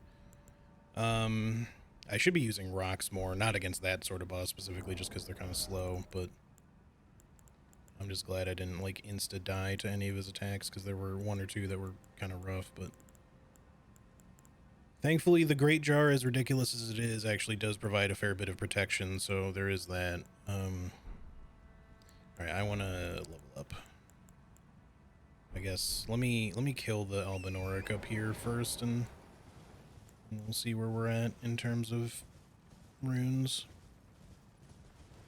And we'll be able to get 1 more level, but we're going to be 1 Shadow Tree Fragment shy of another level, because there's 5 here.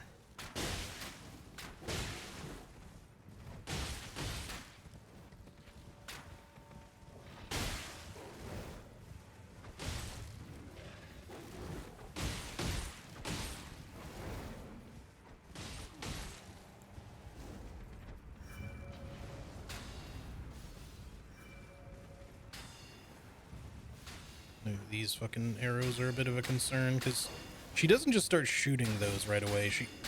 Did I get hit from behind? These things are homing like crazy now. She, like, buffs herself with them. Oh, come on, game. Ugh.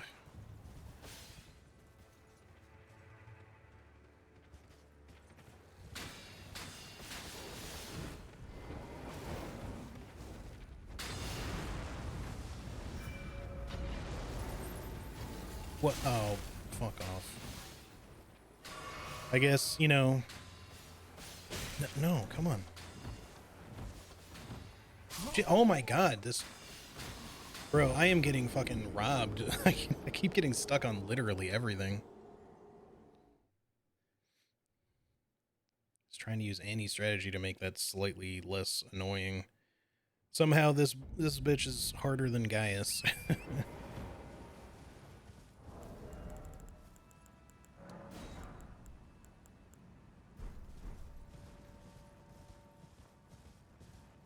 She has no business being this difficult. I need to probably just focus the wolf down so she can't move anymore. But yeah, the problem is that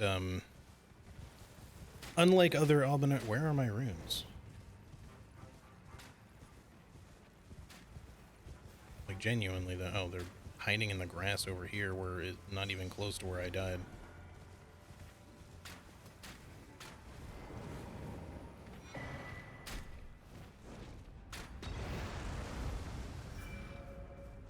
Damn it, did she really buff it already?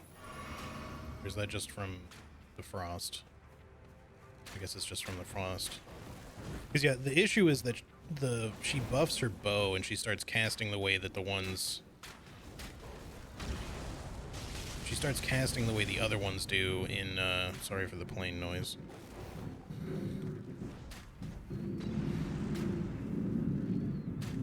This is fucking shit. I don't even need to kill her, I just want to. She's really being a piece of shit about it.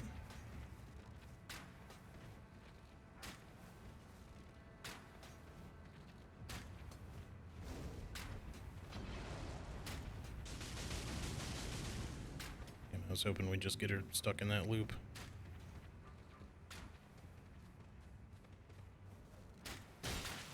Alright, game.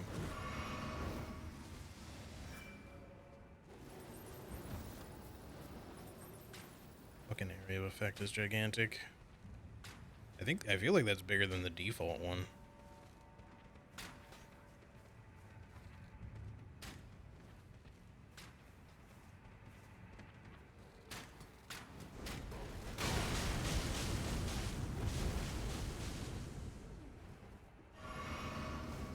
Right now she's buffed.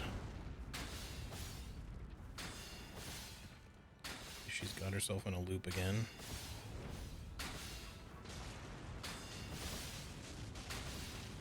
Now if we could just keep her in that loop.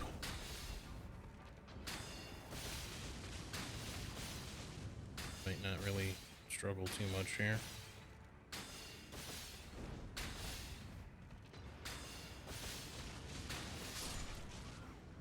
Go.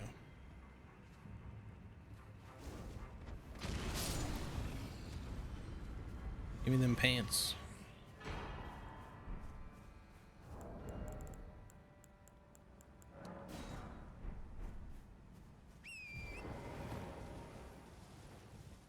Questioning my sanity. Why am I doing Elimer? I don't have to. Well, sometimes you just wanna, even if it is a real big pain in the ass. Alright, let me go get the fragments from up here and all the blessed bone shards too, because I think we do need those for golden vows, which I haven't really been using, but again, it's mainly because the resources for them are kind of rare, so we can't just like craft tons of them and use them all the time.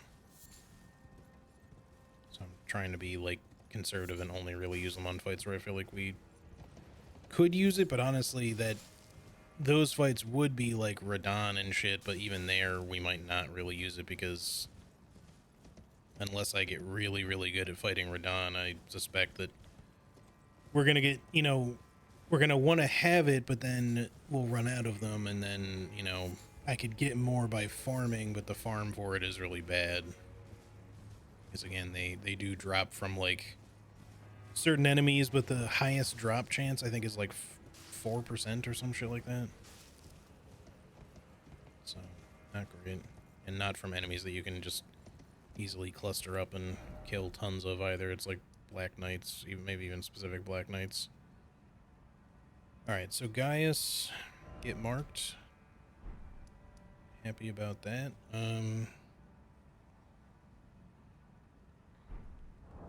Never mind, he's dead. There you go.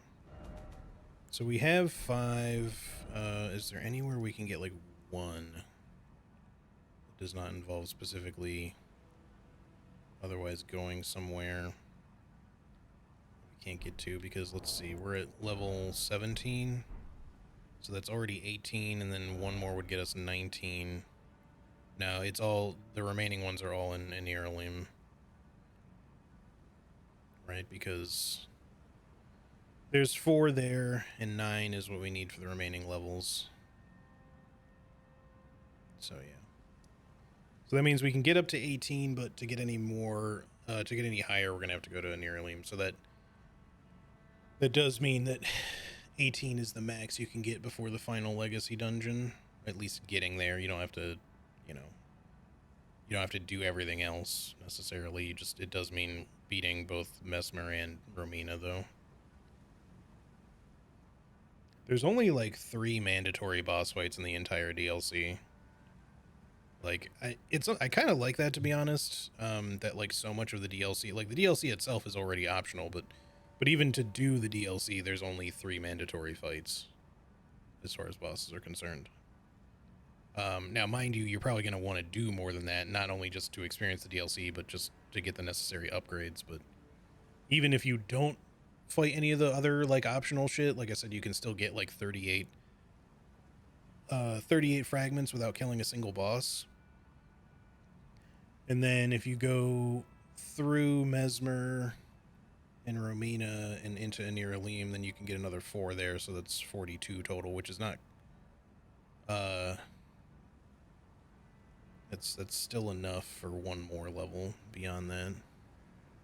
So your max level would be 17 if you just did everything as optional as possible while still getting as many fragments as possible. Or 16, whichever 38 gets you. It's either 15 or 16, I forget, but yeah, so that's kind of cool. So what else? Yeah, I was trying to remember. I was like, there's one more Ghost Flame Dragon we could kill. I thought Gaius would be kind of like the big end cap for this, because I thought we'd be stuck on him for a while. I was not really expecting to first try him. That was really nice. So I think we should go kill like one other semi-big thing, but not something super hard. And my thought is the last Ghost Flame Dragon, because we can go holy for that again. But since we have a little bit of time, I think before I go there, I'm going to go do this Telu's Forge first, just to get it out of the way, because there's nothing really there. It's just something that I want to complete. But we can get some gas stones and stuff or whatever in the area if we want. Oh, let's level up too.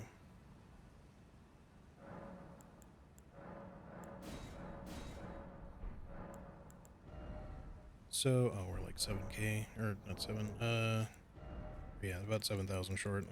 So let's fix that with one of those. It should be enough, I think. Yep.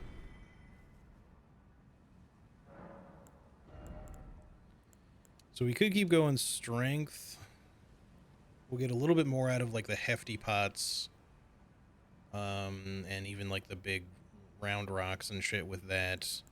2 more points of endurance certainly wouldn't hurt, just to have more stamina. More health obviously would be fine. I'm tempted to raise Faith or Arcane, but for Faith, like, I think fire coils scale with Faith, don't they? Yeah, S scaling at that. So maybe we go, since you also get Faith with a number of these other things, then maybe it wouldn't be a bad idea just to get like another 10 points of Faith or something. It feels a little weird to do that though, because it doesn't really benefit any of the things that we're mostly using. So maybe that's not the greatest choice. We could always respec later or something if we absolutely need to, but like getting this up to 30 would be kind of nice, but it would also be nice to have like 60 strength, 50 intelligence, fucking 50 in any of these really would be great. Or 40 at least for the mental stats. At least 20 endurance, probably at least 50 vigor. 40 might be where we do the rest of this run at, which means that shit like Radon is going to be pretty rough. But we can always adjust talismans if we need to try to help a little bit with that. And I don't know that we'll really need more than 15 mind unless we start using a lot of like fire coil shit, so I don't know, maybe we just go, I mean, we could even pump more into dexterity and get a little bit more out of like specifically the knives that scale better with dexterity, but since we do have to use those a lot, and these already are S scaling both with dexterity, but they also have scaling for strength. It's just not quite as good. So it may not be necessarily as good, but this strength improves our pots and, to a slightly lesser extent, our knives. So I think maybe we'll just keep leveling strength and just say fuck it to the rest, because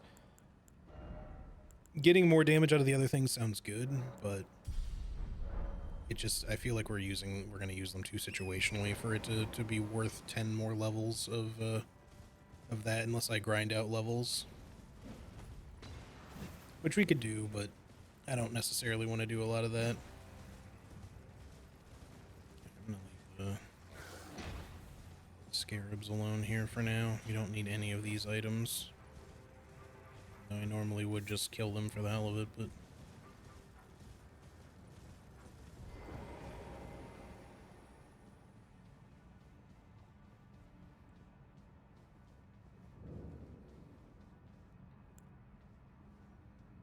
So again, volcano stones aren't really, or volcano pots aren't going to be good here, but this will be like with the rest of the forges. I probably won't really focus a lot on killing things here because we don't really need materials from the enemies themselves.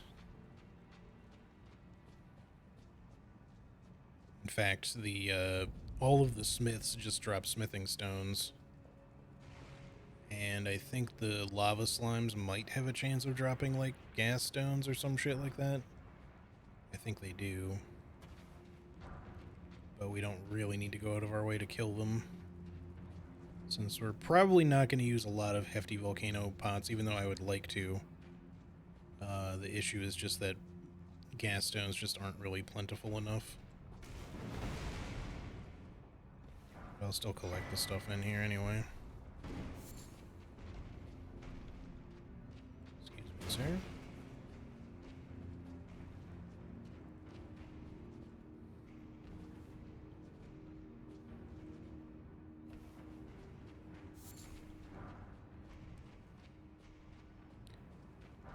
But it's like I said, it often feels like FromSoft sometimes just doesn't even want you to use the shit that they design, which I don't really understand. Like, why make the consumables system the way that it is unless you just don't want people to use it?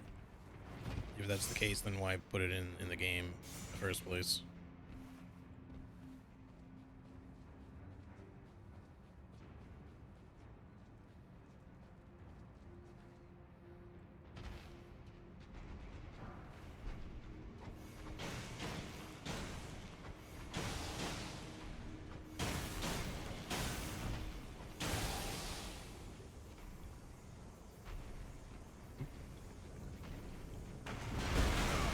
Okay, well that's kind of bullshit.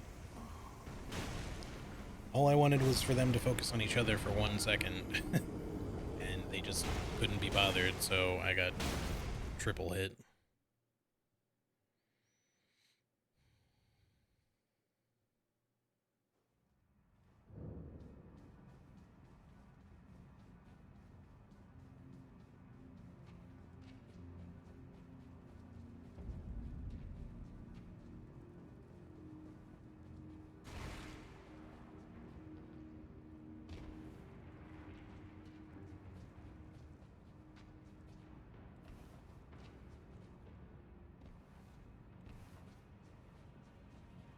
Some more work messages, apparently. I'll have to check.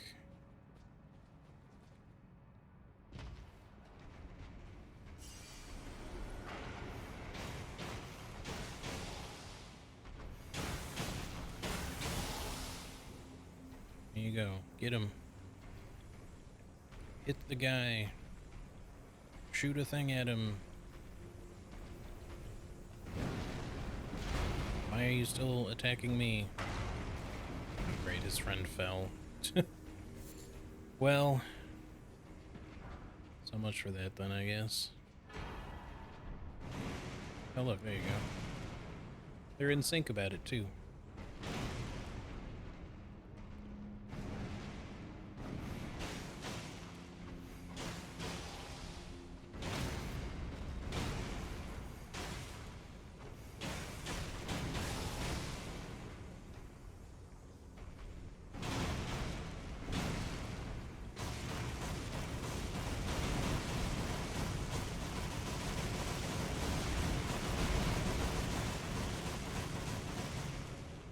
I apologize. I wanted you to just fight each other. I just let it help it along a little, that's all.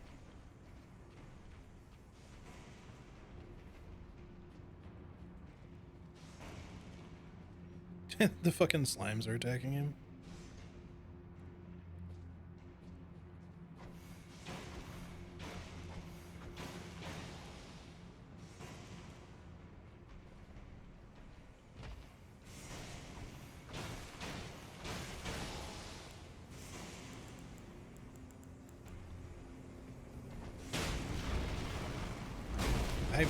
Okay, game.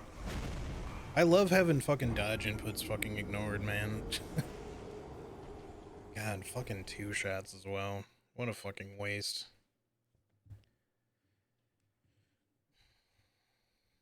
I mean, it would have been fine if I just hadn't done the stupid volcano pods. I just didn't expect him to turn around and focus me and become so fucking hard stuck on me that they just wouldn't hit each other again. Just thought I'd speed things up a little bit. Getting a little fucking frustrated with eating inputs, man, or like just completely ignored. 'Cause it just is not fun to die to that shit.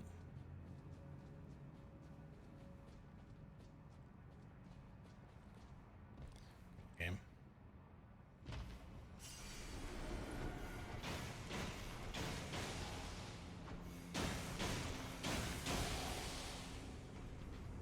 Yeah, there you go, for once. For once, you do the thing you're supposed to do. Golem fight! Sorry, one second. I gotta look at my stupid work messages.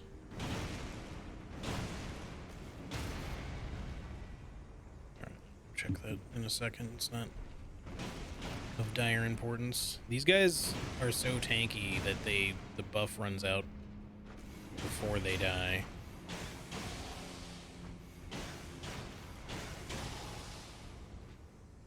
Oh no, come on. Shoot at him, there you go, there you go. Just now the wrong one is gonna die though.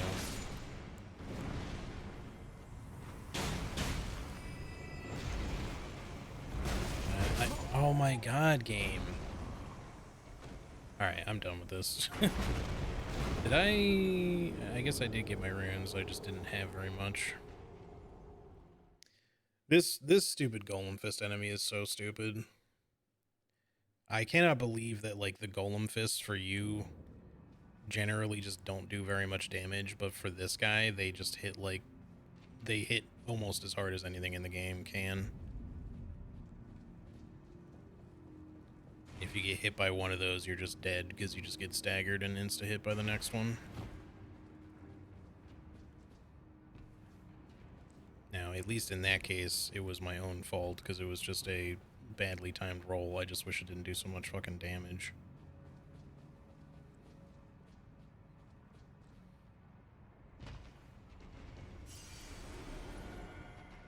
Come on, lock on.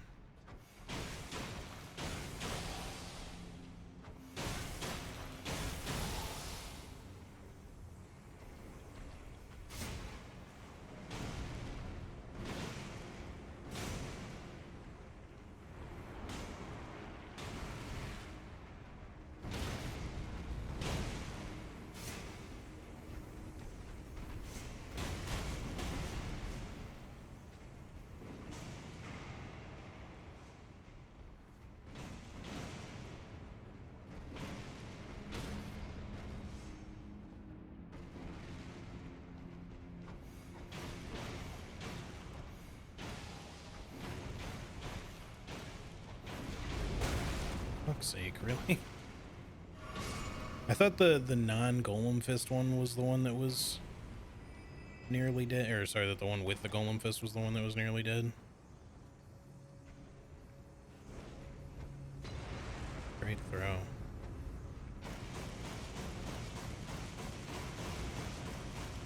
That damage is so pitiful.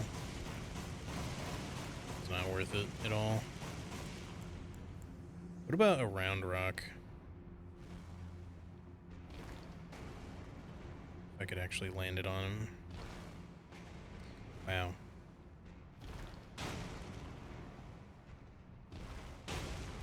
It's not terrible.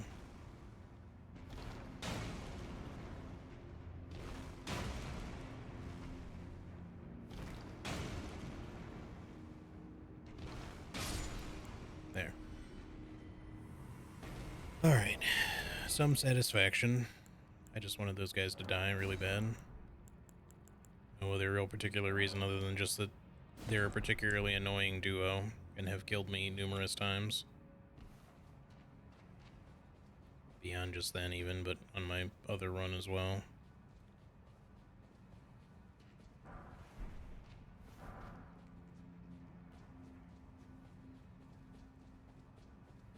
Alright, so I'm gonna ignore.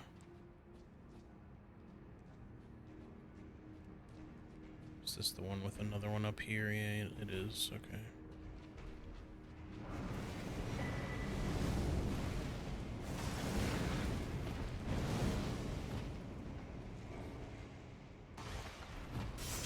Oh, fuck off.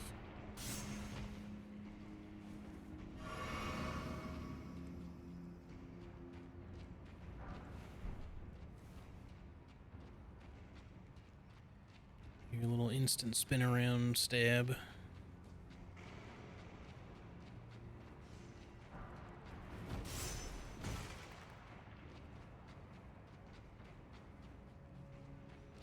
I wouldn't mind doing a throwing weapons only run. Of course, it would be fun to maybe even just use the shield. As much as it would be cool to have different animations for it instead of just the one animation for discus hurl. The shield is actually pretty fucking good. It's even really good against NPCs because they tend to dodge as you throw it and not when it actually goes flying at them.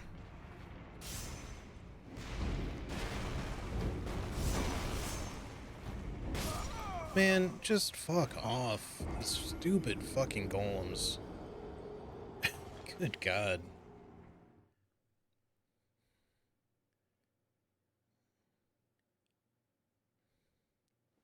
Like, if I'm fighting them normally, they're not too big of a problem, but, like, when all you want to do is just fucking move through the forge normally, they shouldn't be a problem, but it's like, suddenly the game switches from Elden Ring to random guy runs through a fucking, army base full of tanks.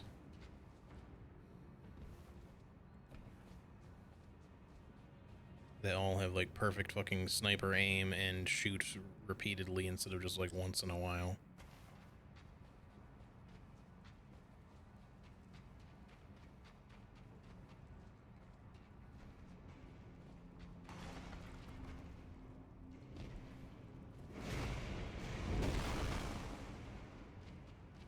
I don't even know how the fuck you shot down where you just did. That already by itself is super dumb.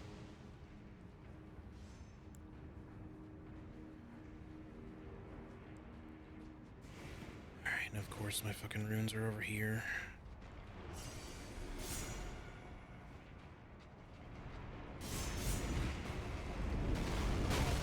Man, my issue a lot with, oh my god, with a lot of these enemies is even when you dodge, you get hit by the fucking follow-up because they just keep fucking spamming attacks that have infinite range and for some reason hit ridiculously hard to boot.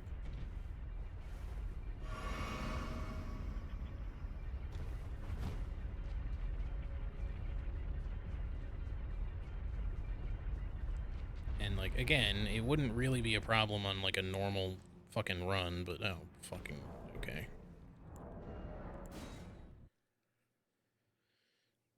I know you're not really supposed to jump from there, but if we hadn't gotten stuck on the one thing there, it would have been fine.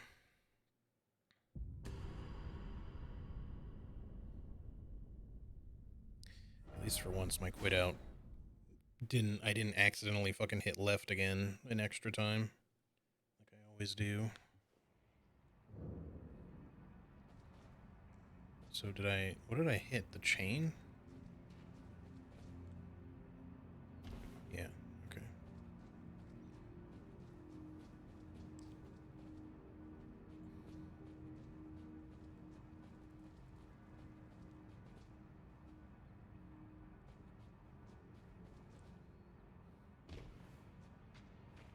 See, but, like, why are gas stones not, like, way more plentiful in these areas if you're gonna... Again, the whole system just seems like they just don't want you to use it in the first place. Like, why put hefty volcano pots in the game for people to use if you just don't, like, if you're not gonna fucking give them anything, or, like, the resources to make them without having to run around forges, like, 50 million times just to get a few. Like, it's so baffling to me that they just design it that way. Like, they're so good with so many other things, but they they genuinely drop the ball on a number of things that I just don't understand. Okay, well, what can I... Oh, yeah, we'll try doing that dragon, but then I am definitely gonna have to end, like, right after that, because I gotta get ready for this call, but I also have a bunch of work shit to respond to that I've been kind of putting off.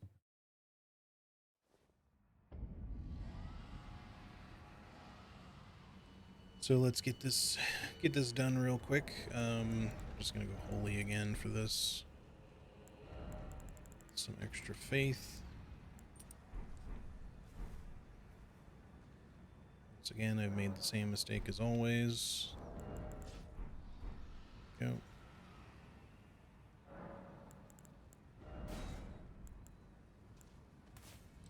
Had the wrong tier equipped still anyway, so. Alright, sort chest.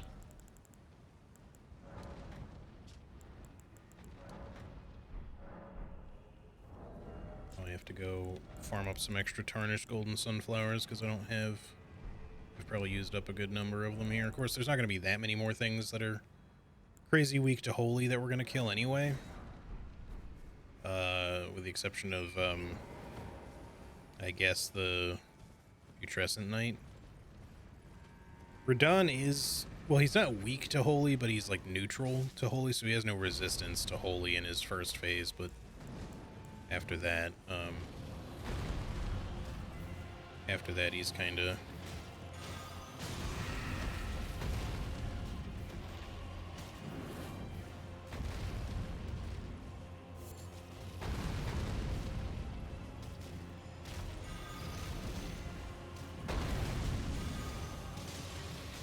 So sure that was gonna hit me. Forgot to use my physic flask too. That was very silly. Whoa, what the fuck? He got stuck on a tree and it wasn't letting him fly. Oh, come on. Now these guys are gonna be a problem because they're all separated. Poor boar. I need to look at my terrain before I fuck myself over here. I mean, I guess this is as good enough to place to fight as any. If he wants to stay up here with me. I don't know how that missed.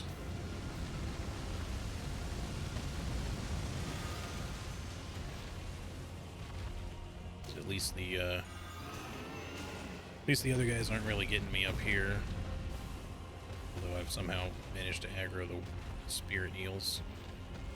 And I don't quite know how, because I don't... Unless those ones are naturally hostile, but I don't think they were. But hopefully he can just kill them.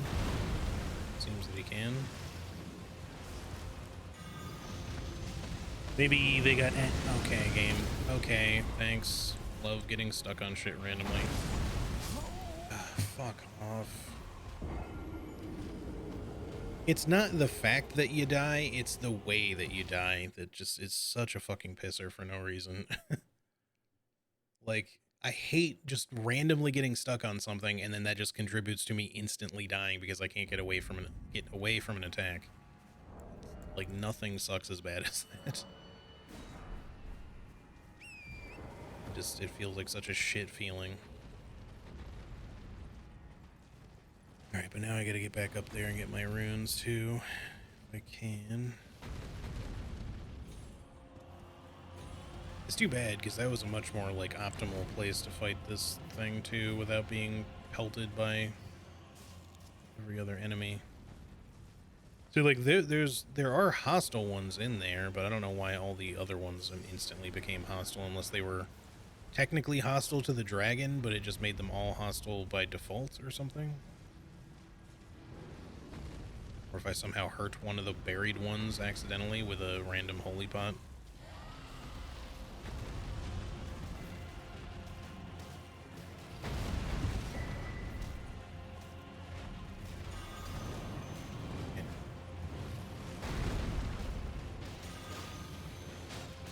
I really missed.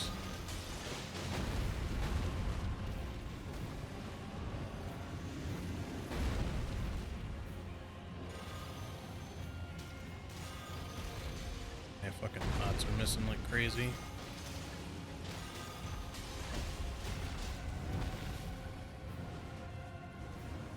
Okay, this time he did not get stuck on a tree randomly.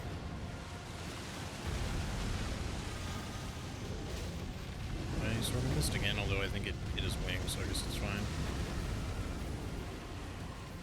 I need to get away from these cliffs because these are just such a dangerous place to fight him at all. I'm being sniped at.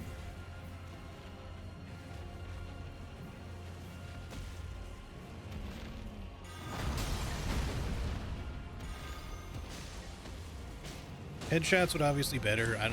I don't necessarily care if we consistently hit him in the head. I just want to make sure that we're not missing entirely.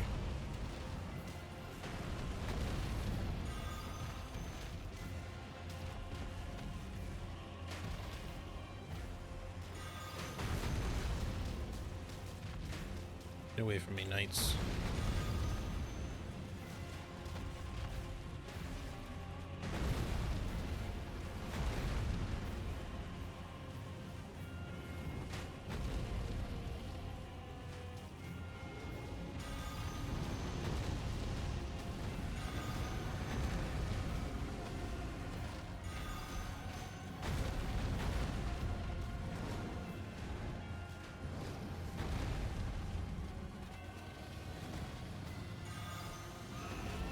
God damn it. Oh, okay.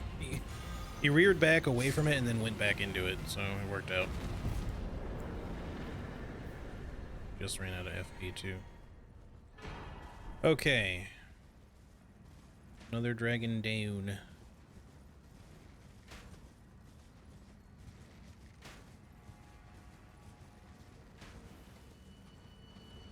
Yeah, this one is definitely my least favorite of any of them to fight, just because all the ads here make it like really chaotic and hard to do, to be honest. If you're looking for a lot of Embers of Mesmer, though, I mentioned this the other day, but if you go to the Morth Ruins here and just rest at this Site of Grace, then you just come up here and you grab, like, this one, this Ember. Make your way this way, grab this one. There will be this patrolling knight to deal with. He'll be usually a little further back if you're moving quickly, but... So you get those three, you loop back around, grab this one, grab the one in the tent really fast, come back out. Try not to get clipped by any of his stuff. Grab that one. And this one. And then you just run back to the Grace, and that's like 7 Embers right there.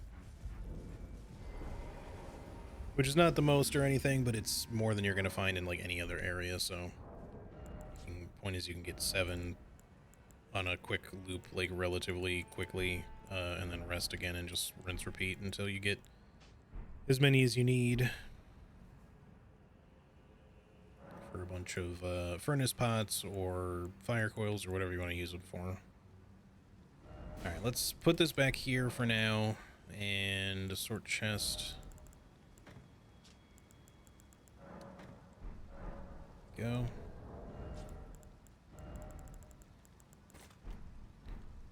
We're at 142k. We need like another 100,000 or something like that to level. It's actually 110. Jeez, goes up fast, man.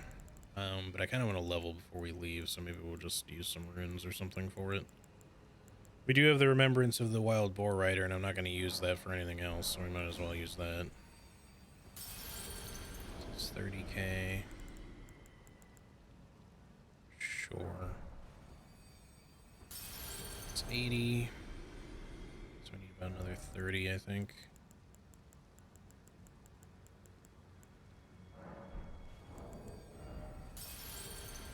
Slightly more.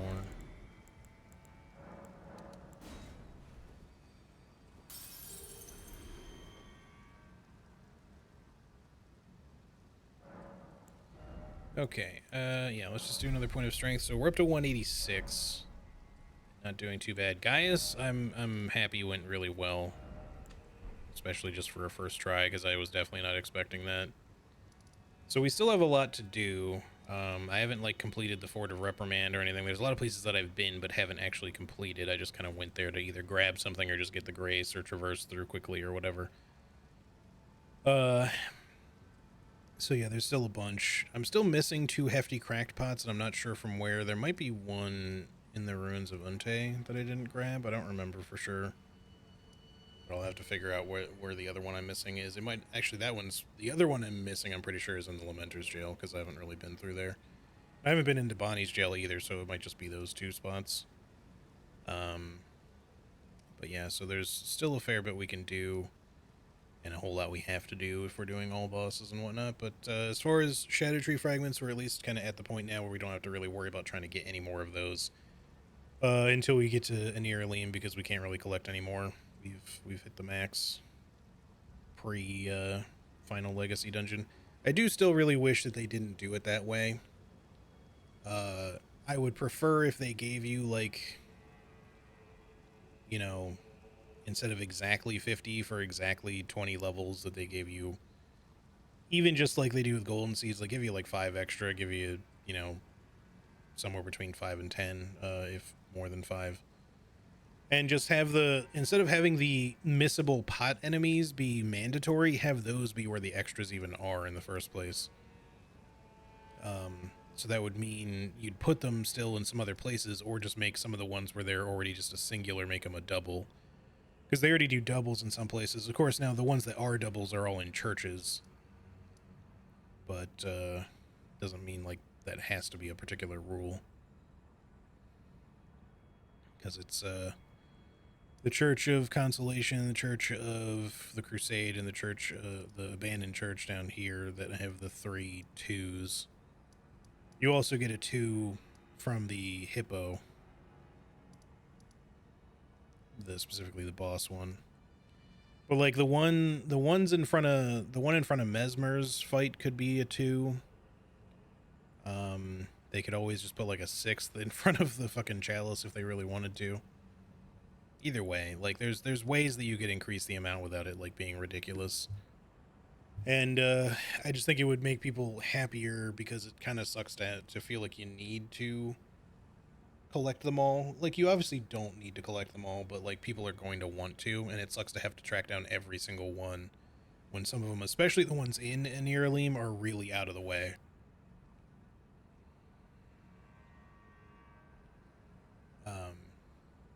Because yeah, I don't feel like otherwise that their placements are too bad. Mostly just the ones in Erdtree, just because they're in the final legacy dungeon, which you're likely going to do at the tail end of your run.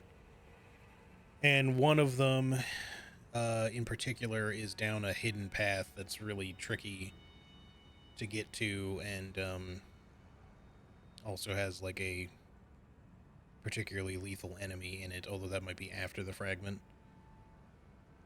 Because if you don't care about getting Euphoria, that's one thing, but getting to the fragment, there's like a buffed up spider scorpion down where that fragment is, or close to it, so there's at least some nasty threats along the way, and that's assuming you even find the path to get there, because a lot of people, I'm sure, just straight up miss it, or have missed it previously.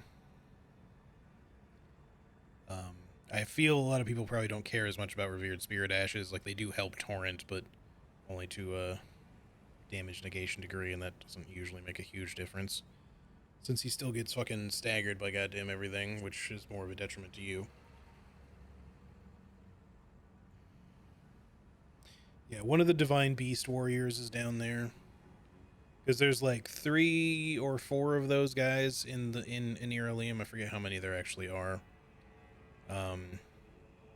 But there's one of them there, and he's in kind of a shitty space too, because there's not really a lot of room to fight him down there. Him and the one that's on the one rooftop that's part of the mandatory path, like the Frost Stomp one, those two are probably the worst, just because they're in really fucking annoying places. The first one that you're likely to run into with like the lightning shit is not so bad, because he's in kind of a big area. And then the last one, like on the main path, that's just got like all the wind stuff, is not so bad, because again, he's in a big area. But those other two kind of suck. The only advantage to the rooftop one is that, yeah, you can kind of get him to like fall off or just otherwise cheese him, but even that can be a little inconsistent, so I'm sure it's going to be rough when I get there. Maybe even especially with Windy Boy, just because I imagine a lot of his storm color skills are going to cause my projectiles to go flying in other directions. But yeah, anywho, I am going to go ahead and leave it there. I will figure out some farming for necessary items before the next stream. And like I said, I don't know when the next stream is going to be. If I can during the week, I obviously will take the chance when and if I get one. But I have no idea if that'll happen. Otherwise, probably the weekend, unless we're just so boggled down that I just can't over the weekend. Like if we're just that busy with finishing the last of whatever's left to do. But yeah, so we'll just kind of see how it goes. Just to reiterate while I'm thinking about it, I don't remember the exact dates now. It's like the third or so week in August. I am going to be going on a trip back to Pennsylvania again. Spend roughly a week or so with visiting some family. That's a little ways off from now, but just so it's out there and people are thinking about it. And I'll obviously reiterate again as we get closer to that date, and I remember which days I'll be gone specifically and when I'll be coming back. But obviously when that trip happens, I won't be streaming, but that's a little while off now. So anywho, y'all, thanks so much for hanging out with me today. I appreciate it as always. Hopefully I'll be back soon-ish. But yeah, we'll see how it goes. In the meantime, have a great rest of your weekend. Have a great week if I don't see you. And yeah, take care of yourselves. I will see you on the next one. Peace out, everybody. Bye-bye.